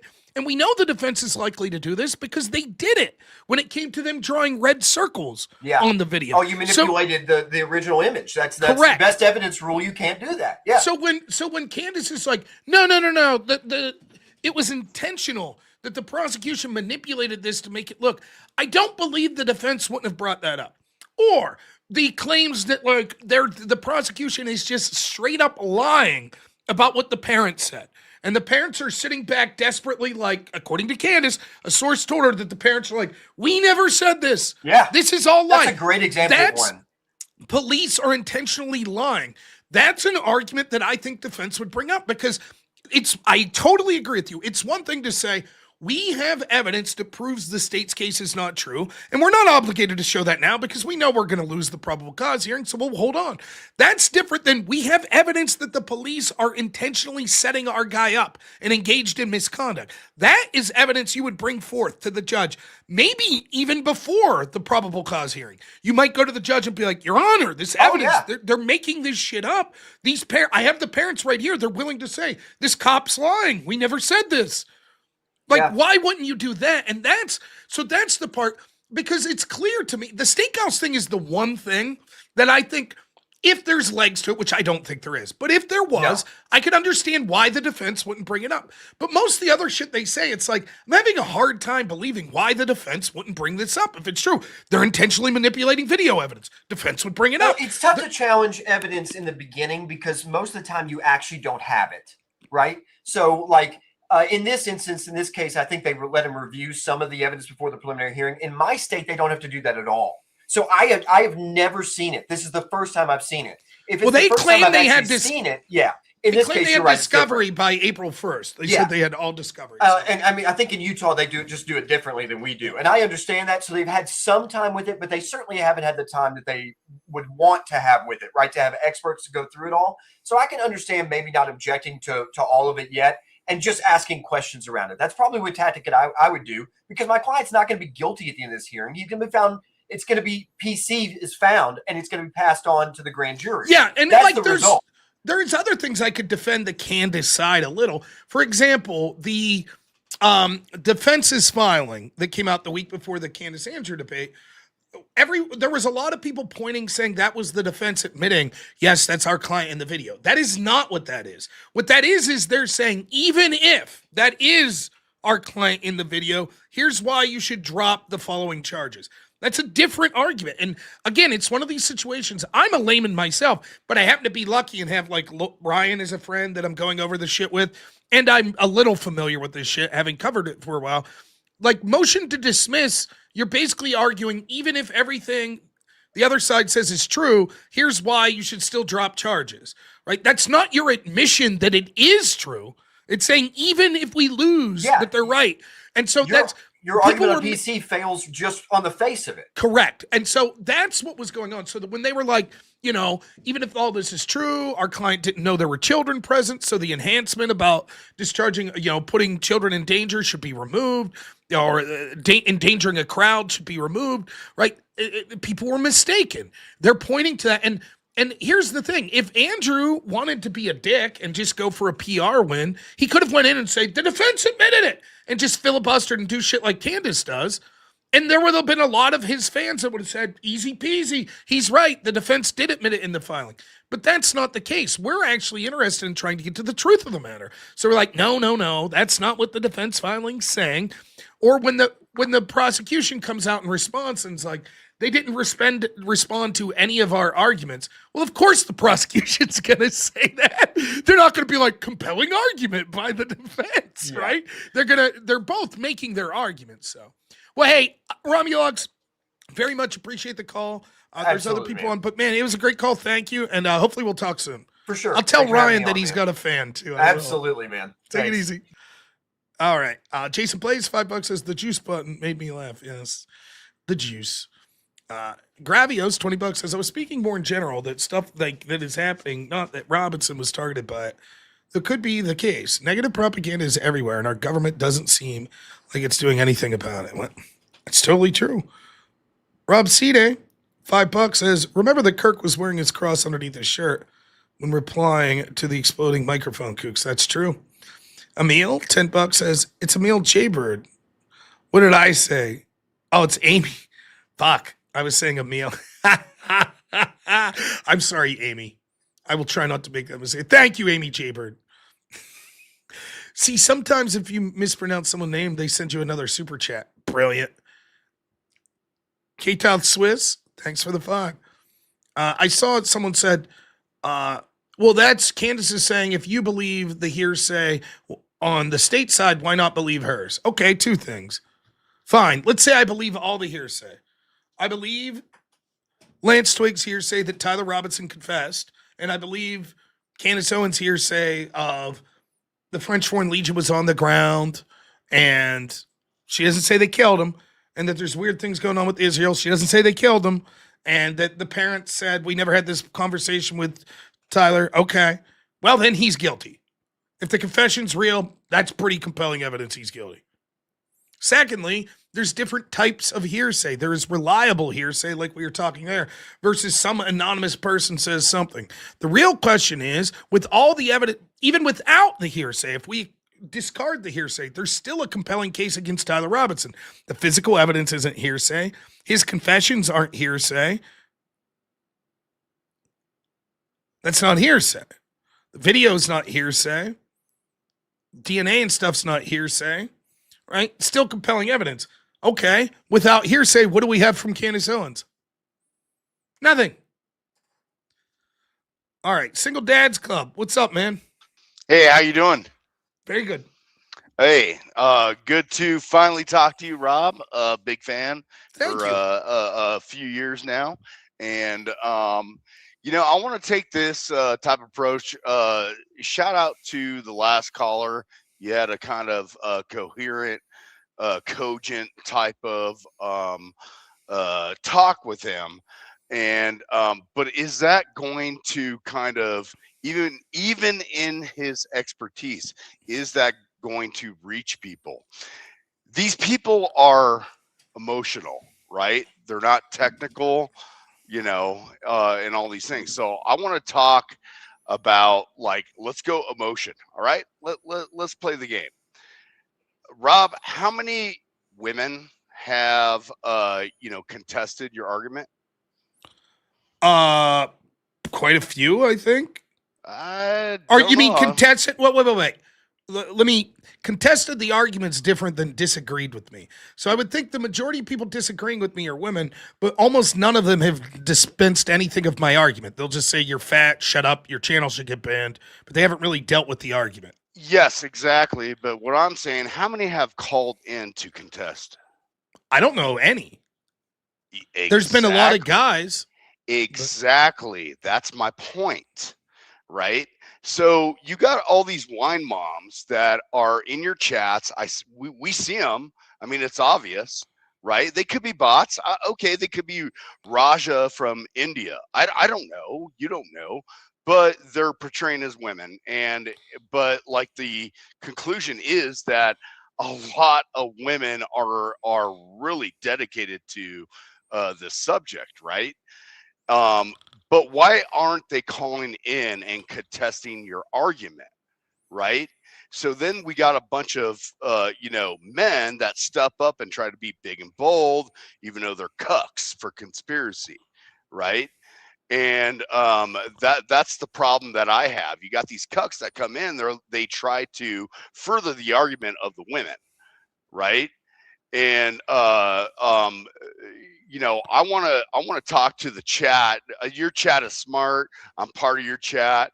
I'm part of Noor, and but I want to talk to the candies, right? And it's like, look in my experience, and shout out to the chat. Look at my name, Single Dads Club. The reason why it's Single Dads Club is because I've been divorced, right? And in my experience in marriage is that I saw a good woman turn feminist, big time feminist. And I don't want to get into the whole thing, but she turned and we had our problems and we ended up getting a divorce. This is the power of the internet, is that they will turn people, even my ex-wife, right? And so this is where we go into like conspiracy, and I can go with my ex-wife. She was really big on watching CSI. She would watch CSI reruns and watch them over and over and over again, where I was like, what are you doing? Like, you need to get off this stuff. And it's actually factual that these women do this stuff, and then they promote this stuff online, and these weak men come in and they try to defend these women, So there's a problem. So now we're going up with Queen Candace, right? That's their ultimate queen. And so you got all these women that are supporting this narrative, and then you got all these cucks that are fighting you, Rob, and they can't understand what is. It might be just Occam's razor, you know. It might just be what is. And I don't know what you have to say about this. I'm not trying to, like, take up your Well, no, time and everything. I think there it's certainly true. There is something to be said of the majority of people that believe Candace are women, but very few of them are actually going out there and debating. It seems to be the men that are calling in more. Is it because they're trying to like virtue signal to these women that they're good men, or is it just because even amongst the crowd of people that are listening, the men are more likely to be vocal? I don't know. I don't know which that is. I would tend to think that it's probably the latter. But yeah, there's a lot to say about this, like, sort of cottage industry of wine moms that are into true crime, and now it went from watching CSI to being part of CSI. Instead of just watching the crime investigator solve the crime, now you're part of it and you're doing the research and you're saving everyone's life. And now you see it with the Lindsay Clancy or whatever her name is, and you're going to see this continue to grow and grow and grow. And it's largely women, but yeah, there's going to be men that are involved as well, you know. No, absolutely. And so, as the chat can see, is that these women are purporting this stuff, and these few men that want to go and fight and shield and cuck and all that stuff, that's who you're fighting. Like, these people that okay, so like, let's go with the intelligence of these people. Let's go with last night. The guy that just would not hear anything that you were trying to portray and hear any argument from your side, and he was like, nope, nope, nope, and it was like a waste of time. What was it, like 20-30 minutes of this guy just like saying, like, believing some wild stuff, and you made a good argument, and you tried to, and you even read something that was legal, and read it to him, and he still couldn't understand it. And it's wild to me of what this country is coming to. You see this divergence of, like, okay, well, I'm just going to believe the next person, even a Candy Owens, right? They think that she's a investigator, a prosecutor, a judge, a jury. They just believe that when she has zero evidence. Now let's go with Andrew Wilson. Love Andrew Wilson, and I will give that debate, Rob, a 9 out of 10. Why is that? I know everybody, including you, and even Andrew was saying 7 out of 10. I'll give it a 9 out of 10 because he was strategic. And you have to know the elements of what you guys went through. He paid $300K to get this lady to bite, this freaking grifter to bite, and she did it. And he got on there and he did exactly what he needed to do. No, for a spectator kind of view, was it perfect? Hell no. He didn't go and do Andrew Wilson things. No. But he was strategic, and he knew not to do these things. Mhm. And if you guys remember, he defeated her within 50 minutes. I didn't even know that he defeated her within 50 minutes. Rakita Law, who I saw every video. He has 3 videos. The first one is 7 hours, the second one is 4 hours, and the third one is about 2 hours on this debate only. And he didn't even recognize that Andrew defeated her, but he came up with a lot of good logical things that Candace was just lying, right? And was lying about law and all these things. So, anyways, you know, I don't want to take up too much of your time. I just wanted to spat this stuff and kind of break the thing, you know, kind of the mode up a little bit and glaze you a little bit there, Thank you. Rob. I appreciate it. I do. But hey, no, I appreciate the call, man. It's great to finally hear from you, but it's always great to see you in chat. So thank you so much, man. I Absolutely, appreciate Rob. it. Yeah, Okay. take it easy. All right. Intel Wild, thanks for the 5. Says rest in peace, Charlie Kirk. God bless. Yeah. Shit. It keeps the past couple nights, Rumble has screwed me over. I'm sorry, Rumble people. It froze the chat. So the last chat I got, it says I've only been at 5 people. Mangozi was the last chat. So on Rumble, I hope I didn't miss any. Mangozi, $10 says streaming is so easy, right? Ducks and Hides. Beakster, $10 says, listen, Rob, dog walk these airheads, almost as good as Disney Whip. Thank you. Hitakachi, $10 says, Rob, this is all distraction on Dino Gate. We need answers. You bastards. Iceberg, $2 says, Candy Someone says fingerprints on gun when it's skin cells. Yeah. Nazir, $2 says, I can hear why she's your ex, bro. Nazir, $2 says, robnoerr therapist hour. Thank you guys. All right. Let's get this back up. All right. We're trying to do quick calls here because I don't want to be up all night. We got Bex Evil Thoughts. What's up, Bex? Not much. I'm glad to get to talk to you. I'm a first time caller to I appreciate it. Thanks so much. any show. Oh, wow. Well, I'm very honored then. Thank you. I'm on your side. I do believe Tyler Robinson is guilty, but I have a theory about something that I want to bounce off of somebody that's Sure. smart and see what they think about it. Well, you got me. I don't know about smart, but I'll try my best. So Well, I think you are. So thank you. That's why I'm going to bounce it off of you. Okay. The footage on the top of the building that Candace released, the first time I saw it, my first thought was he has the gun up under his shoulder and down his pants leg, under the t-shirt, down the pants leg, wrapped in the real quick, towel. make sure you're speaking closer to the mic. It might be we're picking up a little error or something. So sorry. Is this better? Yes, much better. Is it better? Okay. Yes. On the building, he has the gun under his shirt, up into his armpit, the butt of it, down his pants leg, and it's wrapped in the towel. Mm-hmm.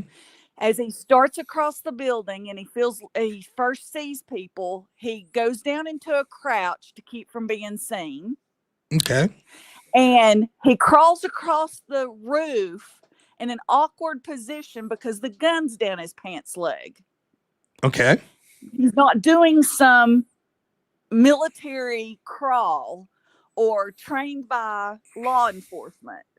He's just awkwardly crawling. And then she says that he gives some signal, which I can only interpret as the flash that you see. And I believe that is him pulling the rifle out of his pants leg, and the sun is glinting off of the scope. Then he crawls onto the corner, and she says he folds something out. That is him spreading the towel out. So he goes into the prone position on the towel to take the shot. Then he gets up with the towel and leaves the building. Everybody says the black towel, they see it, but they don't mention it beforehand, that's what's wrapped around the gun, and that's what he spreads out on the roof. I don't think the screwdriver comes into play, except for that probably he was going to use it to take the gun apart afterwards. But then he left the screwdriver and left with it in one piece.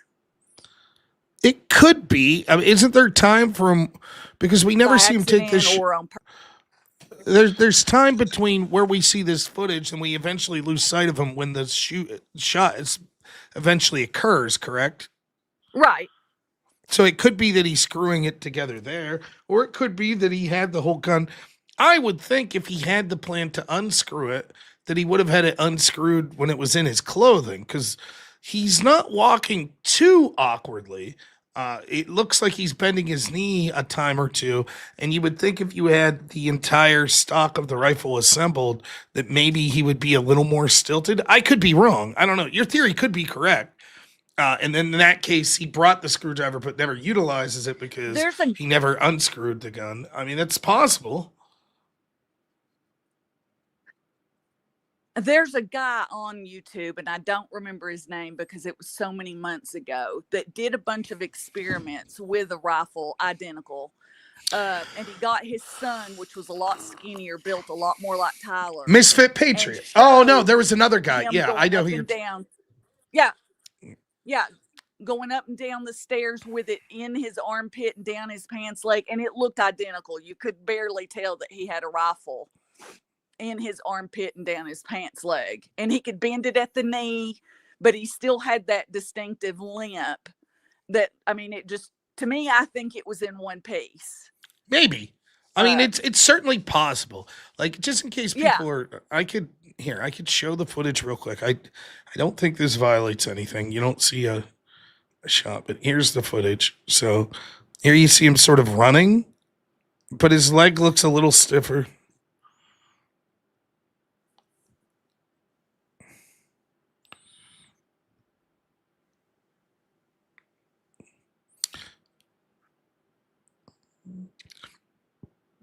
And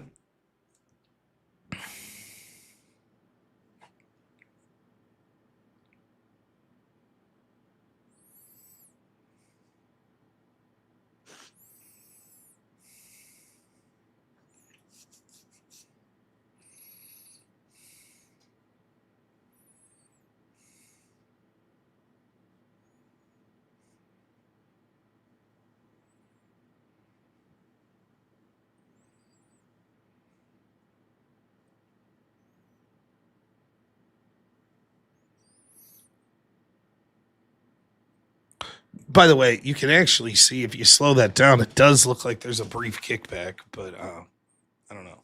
But yeah, it's certainly a little bit. Oh, yeah. Shit. Did it not show up? God darn it. No, I wasn't. I'm so sorry. I'm so sorry. Trying to find it. No. I'm so sorry. There, it should be up now. I was watching it. To heck with you, chat. There you can see him go. And then here you'll see him into the crawl. Right? And then you're going to see this flash coming up. Right about here. Right? And then...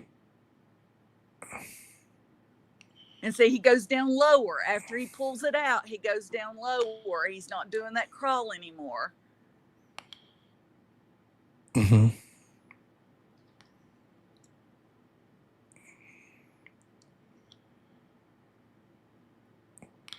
You know, and then, yeah, that's about it. Then you see him possibly take the shot as he's there.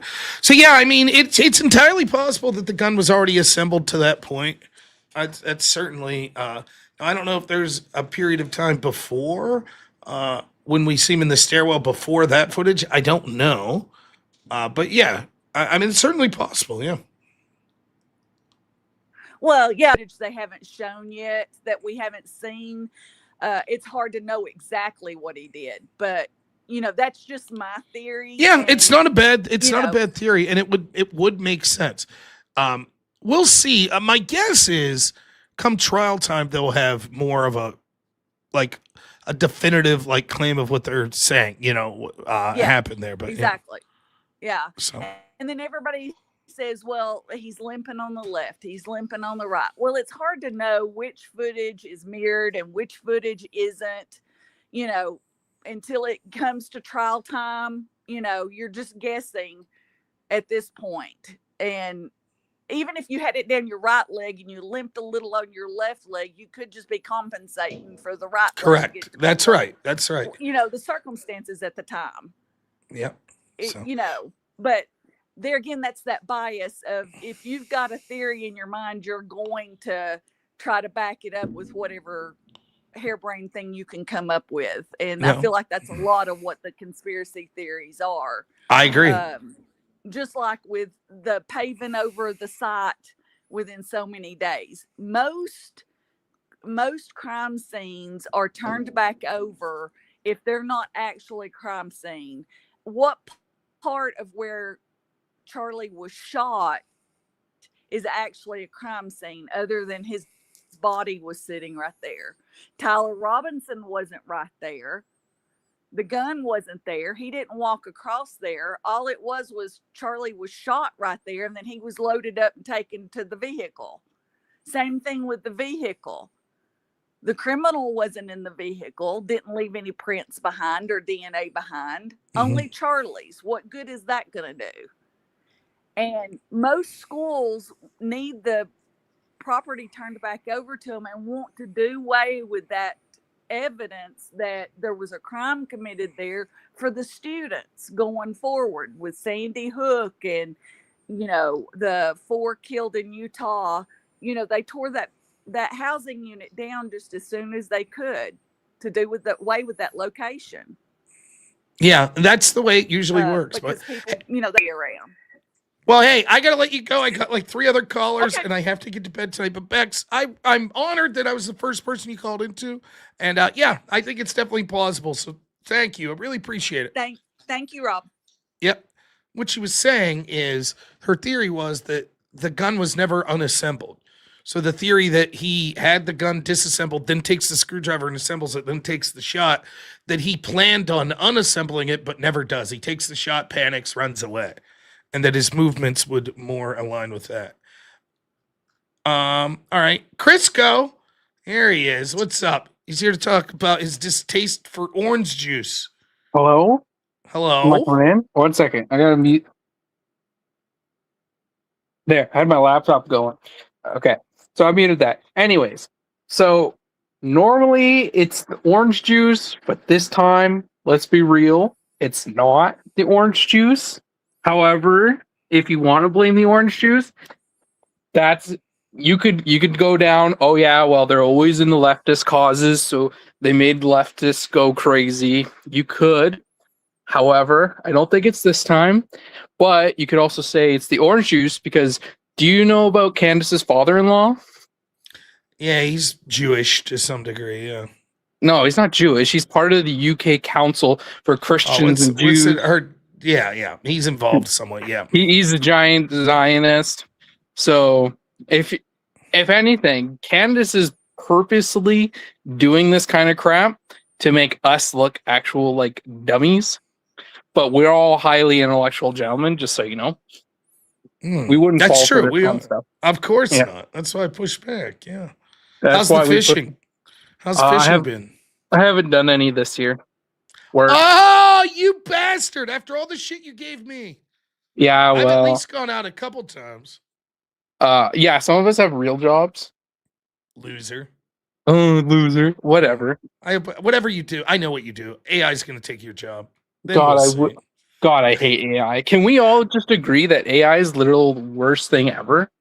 Stay tuned for whip songs at the end of the show. All right, Crisco. I got to get to bed in an hour. Thank you so much for the call, man. I appreciate it. All right, see ya. Take But it's it always easy. the Jews. Let's get that little thing. All right, Lisa Wilson. What's up, Lisa? Hi. How are you? So, I'm well, thank you. Good, good. I'm Glad new. you- I don't really know you, but it's nice to meet you. Thank you. Personally, for me, my theories kind of got all over the place. I do now believe it was Tyler Robinson, and the way I came down to that was making it as easy as I possibly could, and maybe that's wrong sometimes. But with all this like Egyptian planes in France and Israel and army and Charlie's friends and his wife, like it just got too much. I couldn't understand all of it. And so I just thought my theory is he was on the camera, the gun was thrown out, his fingerprints were on there, and he confessed, even though the confession, I don't think he really cared that he killed Charlie. I personally also believed that his boyfriend convinced him to do it because, Charlie wasn't into the big trans stuff. So I felt like he kind of influenced him. Like that's where I personally am now. Maybe it's wrong to simplify things, but that's Well, just the way I So did it. just to be clear, so I can understand, you think Tyler did take the shot, but he was influenced by his boyfriend? Yes, either he decided to do it because he loved his boyfriend and he felt like his boyfriend was being wronged by Charlie Kirk or his boyfriend told him to do it. It's Okay. either one of the two. It's not an unreasonable theory. I mean, I think that that makes the most sense in that Tyler did it, but maybe he was motivated. But the issue is this, like, what do we mean by motivation? Not you. Why's my phone yelling at me? It thinks I said Siri. I didn't say Siri. Anyways, what do we mean by motivate? For example, I've talked about how I dislike Candace Owens, what she's doing, right?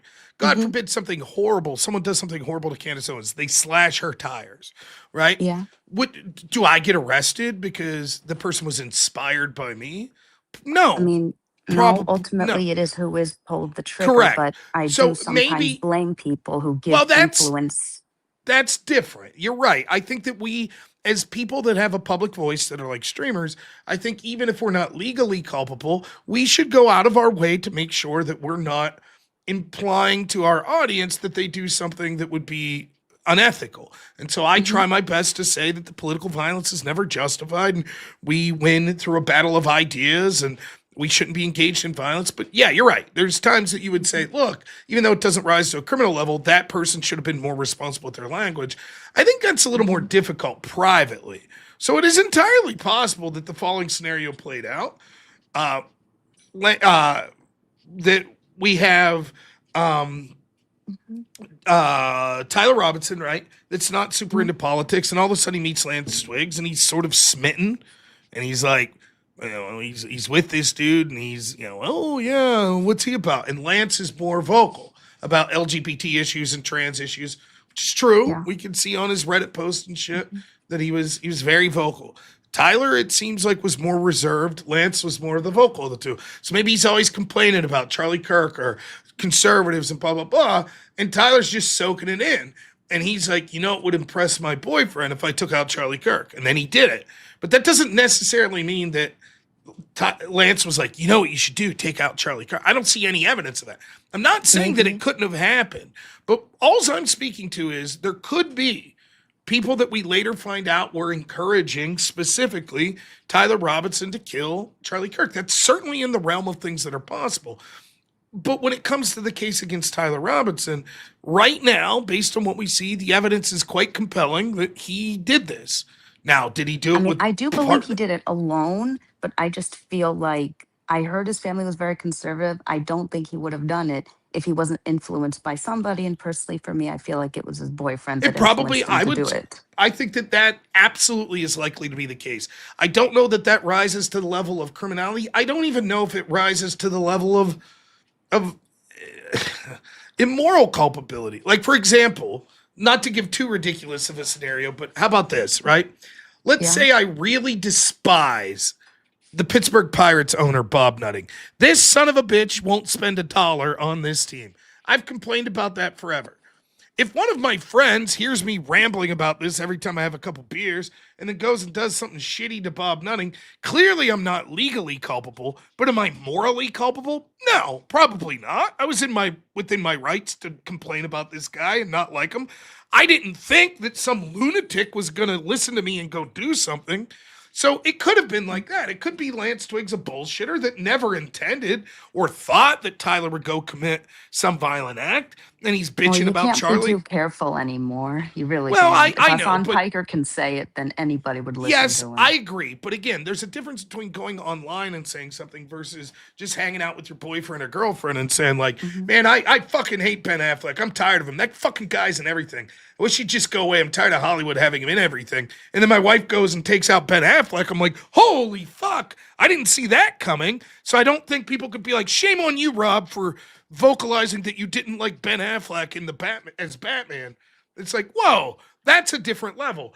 So it's entirely possible that Lance Twiggs was complaining about LGBT issues and stuff all the time. It's And just look, that can be with anybody. And I think a lot of people do bad things because they get influenced by someone that they see online. And for me, sometimes I feel like that person should be somewhat held accountable because you radicalize somebody. You tried to yeah, convince them that doing this bad thing would be good.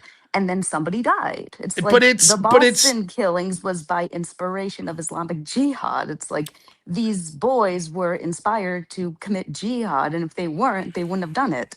There's different levels to this, though, and we have to be careful. For example, would you consider yourself conservative?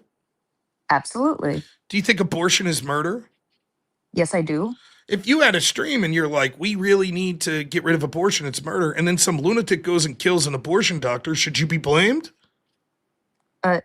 No, but I wouldn't say we need to kill abortion doctors. Well, I just that's think it's wrong. correct. That's correct, right? Like if you didn't go the step to saying you should take this person out or take people out like that, I don't think you're held accountable. So if Lance Twiggs was saying, I wish someone would kill Charlie Kirk, that's one thing.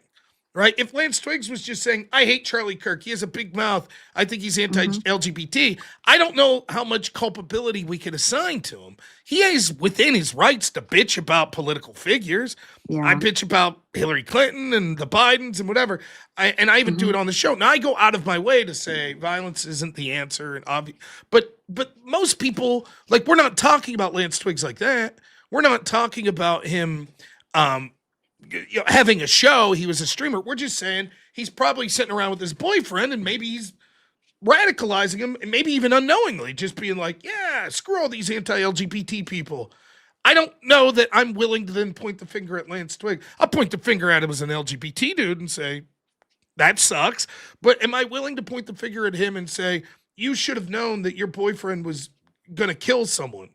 I don't know. I'd need more evidence.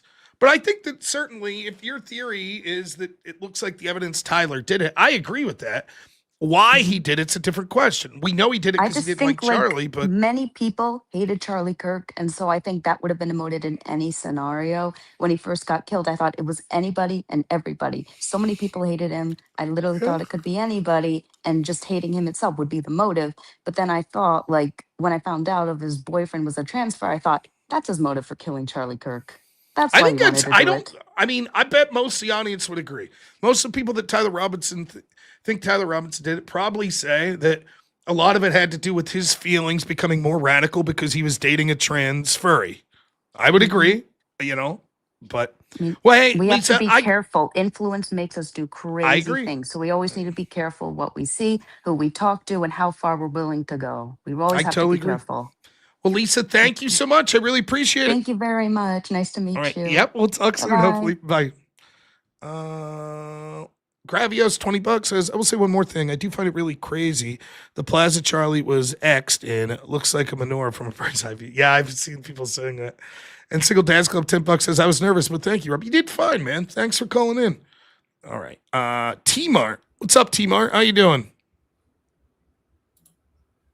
Can you hear me, sir? T-Mart. Hey, how's it going, Rob? How are you? Good. What's happening? Yes, I can hear you.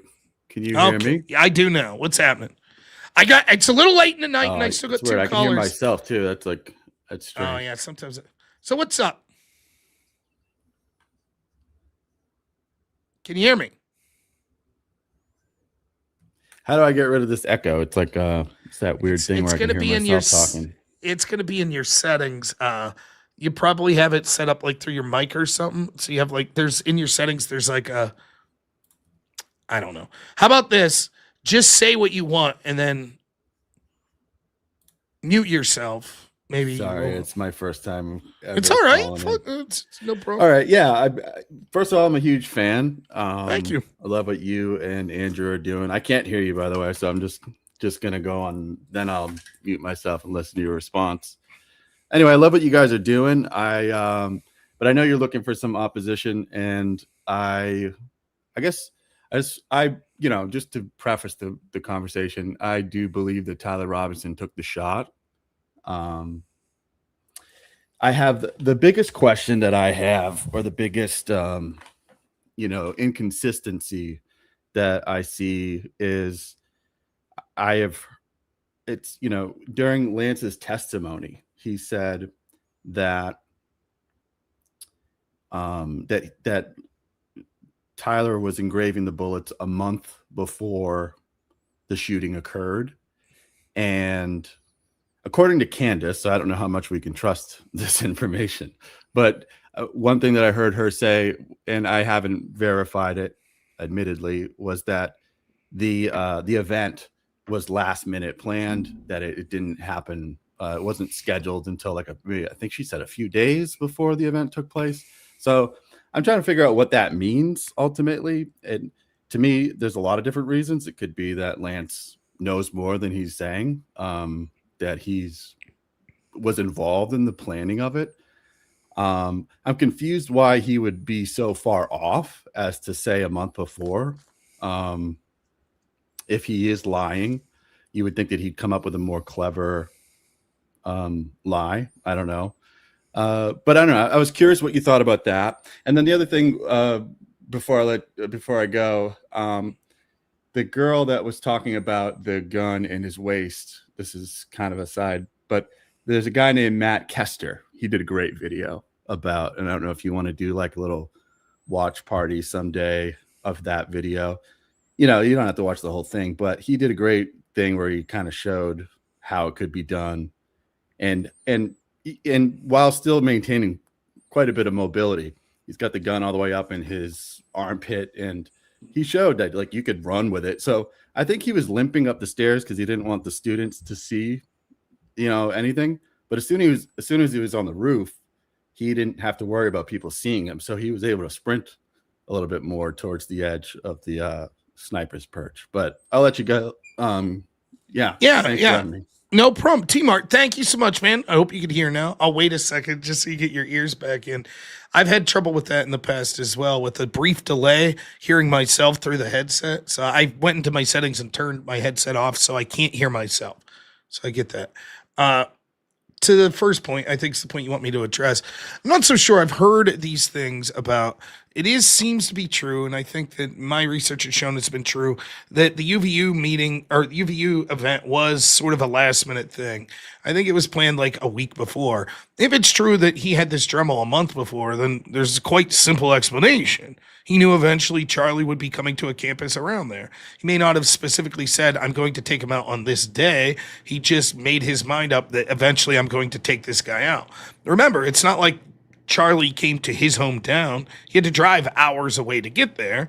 And Turning Point had been traveling around. So maybe he just saw his opportunity. Oh, now that he's coming to UVU, I'll move up my time frame. I was going to drive to some other school the next month or whatever. So, but yeah, it's worth, there are timing issues. It's definitely worth seeing exactly what his motivation was when he decided he was going to do this. Romulux, thanks for being a member. I appreciate it. It's nice talking to you as well. And that is, someone said, is that Master Shake's nemesis? It is! Matt Flynn, $10 says, famous last words. Hey, Rob, I know you're looking for opposition. Thank you. Nazir, $5 says, definitely plausible Twigs influenced him to Charlie. Similar to Dog Day Afternoon, where Pacino robbed a bank for his lover's tea surgery. That's right. Great movie, too. Primal Loki, thanks for the 5 gifted subs. Oh, shit. We got a good friend up next. A good friend of mine. Our friend Corinth. What's happening, Corinth? How you doing? Hi, I just wanted to try and convey to you that you're peddling Fed slop. I know it. And what you're missing in this grand scale of things. Okay, let's do it. Here we go. So, don't you think that it's a little bit weird that there's like one group of people that's all looking at Tyler Robinson and saying, wow, he didn't do it. It's Israel. And they're putting together all these evidences and these theories and all these narratives, these single wine moms that kind of have like really sad lives. Mm-hmm. And then something else just happens to fall into their lap. What you're missing, Rob, is that Lindsay Clancy was set up by Israel. I knew it. I knew it. I know. Now I'm convinced. From Brigitte Macron's penis. That's why Lindsay Clancy, she's working with the Israelis to take out her own family so that we stop talking about Candace finding out. No, she's not working with them, Rob. She was set up by the Israelis. Oh, nonetheless, to prevent the conversation of Brigitte Macron's penis. That's what's going on. It was Gal Gadot in a Lindsay Clancy suit. She's a great actress. She did it on behalf of Israel. Wonder Woman herself. Damn. That's how she was strong enough to kill those 3 kids, because she's Wonder Woman. Yeah, you're putting it together now. You're not seeing the scale of things. Let me ask you this question, Corin. This is completely unrelated. Lonerbox puts out that video after that debate I had with him, was like, oh, like these conservatives came up to me, was like, I like your argument.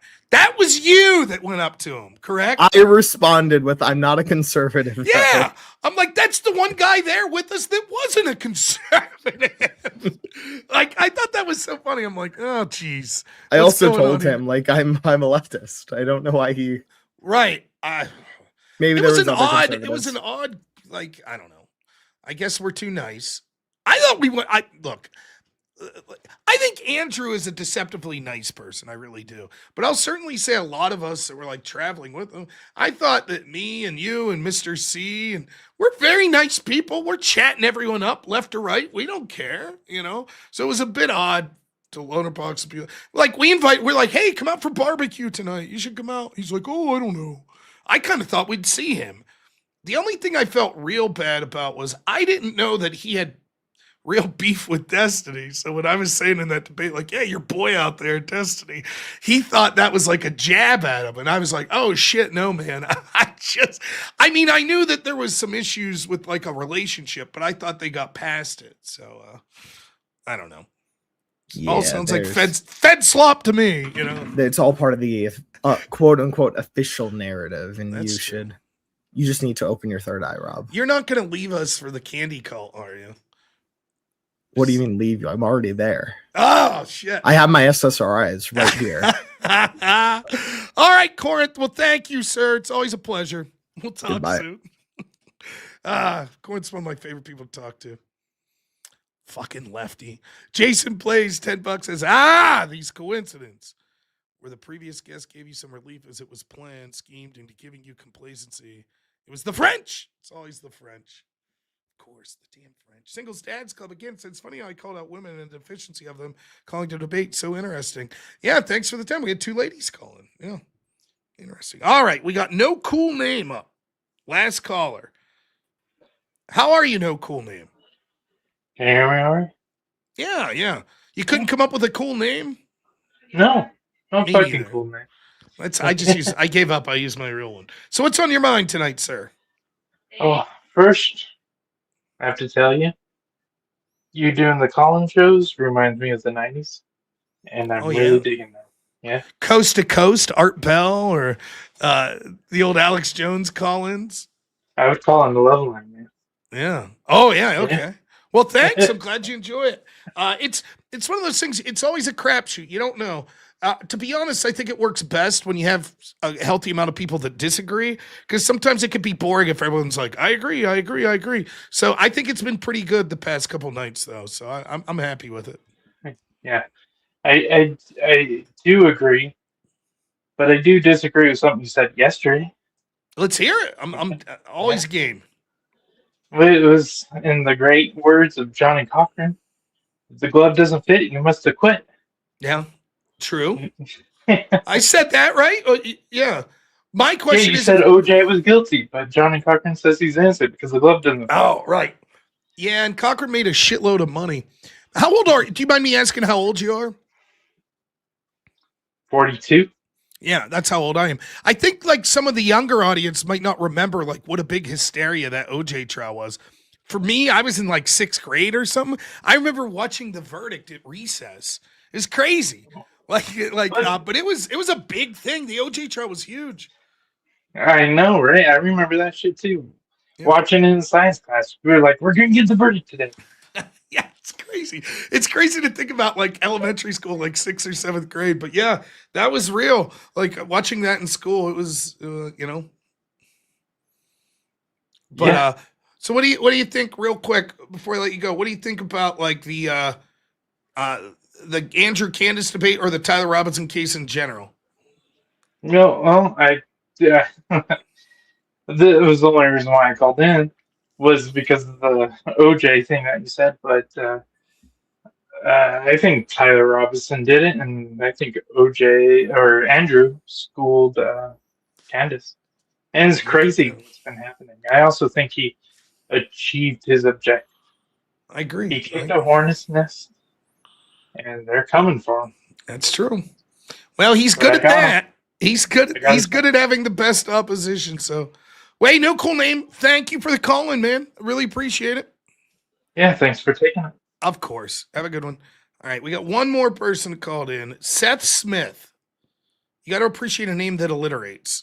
What's happening, Seth Smith? I like the dog Oh, avatar. it's the name that God gave me. But Yeah, how about that? I'm actually Ramen. I don't know if you remember me. I've commented a few times. Yes, But yes, I do remember. Yeah. yeah, how you doing this evening? First and foremost. I'm starting to get to the point I'm a little tired. We've been streaming 4.5 hours, but I'm good. So- I'm having a very good week. So I can't complain. Oh my goodness, I'm getting all sorts of ads on the side here. I don't know what's going on. There we go. Oh, Anyway, jeez. so just kind of on the same breath of like the whole Candace Owens debacle with Charlie and all that. First, with the whole Charlie situation, I'm kind of wondering what your perspective on the fame of Charlie was. Like, I'm kind of in the neighborhood of I think he got almost too big, got way too many eyes on him, and he wasn't necessarily that controversial whenever you actually watched his content, but there was definitely like this sphere around him that all sorts of people just talking about the guy. He gets all this reputation, like, oh, he's transphobic, he's all these different things. And I'm just wondering, like, did he get so big that we've got all of these sideshow conservative movement type people that are trying to backpack on him? And hell, they're even doing it now, if you ask me. But I'm just wondering, like, if you reach that level of fame and you've got like Candace, you got Turning Point, you got all these different sources just wanting to backpack off you, as well as change that perception to go toward them. Like, is there a limit to that? Like, well, I build think up, or I think that there's a lot of things going on. I think that Charlie, one of the things that Charlie did really well was he was like a mediator. So he's doing a lot of stuff behind the scenes, and I feel there were a lot of like conservatives that went to him as like someone that could be in the middle. So yeah, he he had his opinions. Like he started to waffle on the Israel stuff and what have, but like ultimately he seemed like a guy that like the Daily Wire or maybe the folks sort of like Candace or other people, the Blaze or people like that could go to. Yes, there were people piggybacking off of sort of his popularity, emulating what he was trying to do with like the campus events and things of that nature. But what separated Charlie, I think, was that he wasn't just the online personality. A lot of what he's doing was actual real stuff in politics. So he was like the size of what he created at Turning Point's actually mind blowing. Like the amount of money that went into it, the vastness of their organization, of the connections that they had at all of these universities, of the connections that he had with like the Trump administration and people in the administration. I mean, JD Vance is doing his show 3 days after he was assassinated. Like that's, even if I tried to emulate Charlie and was like, I'm going to go on college campus, like that's a different level, right? But I think to speak more of what you're talking about is when Charlie was killed, there was a vacuum that was going to get filled. And it's like, that's what I think you saw. I think that there was always going to be a vacuum of people trying to fill that seat that Charlie had, to sort of be the person that's an online face and it's doing stuff that's like a public face, but it's also like the big guy in the background. And I do think that that's sort of one of the things that's occurred, that there's been a lot of people trying to use his name to try to like take the throne or to piggyback off of it. And it's unfortunate. I think that one of the most horrible things about the whole thing is you lose sight that whatever you thought of him politically, look at the reputation, look at the memory of Charlie. He's a meme. He was mocked and ridiculed by the left, and the right couldn't come together to defend and be like, no, fuck you. We don't have to put up with this. And now people that associated with him on the right are accusing his friends and his wife. And it's like all this shit. And it's really fucking sad. It really is. To just think. And, I don't know. I don't know what the answer is. Like when there's a power vacuum, people are going to jostle for position. And certainly Turning Point was a big organization, and the influence they had both on students and in real politics left a real gap. It really did. So it's sort of human nature that that's going to be filled. But the way in which it's been done is been really shitty. And, I think that a lot of what you see now is just people positioning themselves, trying to walk on eggshells and not trying to upset any audience and it's silly. Well, It's yeah. like, See, your go ahead. caller earlier, she was speaking about like how you have to be careful on all these different things you say. Oh, you could influence someone. Oh, you could just have the wrong person hear it and they're going to do something crazy. And it's like I was thinking about that, and I think what we've moved away from is this idea that you can do something and it's not your fault. The accountability of people's actions, like it's just been circumvented so much. And like I don't know about you, but I would assume we're on a similar ground here. I think you got like 10 or so years on me, but the way I was brought up was very simple. It's like if you say something and you hear someone else say something and that's completely contrary to your belief system, you should question it. So like if someone's out there being like, "Oh, well, you need to go," like a great example is Hassan Piker. I mean, he's shocking his dog and all that good stuff, and he's saying all sorts of crazy stuff. But when he's out openly being like, "Hey, you need to go out and you need to go hurt these people," or the blood needs, or the streets need to run red with the blood of capitalists, some shit like that. In my head, that immediately goes to, "Oh, well, that was some crazy shit." Like, like why is he saying this? But it seems to me like the status quo has changed to, oh, he said something that's going to influence someone. It's like, what happened to teaching people to recognize, hey, that guy's a nutball. You don't have to listen to him. Yeah, it's a weird thing, right? Like, look, the left used to throw around this term stochastic terrorism, right? They would throw it around. Like the first like real hypocrite I saw with this was this streamer Vosh, right? And Vosh would complain, well, Tucker Carlson's a stochastic terrorism because the Buffalo shooter said he watched Tucker Carlson, and Tucker Carlson talked about immigration, and so therefore, if a racist kills immigrants, well, it's Tucker's fault. Meanwhile, Vosh will say, and almost verbatim, I want a world where Patriot Prayer people are taking pot shots out windows at them. And he said that after a Patriot Prayer guy was murdered on the street. And Vosh is like, yes, good. But that's not considered stochastic terrorism. So there's levels to this shit. Like there's levels to my personal feeling is this. I tried to at the end of the day, the person I'm most responsible for is me, right? And then my family. So I could the one person I know I can control what they do is me. So I always try to make it a point to be like, I talk about some heavy shit. What's that mean we do?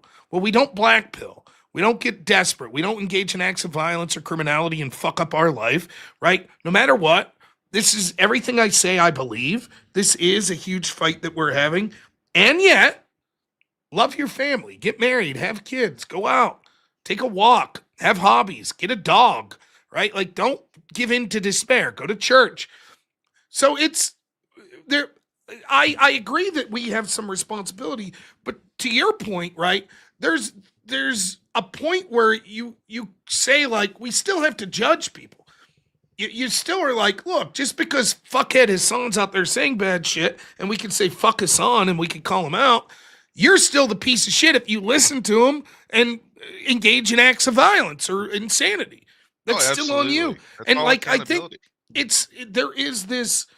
there's this weird thing that occurs now where like people want to shirk. That's what the Clancy case is about. Well, Candace says she's not guilty because it's Pharma's fault. It's never anyone's fault anymore. Society wronged everyone, Well, Carmelo Anthony, society let him down. Can I cut in briefly? Yeah. So I was watching that Candace debate, if you even want to call it that. I mean, she was just insulting 90% of it. But I noticed that she, throughout the entire thing, was like, "Oh, I have integrity. I am fighting in the trenches. I'm going to get this done." And then she shows an ad about what was it? It was like this miracle cancer treatment. And I'm just thinking to myself, it's like, how big of a piece of shit can you be? You're telling cancer patients that red light bulbs are going to cure their leukemia? Like, could you prey on a more vulnerable group of people? Well, I mean, and that's after taking, $300,000 to even talk about some of these salacious claims. That's what it took. It's look, the whole thing. I'm not going to say don't make your nut. Don't fucking make money. Oh, That's absolutely. ridiculous, right? It's Like life. everybody knows that's part of, but there's a way to do it, and we all have our lines where we say, I thought for a long time I struggled if I even wanted to have any ads whatsoever. So I work with Proton VPN now. That's about it. It's not a big thing, but yeah, I mean, Candace's position's weird because she makes an ethical position. Her Yeah, claim and then is, she I'm sells- doing this sells for snake oil. Charlie. I'm doing this for morality, right? But I require $300,000 to debate it. Like, that's where it gets ridiculous, right? If someone was just, if it's Alex Jones and he's selling his prepper food and he's like, today we're going to talk about Charlie. No one gives Oh a my fuck. goodness. You're like, yeah, that's Alex Jones. It's all right. I We loved understand. Alex Jones when he was he was selling his supplements, and he's Yeah. like, you gotta buy this supplement, and if you don't buy it, you're not gonna be healthy. That's right. And then Thank he you, takes Alex. a picture of himself, and it's like, this is the 1 month difference, and he just got redder. Like, he didn't lose any weight, he didn't gain any muscle, he just changed colors. It's crazy. But hey, man, I'm gonna let you go just because it's Oh late. yeah, take care. Take But care, Seth, man. it's a pleasure, man. Call back in, man. Get your boner pill. What are you talking about? Boner pills. All right. Reverse massage. Axiom 1, Corinth. Primal Loki, 10 memberships. Thank you. The Great Picks Paradox, $100 says where there's a rotten bastards. Adrian Little, $20. Thank you. Really appreciate it. Intel Wild, another 100. Thank you, my friend. And Barry, he says, we love Rob. Thank you. And Barry Wren says, interesting. Anyways, for the whip, thank you for the 20. Let me make sure I didn't miss any rumblers. Okay, we're good. Rumble, you've been getting your ass kicked lately. So another day. DJ Big Mopar, thank you so much for the membership. Look, I think that it's I think we made some inroads again today. I'm trying. I think the past 3 days, all 3 days I've talked to people that are more on the conspiracy train, and I think I'm slowly bringing some people back. It's hard, but I'm trying. I really am. So I hope that it's appreciated.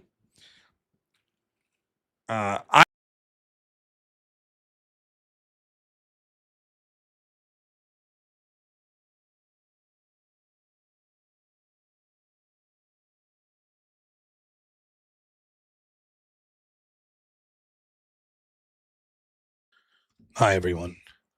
As you know, my alleged friend has passed away, and I've spent the last months trying my best to honor his memory by monetizing at every moment that I can, to the tune of me making millions of dollars. Yes, that's mean that I've spread wild theories about how his organization and closest loved ones actually murdered him or helped cover it up. But today, it's time to really support the true victims of this terrible tragedy. And that's me and the people around me. The millions of dollars I've made just aren't enough to pay for my livelihood. That's why I'll be charging people hundreds of thousands of dollars to defend the wild theories that I've made.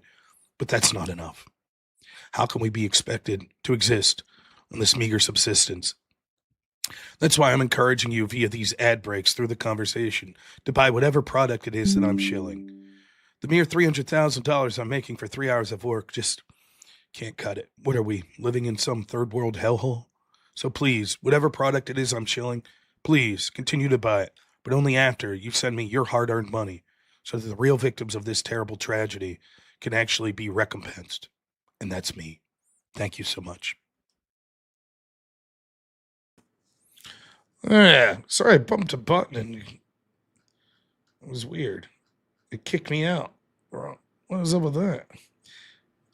Greg Dorgan, $10 says, Rob, an important question not being asked to the left is, Were you a Charlie Kirk fan? That weeds out the leftists and you can see their motive. Yeah. All right. Anyways, I hope you enjoyed the show. I will not be streaming tomorrow. I'm going to take the day off. My friend's birthday party. I'm going to go down, hang out with my friend. Yeah, it's going to be fun. So I'm looking forward to that. I owe songs. So in case you're new to the show, I have to play stupid songs at the end of the show. I think I owe 1, 2, 3, 4. 4 songs. Oh, these stupid whip songs. I'm gonna play these songs, you know. Now my editor, Black Elk, he's a great guy. He put this together for me. So I hope you guys appreciate this for the stupid whip songs. You ready? My editor put this together. All right, you ready? Enough talk. We whip. There you go. You please? There you go. Alton Brown. Let's do it again. I know he's pleased. Enough talk. We whip.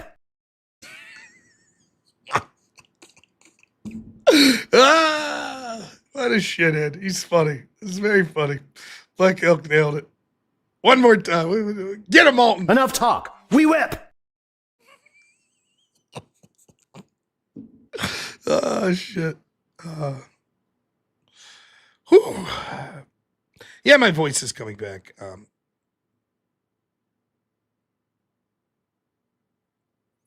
JJ McCullough. Yeah, sure. I'd love to. I'm a huge Alton Brown fan myself. I personally think Good Eats is the greatest cooking show that's ever existed. It's an amazing, amazing show. Anyways, I hope 4 of these stupid whip songs. Let's do it.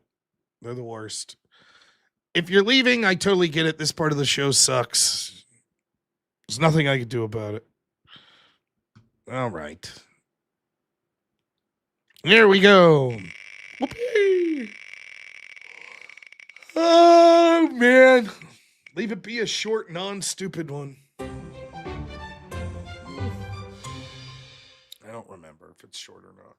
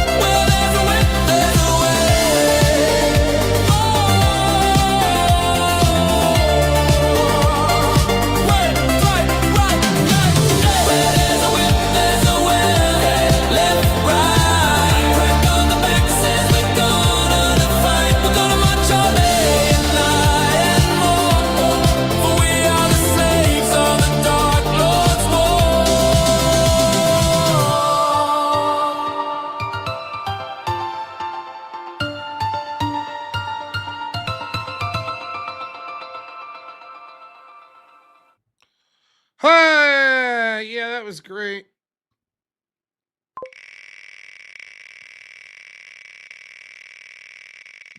I hate this shit.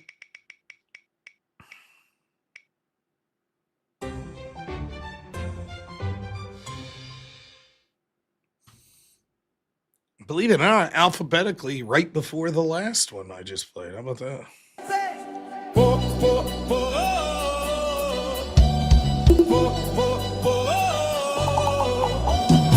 Well, there's a whip, there's a way. Well, there's a whip, there's a way. We don't wanna go to war today, but the Lord of the Land says, nay, nay, nay, nay. We're gonna march all day, all day, all day.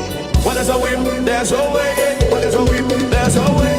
Well, there's a whip, there's a way. Why that, why that, why that, why that, that, that, that, there's a whip. Why that, why that, why that, why that, well, there's a whip. Why that, why that, why that, why that, why that, why that, why that, why that, why that, why that, why that, well, there's a whip. A crack on the back says we gonna fight. We gonna march all day and night and more. For we are the slaves of the Dark Lord's war. Jump up, shot that, bat, bat, bat, bat.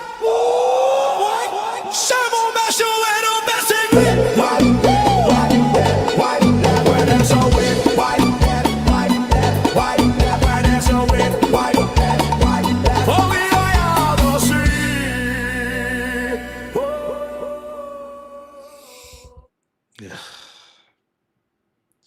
Terrible. All right. Two more. Horrible.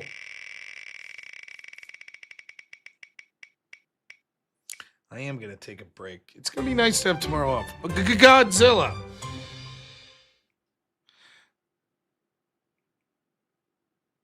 My son today he's a big Godzilla fan. And he was asking me what zoo animals would dress up for as Halloween, but there had to be some sort of connection. So he thought a monitor lizard would dress up like Godzilla. He was very pleased with that. I was like, fair enough. Whip. Where there's a whip. We don't want to go to war today, but the Lord of the Land says, nay, nay, nay, we're gonna march all day, all day, all day. Where there's a whip, there's a way. Where there's a whip, there's a way. Where there's a whip, there's a way. Where there's a whip, there's a way. Left, right, left, wing, left. Where there's a whip, there's a whip. Left, right, left. Where there's a whip, there's a whip. Left, right, left.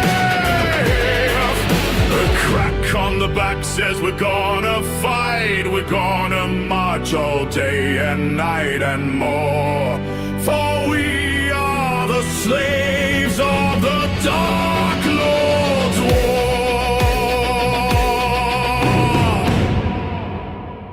A crack on the back says we're gonna fight. Where there's a way.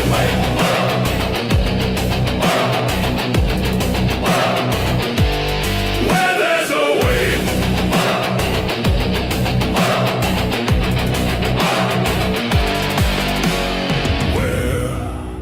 There's a whip, there's a way.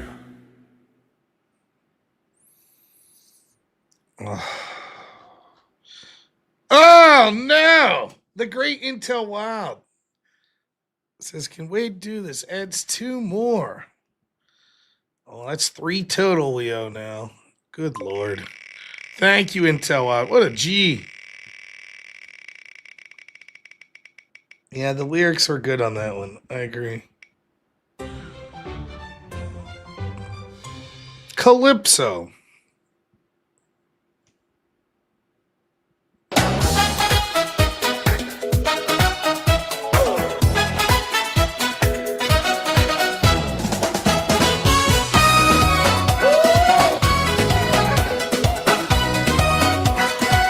Where there's a whip, there's a way. Where there's a whip, there's a way. We don't wanna go to war today, but the Lord of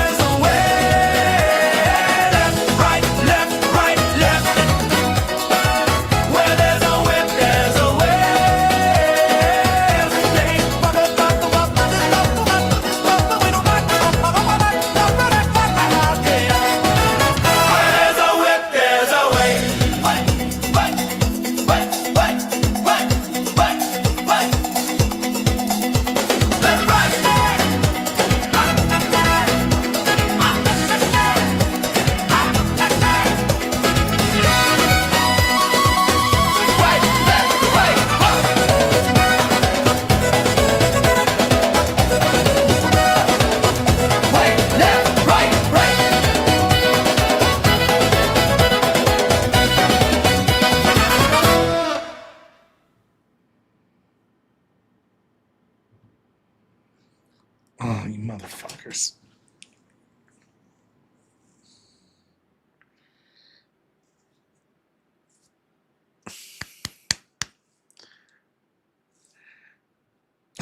Fuckers!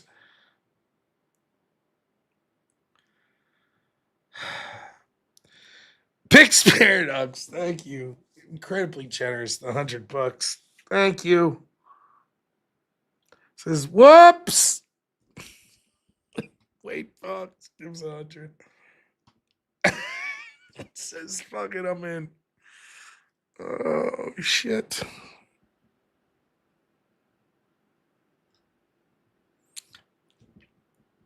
OP Gamer. I just said, sorry, Rob. Self-lashings at the end of the week keeps us honest. That's 8. Yeah. Oh, fuck me. Thank you, Intel One. That's 10. Motherfucker.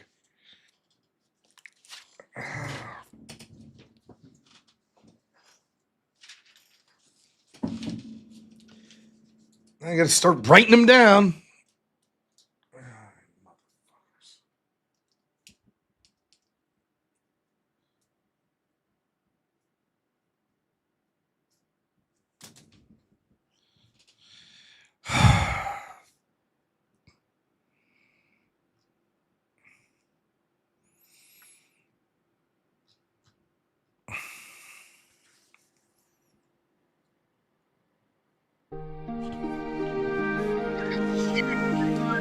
Here because I was with the button.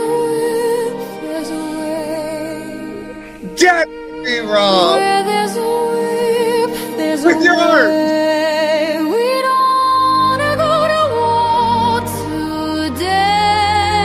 It's actually been 1 year since we came from the robnoerr Show song. Today was the day. We've been together for a year! All day, all day, all day. Where there's a whip, there's a... It was such a momentous occasion, a year of Avarice and Rob! Yes! Where there's a whip, there's a whip.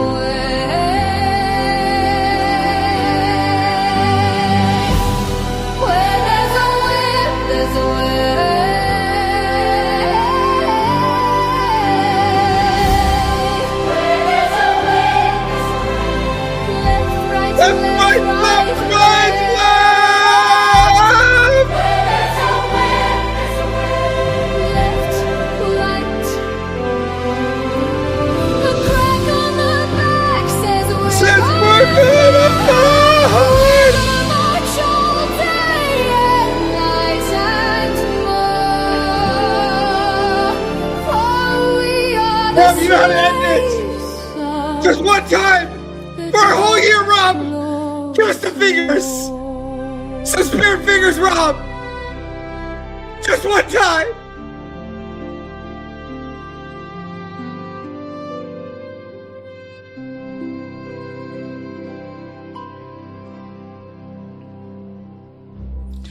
Beaksturov on Rumble donates $150 to your Disney. They just love it! Bringing it back, Rob!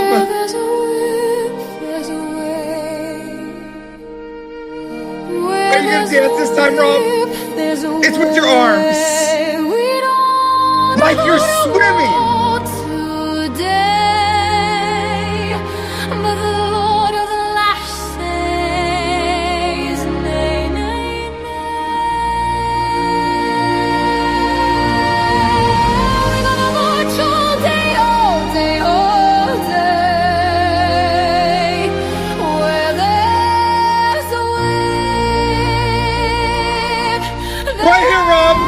With your arms!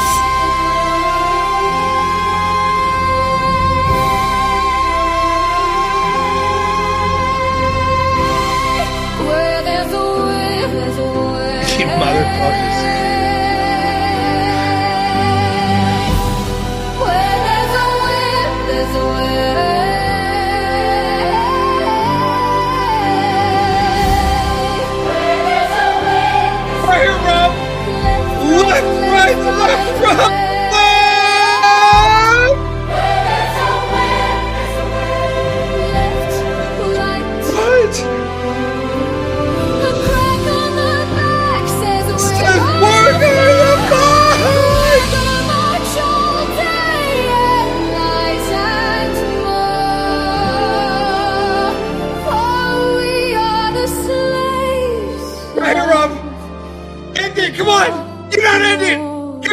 Fingers, Rob! Good old Spirit Fingers!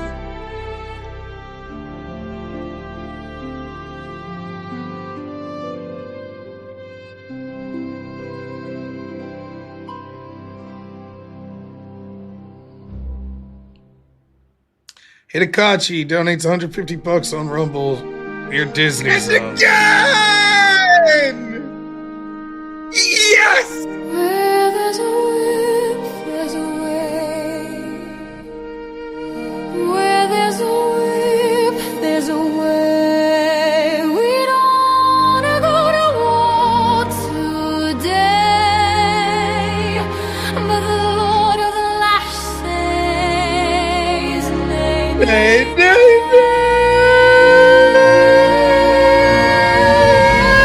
march all day, all day, all day. Where there's a whip, there's a way.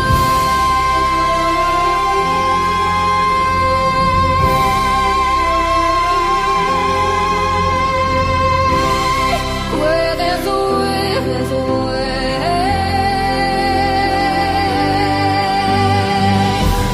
Where there's a whip, there's a way. Right here, Rob! This is what the Candace Owens fans want! Left, right, left, right, left! Protect us!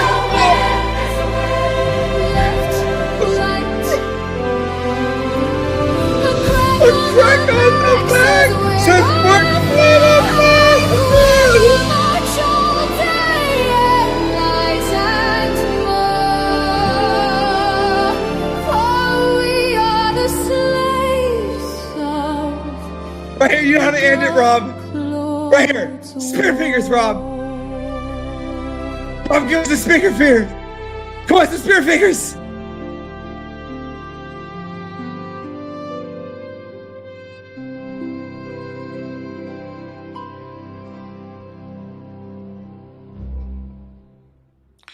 Old Simper, thanks for the $5.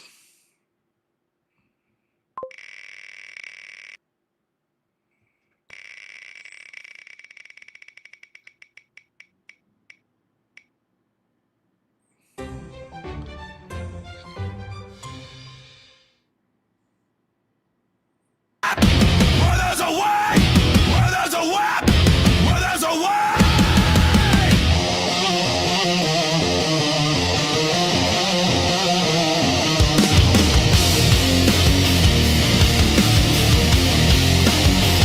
We don't wanna go to war today, but the Lord of the Lash says nay, nay, nay.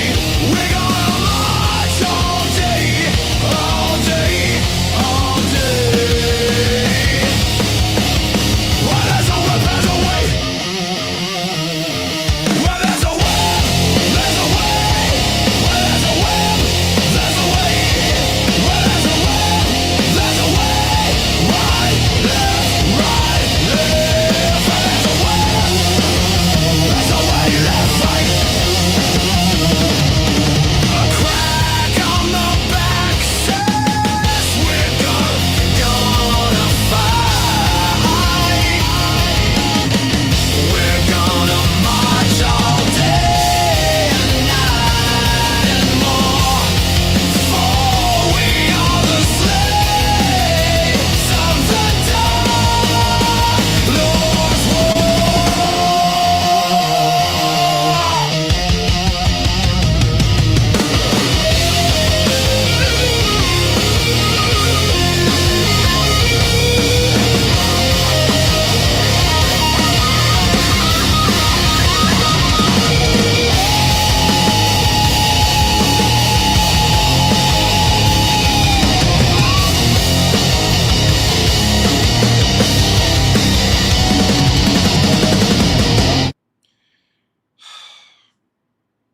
It's a rough night.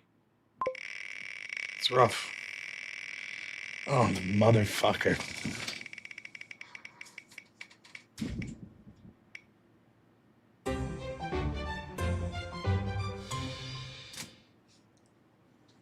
Rob, I made this one. That's true. I made this one, Rob. Pix Paradox, I see the 200 for Wolf Jazz. We'll play that next. You guys are brutal. All right.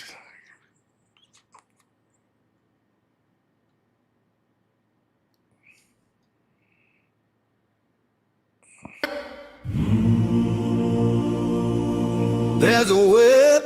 Well, there's a whip. There's a way. There's a way. We don't want to go to war today, but the Lord of the last said, nay, nay, nay. We're gonna march all day, all day, all day, all day, all day. There's a whip. Well, there's a whip. There's a whip. There's a whip. There's a whip. There's a whip. Well, there's a whip. There's a whip. There's a whip. There's a whip. There's a whip. There's a whip. There's a whip. There's a whip. Left, right. Left, right. Crack on the back says we go down to fight. We're gonna march all day and night and more. For we are the slaves of the Lord's war. There's more. Wolf Jazz. Horrible.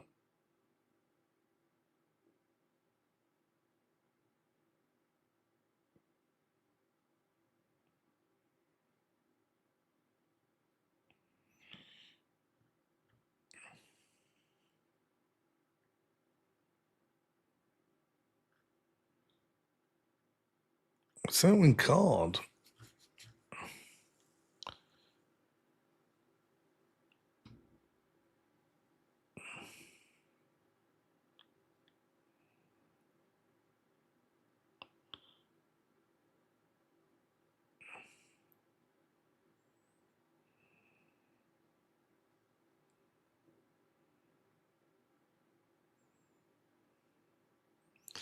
Why can't I find it?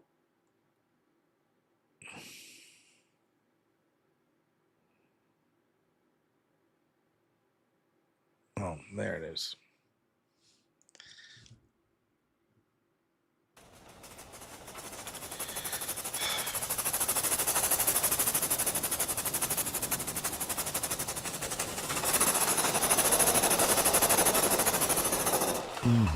Whip. There's a way. Where there's a whip, there's a way. We don't want to go to war today, but the Lord of the Lash says, nay, nay, nay. We're gonna march all day. All day, all day. Where there's a will, there's a way. Oh, oh, oh, oh.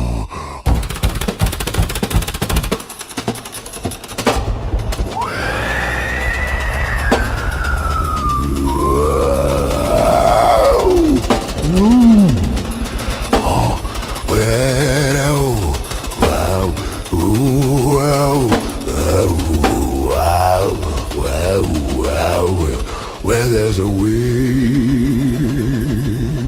there's a way.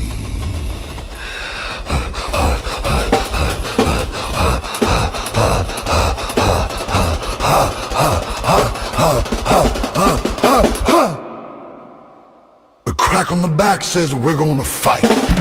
We're gonna march all day and night and more. For we are the slaves of the Dark Lord's war.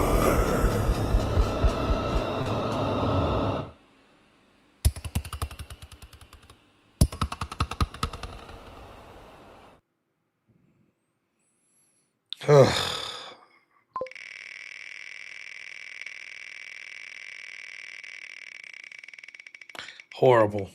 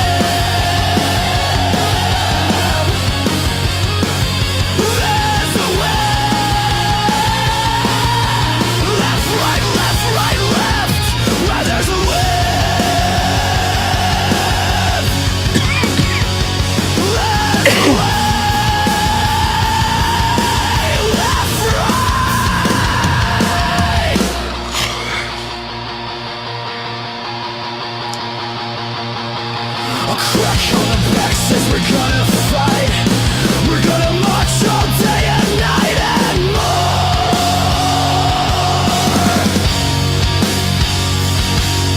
For we are the slaves of the Dark Lord's war.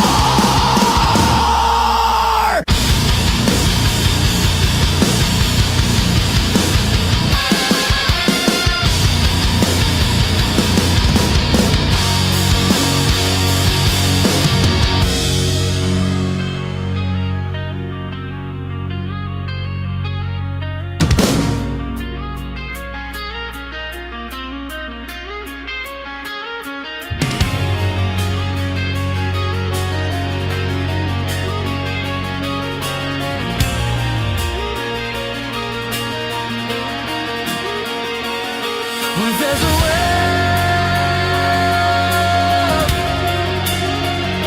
There's a way.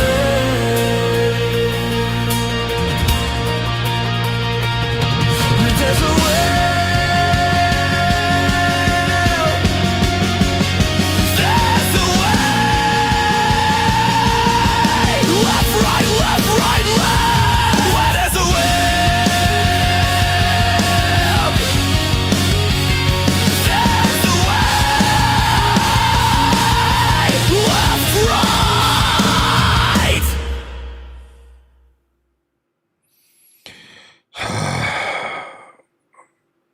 It's a night.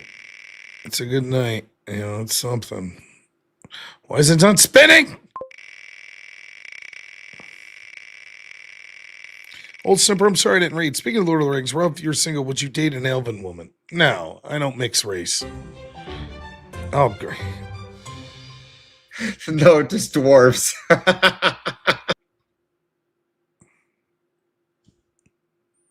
Where there's a whip, there's a way. Where there's a whip, there's a way. We don't want to go to war today, but the Lord of the Lash says nay, nay, nay. We're gonna march all day, all day, all day. Where there's a whip, there's a way.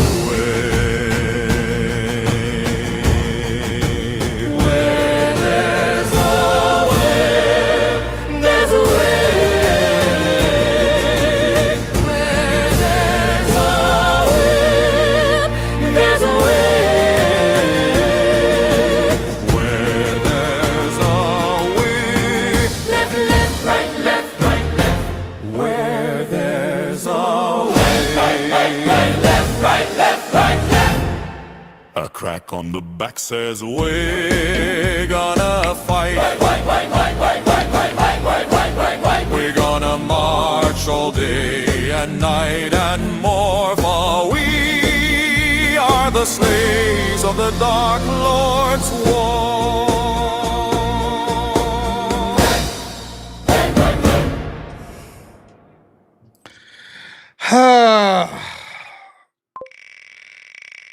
Why are you people still here?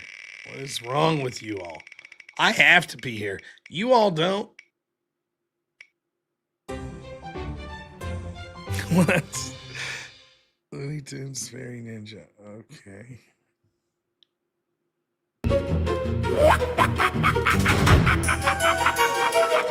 Where there's a whip, there's a way.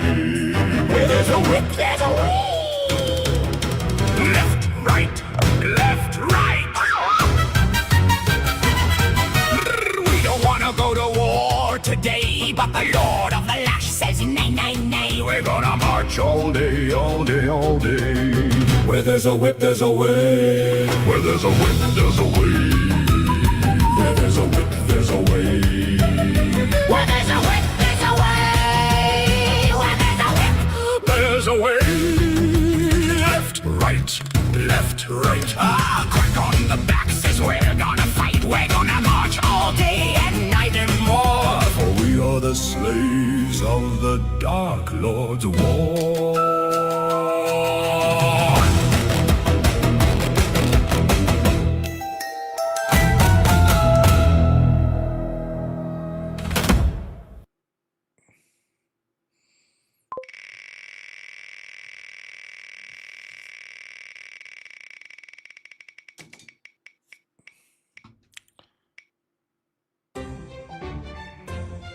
Surf rock. Yeah, that sounds about right.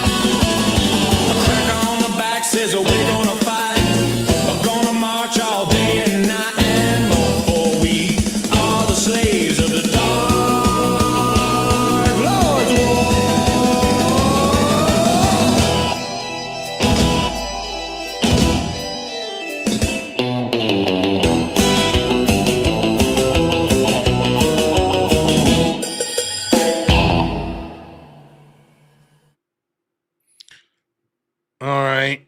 We're moving. We're moving. We're moving.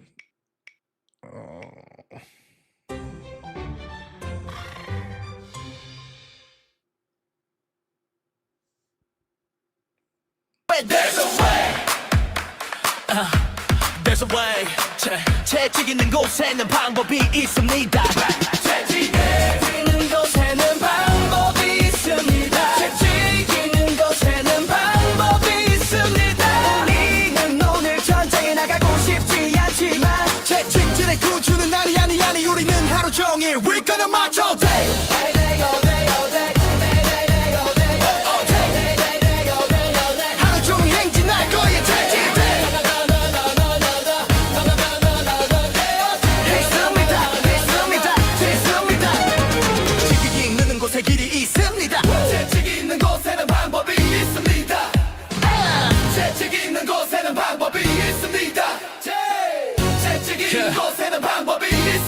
왼쪽 오른쪽 왼쪽 오른쪽 왼쪽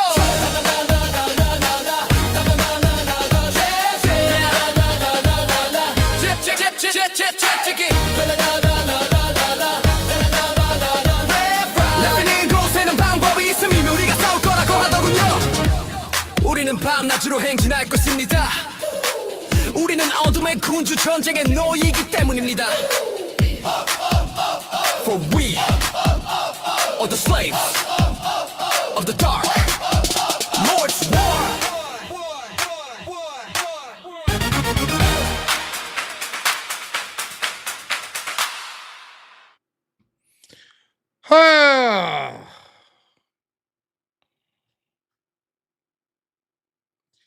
Pix Paradox says 1050. Let's go. Oh man. Matt Flynn, $100. Damn. Thank you, Matt. Says, how are people sending you 150? YouTube and Rumble won't let me. I want to play Chopped and Screwed to see if it's worse than the Wolf song. I don't know. And then Jason Plays $20 says need Disney whips.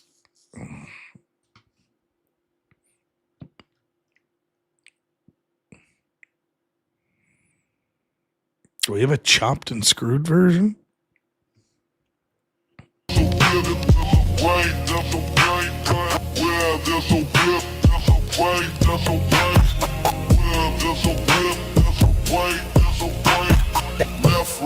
Left, right. We don't wanna go to war today, but the Lord of the land says nay. gonna march all day, all day, all day, all day. Where there's a whip, there's a way.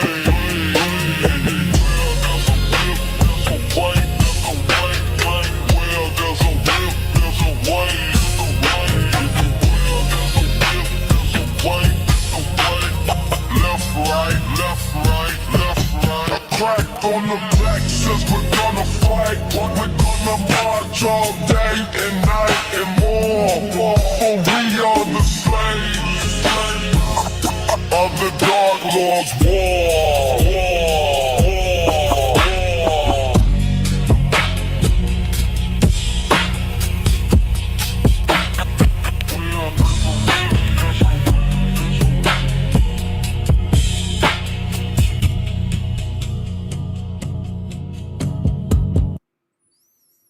I hope it was worth it. Oh, now we got Dio.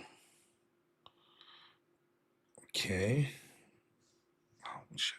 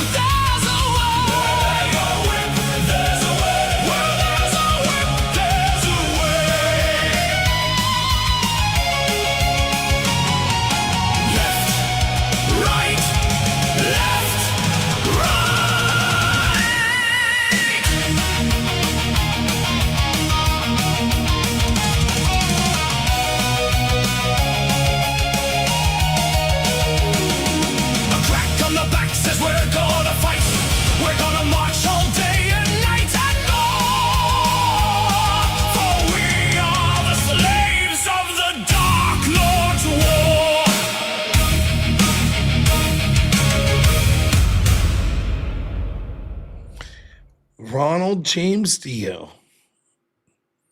Rest in peace, my man. Oh, Jason Blaze. $40 is fuck it. Oh, shit.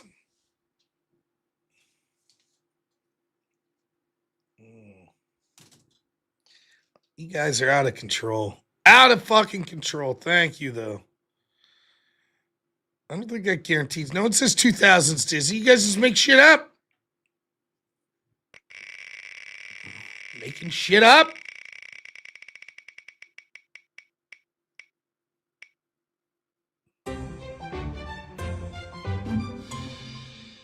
Ugh, funk.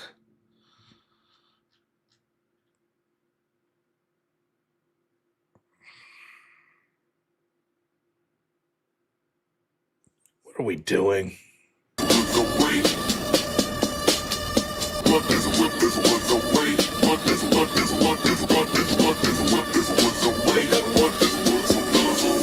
We don't wanna go to war today, but the Lord of the Light says nay, nay, nay. We're gonna march all day, all the way. There's a way, there's a way, there's a way, there's a way, there's a way.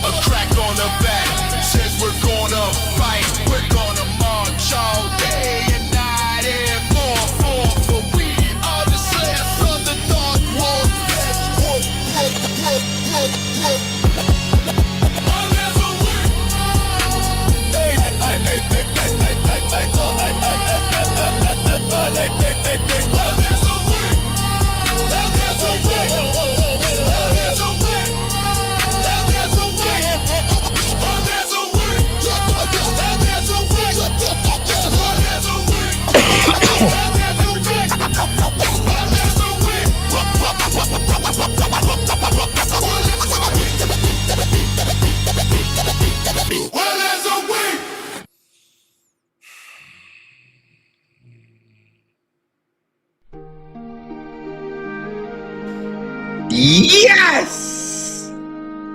Like this, Rob! Dance with me, Rob! Like this!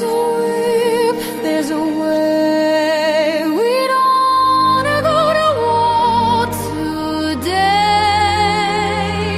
but the Lord of the Lash says, nay, Nay, nay, nay!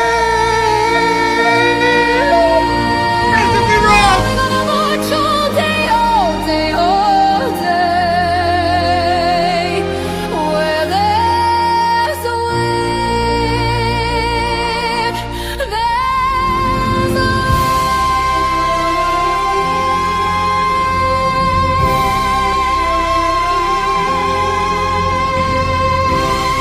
Where there's a wind, there's a way.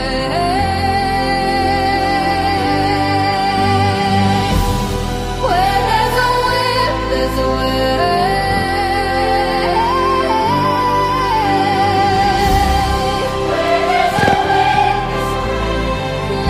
Left, right, left, left! We gotta put on a performance for the Candace fans!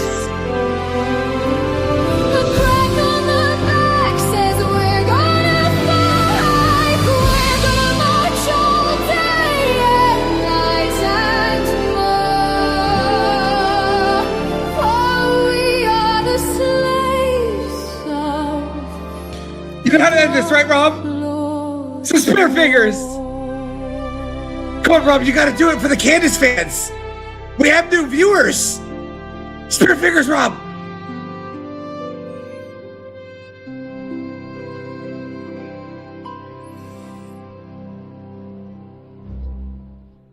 All right. Oh, God.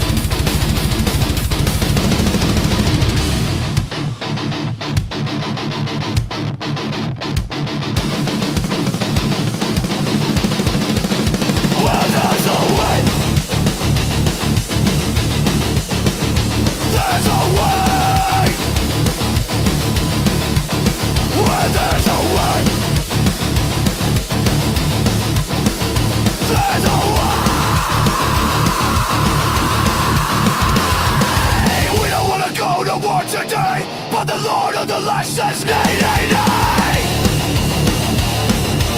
We're gonna march all day, all day, all day. Where there's a whip, there's a way. Where there's a way, there's a way. Where there's a way, there's a way. Left, right, left, right, left. There's a way.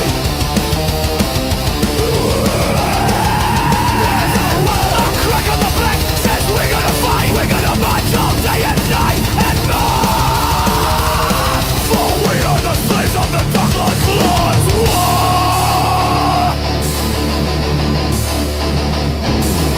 Where there's a way,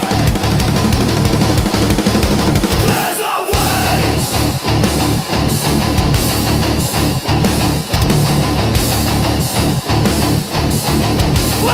Where there's a way, there's a way, there's a way, there's a will, there's a way, there's a whip, there's a way.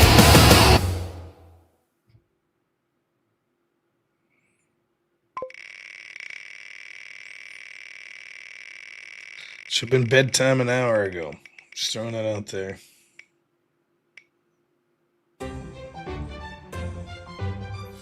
Yeah, it sounds about right. Congolese. That's what I was thinking. Where there's a way, better way, people up. Then never know. Yo compte la tête et ma force à la chérie. Cherchez mon chum. J'avoue quand ça s'englobe à se mêler right now. Where there's a whip, there's a way. There's a way, where there's a whip, there's a way. Yeah, there's a way.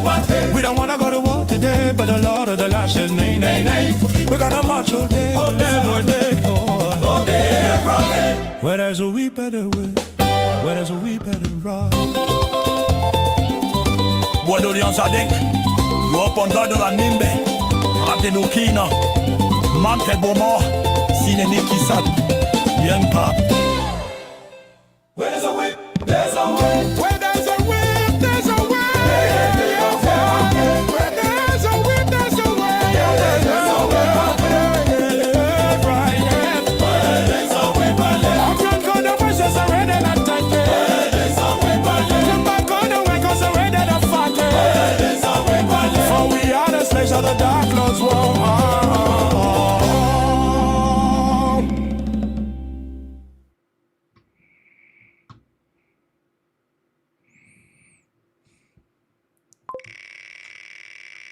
We're moving on.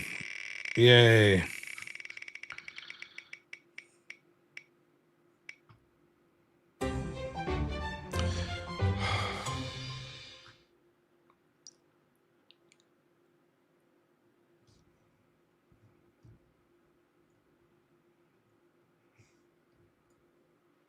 There's a way, where there's a whip, there's a way. We don't wanna go to war today, but the Lord of the Last says nay, nay, nay. We're gonna march all day, all day, all day. Where there's a whip, there's a way. Where there's a whip, there's a whip. Where there's a whip, there's a way. Where there's a whip, there's a way. Left, right, left, right. Where there's a whip, there's a way, left, right. A crack on the back says we're gonna fight. We're gonna march all day and night and more. For we are the slaves of the Dark Lord's war.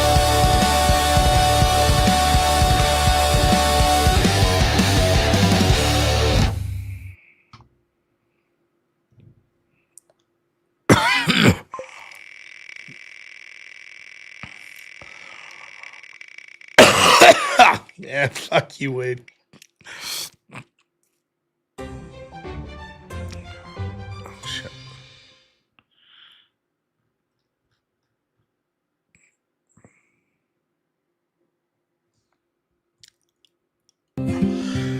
Fuck!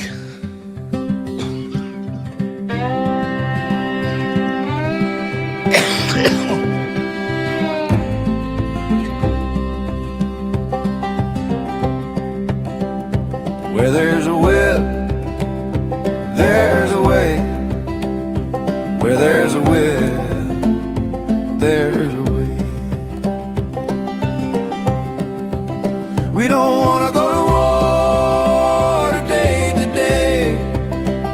The Lord of the Lash says nay, nay, nay. We're gonna march all day, all day, all day. Where there's a way, there's a way.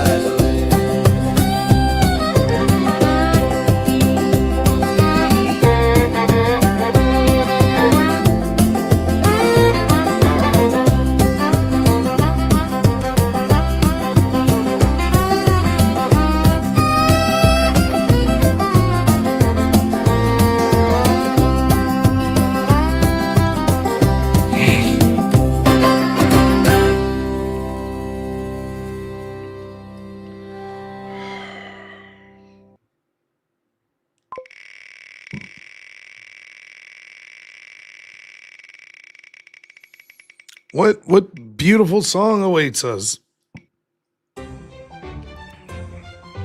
Excellent. Why not?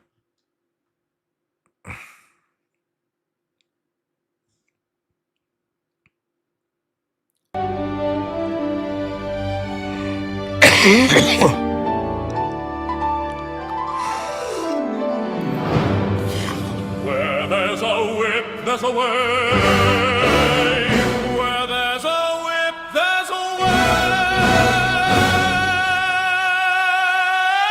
We don't want to go to war today, but the Lord of the Lash says nay, nay, nay. We're gonna march all day, all day, all day. Where there's a whip, there's a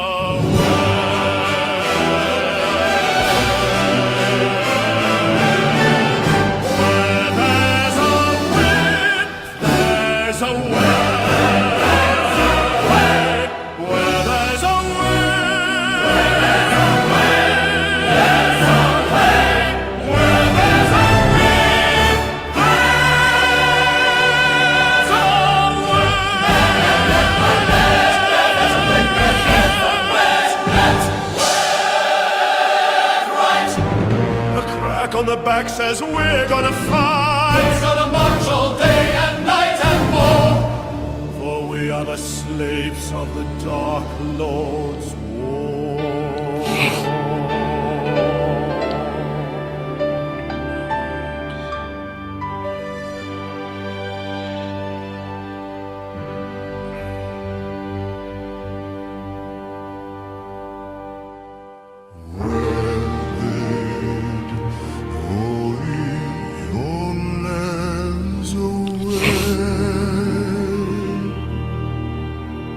Where there's a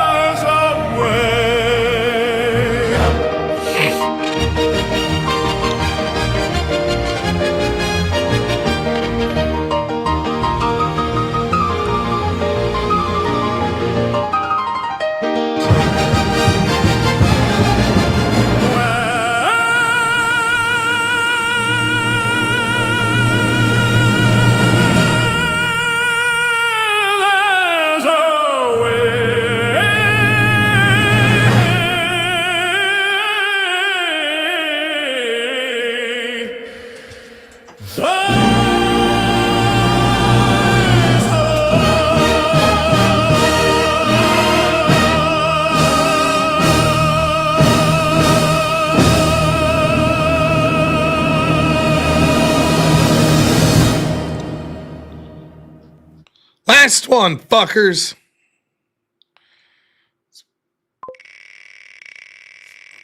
Ugh. And we're only at 1% of the goal. Shameful. Might as well end on a high point with Elmo death metal.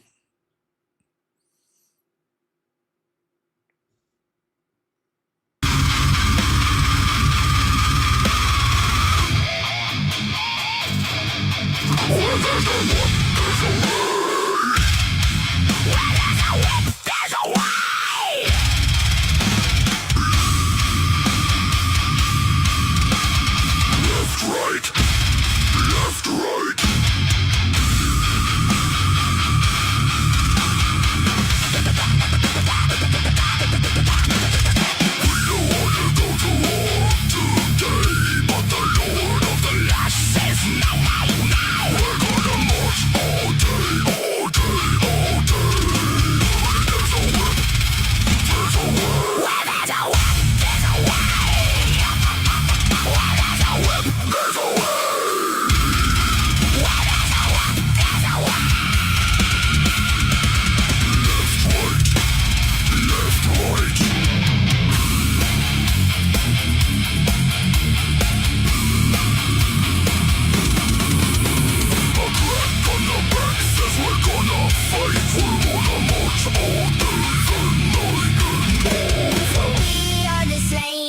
Dark Lord's War.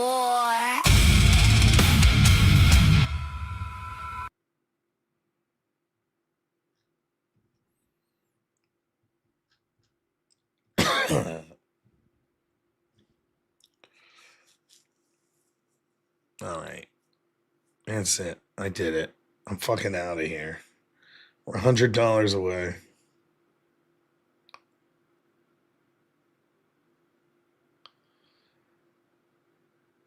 $340. I'm tapping out. All right. Oh, fucking Caleb, you cheap bastard. Caleb always wants free clips. You know, he reminds me of a certain group of people that always want money. Jews.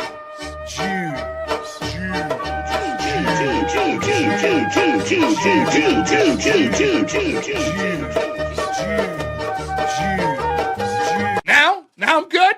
Now I'm speaking the truth. Oh, look at that. Big Sparrows. $2 for the Spurg for Caleb. Lawyers. They're the group of people that always wants money. The rotten bastards. You know? Cheap bastards. Space weapons. I agree. That's all I care about. All right. Well, let's raid someone. Who's on? Who knows? Who knows? What a night. I think we brought another conspiracy guy a little bit closer back from the edge. You know? I think we did. We try. Oh, you motherfucker. Pink Gamer. Thank you for the $100. Some bitch. Oh, for crying out loud. I'm not even editorializing. Just play the damn songs.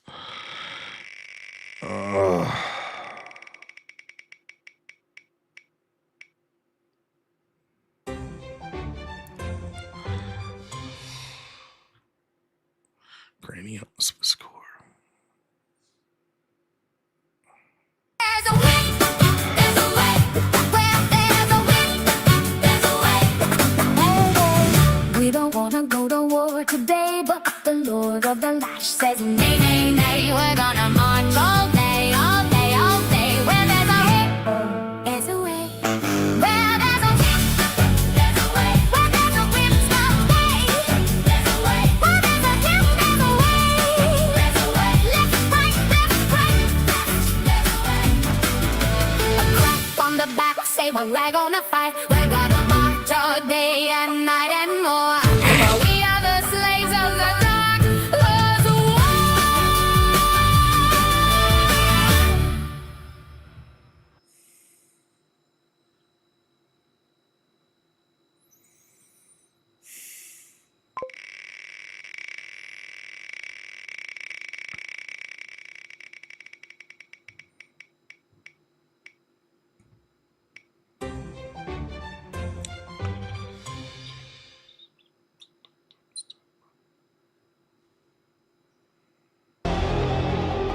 Where there's a whip,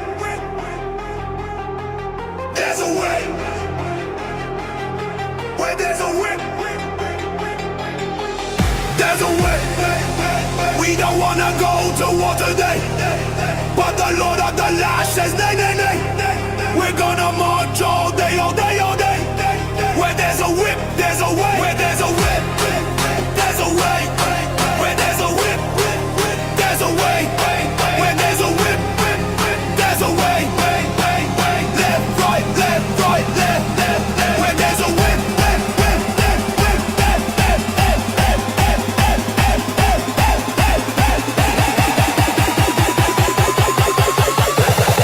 where there's a whip, there's a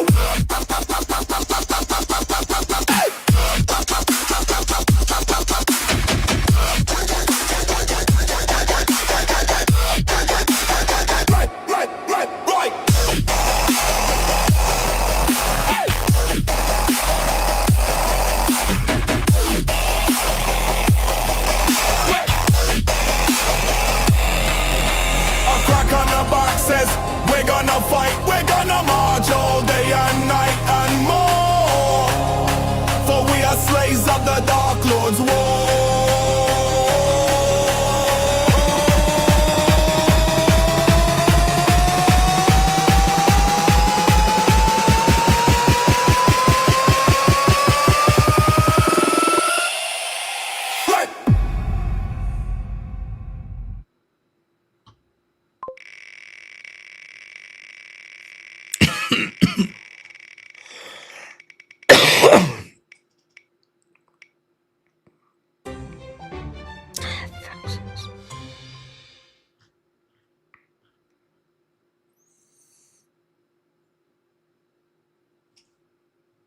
Where there's a whip, there's a way. Where there's a whip, there's a way. We don't want to go to war today, but the Lord of the lash says nay, nay, nay. We're gonna march all day, all day, all day. Where there's a whip, there's a way. Where there's a whip, there's a way. Where there's a whip, there's a way. Where there's a whip, Left, left, right, left, right, left. where there's a a crack on the back says we're gonna fight. We're gonna march all day and night and more, for we are the slaves of the Dark Lord's war.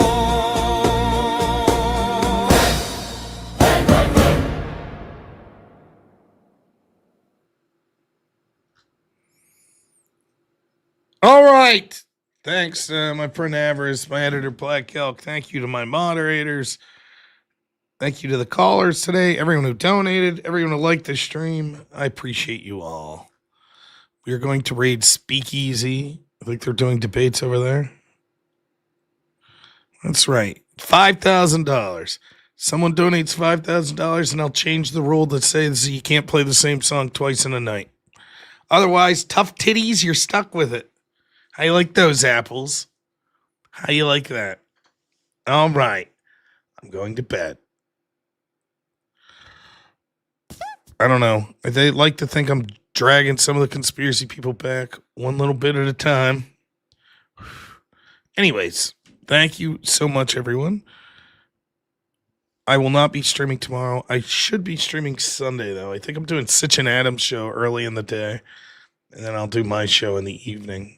But you'll be able to find both here.